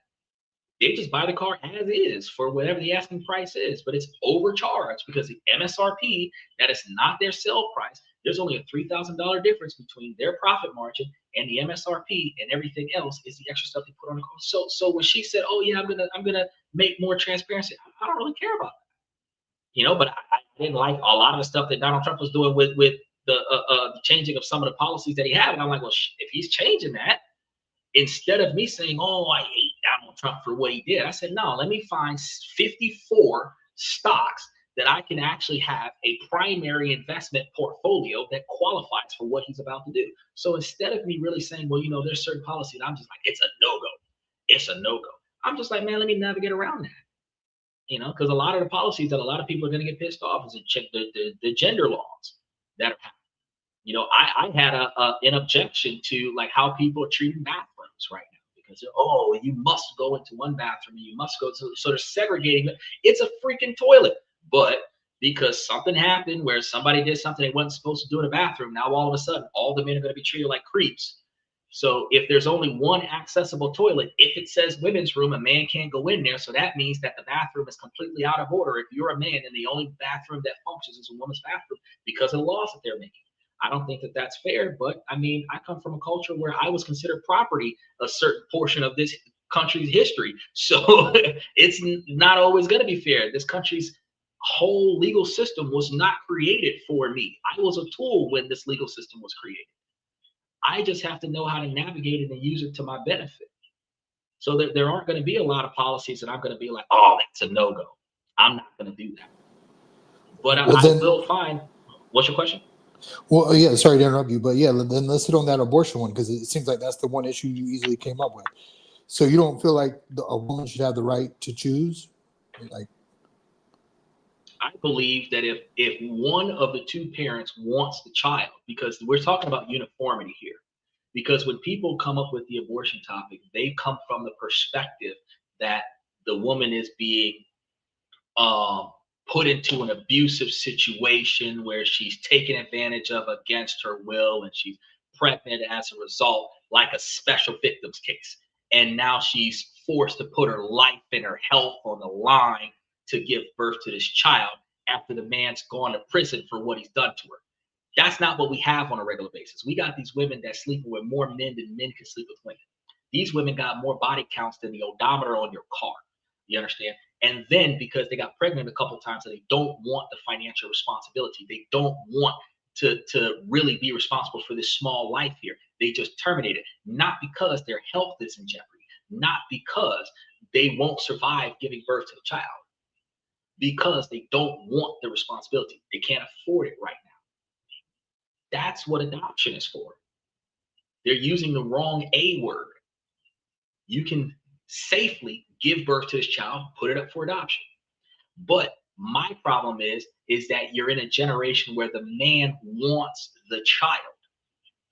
Back in the day, the man wanted you to get rid of the child. My body, my choice. You can't make me abort this child. I agree. You shouldn't be forced to abort the child because one of you wants a child. If both of y'all agree that y'all don't want the child, hey, that's a 2-to-1 vote, even if you include the child's vote. At the end of the day, unanimous decision, we agree that this isn't going to happen. But a lot of the times, you got women that'll abort the child a secret. The man don't know, find out later. That relationship is dead. You got women that'll abort the child because they don't remember who the baby daddy is because they did one of those OnlyFans scenarios with 8 different guys in the same room. Can't tell which one is which. Murray, Jerry Springer, series after series of like 5, 7, 10, 15 different partners. Can't tell which one of them is the baby daddy. And this is why abortions are so popular, not because it's protecting their health, not because it is protecting their life with the because women actually believe that they can give birth after 40, which is more volatile to their safety than giving birth between 16 and 29. Not saying that women should be sleeping around before the age of 18, but in certain countries, 13 and 16 is consensual age. And a lot of these women are promiscuous at 13, 14, 15, 16 years old. Babies having babies. That was a whole trend in the 80s and 90s where every 15 years a kid was having a kid. And the fact is that your first kid was at 15, second kid was at 19, third kid was at 22. Now you got 3 kids and you're 25. That's kind of how things was. And the fact is that, you know, I don't agree with the abortion concept because people think, oh, you don't think that a woman is supposed to have a choice. Her choice comes from when she decides to sleep with the guy. okay, boom. That's where you made the choice. Okay, boom. So then let me ask you this: if you sleep with a woman and you get chlamydia, should you be forced to keep chlamydia for the rest of your life? Well, chlamydia is a virus that's going to kill you slowly. It's not something that's going to. That's a lot different from because what you're doing is you're basically comparing the life of the child to a life-threatening disease. And see, the Right. problem is that every life that you take when you kill a child off from an abortion is a potential person that could have been the next greatest president, the next Neil Armstrong, the next Barack Obama. You know, I mean, yeah, it could have been the next Hitler, it could have been the next Norman Bates. But at the end of the day, the potential of that child has been stifled out before the child had a chance to try. Do you believe that it would have been fair for you to be aborted before you were born? Most people would say no. I, You didn't even have a choice in that matter, but you existed. Once I, your heart starts beating, you should be able to exist. and see, I disagree. I think that once you're able to exist physically without being dependent on another person's body, then you have the right to exist. And Okay. that guy who wants to keep the baby but the female doesn't, if he would have been able to carry that birth to term, then he could say that. But the fact Well, is I that can agree with that. That you believe that life starts after independent living occurs. But my concern is that in our society right now, we have women that are using their ability to create life as an excuse to leverage their entitlement to the estate of men. We're supposed to pay for everything on the dates. We're supposed to take care of these women. We're supposed to do all of these things for the women in an environment where the return on our investment is the legacy, but she's aborting the legacy. So the she doesn't have a virtue because women are sleeping around more than men. So the only thing that the woman is bringing is the legacy. how's that possible? Who are they sleeping How's with? what possible?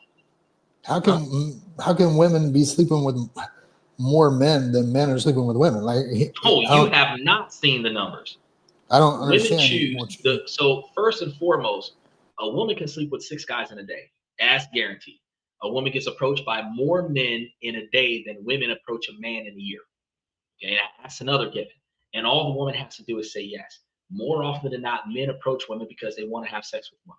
They find different ways to articulate how they want to engage the woman so that they can get that woman to the ability to have sex with them. Men pay for the first date and they spend as much money as they can afford to spend to impress the woman. And sometimes they are on the fence about should they try to see if they sleep with her on the first date. But after the second or third time that they've impressed the woman with all the money they spent on a date, they expect to sleep with the woman. They're only spending that money so that they can sleep with the woman. Very few men are dating the woman so that they can have a lifetime partnership. They really just want to sleep with this girl. Guys meet chicks at the bar. They're buying her drinks at the bar so that she can go home with them and sleep with them after the bar. The fact is that their goal of interaction with the woman is sex. Now, women know this. Women exploit this. They get free entertainment when they go out because men are going to pay in hopes of and never get because the women don't have to reciprocate. But since she knows that he's going to spend, all she has to do is not say no. It's a gift. Don't turn down a free gift. I can't knock it. The guy is playing himself. But the problem comes in that is that women want to get into long-term relationships. They want to have unprotected sex with a lot of people. They end up pregnant, and it is not a planned pregnancy. And they're only aborting it because this wasn't the right person. It wasn't the right time, and they didn't have enough money. They don't want the responsibility. They want to finish college. They want to finish their career. They want to finish high school. But none of those reasons are why abortion was created, because it is a life-threatening situation that you will not survive. And that's not something that is happening with the average modern day. It is a bad decision that has to be aborted. That is all it is.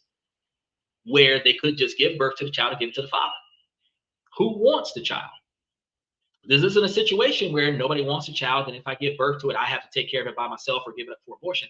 No, there's a man that wants this child, but you don't care about that. All you care about is my body, my choice. And I have a problem with that mentality, because if you met a man who says, I want to be a father, or I want to have more children if you're already a father, and she's dating this dude knowing that he wants a legacy. She finds out one day she's pregnant, and then she gets an abortion. You have taken his dream from him. While I agree, You should never force a woman to do something that she shouldn't want to do, but you should never take something away from a man that he's always wanted. So if you don't want to have children, don't have sex. But if you're gonna have sex, don't abort the children. Give them to the fathers. Yeah, That's uniform right there. and I guess I would apply the same thing with chlamydia. If you don't want chlamydia, don't have sex, because if you have sex and you get chlamydia, you should keep it, even though you could take a pill and get rid of it real quick. You should keep it. I mean, I can kind of agree with your logic on that dynamic. If you don't want to collect sexually transmitted diseases, because a lot of them you can't get rid of, you become what is called a host, where you forever carry the virus as a dormant virus in your body, where you end up passing it on to other people after you've contracted it. So if you don't want STDs, then you shouldn't have sex. I agree to that, but at the same time, I don't believe comparing the life of a child to a venereal disease is a equivocal factor. Well, you're Because right, again, because you're not getting rid of chlamydia because you can't afford to support it. You're not getting rid of chlamydia because you don't want that responsibility right now. You're getting rid of chlamydia because it might make you sterile. It's going to cause you further health issues and will in fact take your life, which actually in that situation, I would validate terminating the life, because that particular virus will kill you over the long time. So get rid of it. And at the same time, if a 9-month pregnancy would take your life and you want to live, abort the baby. I'm not saying don't abort the baby if your life is on the line. I'm saying that you shouldn't be aborting a baby when your life is not on the line. what if a mother said that, as a mother, my life is always on the line? Well, that would be unrealistic. Well, when you look at like mothers dying during childbirth, like the United States is really high, like one of the highest. I So I mean, understand that. and I'm not sure. I mean, like, what if that's more deadly than chlamydia? I mean, The abortion is just as detrimental to the mothers. It's not safer than giving birth to the child. There are negative side effects, and I don't have the list of negative side effects to the abortions outside of the mental issue that they come with the postpartum depression after they have the abortion, which is a trauma that they don't readily get over because you still killed the child. Okay, um, when we start talking about surgeries, operations, typically the operation only makes sense when there is no other outcome that benefits. Meaning, if you were going to die anyway, we might as well do it, because the worst that'll happen is you die. Best thing that'll happen is you will improve. But with an abortion that is done because I don't want the responsibility or I can't afford it right now, I would just live a harder life. The abortion is only there so that you don't die. There is an alternative. You have to live with the decision that you made with having unprotected sex with a person that you did not want to be a father with, or a person that isn't responsible, or whatever the case may be, which is accountability. Or you don't have sex, because you're not going to die from giving birth to this child. You're going to have a healthy pregnancy. You're going to give birth. The child is going to live to be an adult and hopefully does something positive for its community. But the abortion is just to avoid responsibility. That's what I'm objecting to. I'm not objecting to the life ending factor. If you have multiple miscarriages and you have issues with your health where carrying this child to term will compromise your life, that is an abortion scenario. But the women that are choosing to abort babies right now are doing it to spite their boyfriends. They're doing it because they don't want to be in this relationship. They're doing it because they don't want this responsibility. They're doing it for the wrong reasons. And because they're doing it for the wrong reasons, I'm not okay with it. That's why I'm not okay with it, because they're not doing it. They're not doing it because, I'm a hemophiliac. If I give birth, I'm going to bleed to death. That's a perfect reason to abort. I got caught at a mystical concert. They took advantage of me. I woke up and now I'm pregnant. That's an opportunity for a divorce. For an abortion. But I've been dating this dude for 3 years. Now I'm pregnant, but I don't want to have this baby. That's not a good reason for an abortion. But people are also going to say that the abortion clinic should not interview the person to determine if the abortion is valid. So ultimately now, if you don't want the responsibility, you can just pay somebody to kill your child. But that's exactly what you're doing, is killing your child. You're killing future opportunity. And I don't agree with that. I don't think that that makes sense at all. I think that if you don't want the responsibility, give it to somebody else. But if you don't want to be in the position where you have to choose to abort a child, don't have sex until you're ready to have kids. You don't have to be prepared for it. But if you're willing to look after kids, even if you're struggling, that's when you start having sex. But if you're not willing to babysit somebody else's kids, or you're not willing to have your own kids following you around all the time because you can't afford a babysitter, now it's not the time to have sex. That prevents you from getting pregnant, which eliminates the need for the abortion. 40% of the population increase because abortion gets stopped. We don't have a population control problem because we just stopped killing off our generation. Other countries have a population control problem because they are not procreating. That's the difference. Hey, well, look, I want to be respectful of your time. What's up? I want to be respectful of your time. I appreciate you having me up, and thank you so much for listening and sharing. Yes, sir. Hey, I went 6 minutes over. I appreciate you. I'm gonna let my man know that I'm on my way over there. Thank you guys. I really appreciate y'all for coming to tonight's show. I'm your host, Xander, where we talk about this, that, and everything in between. And I will be seeing you guys tomorrow night. He said, religion, politics, and abortion debate, all base covered today. Every night, man.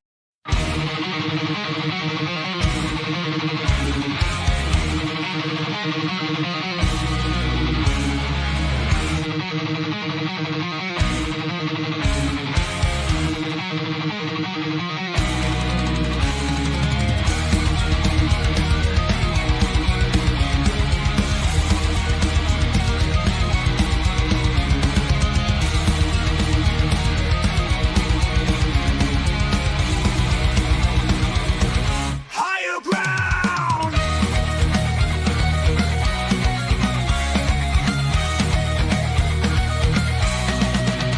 Used to chase validation, now I validate myself. Building inner strength, putting doubt upon the shelf. No more unnecessary drama, no more wasted time. Climbing higher, constantly making my own climb. Standing on higher ground where excellence is found. My potential knows no bounds, raising the bar, breaking ground.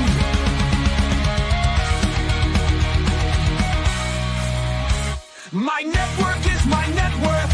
Choose your company wise. Surround yourself with eagles, not with sheep in disguise.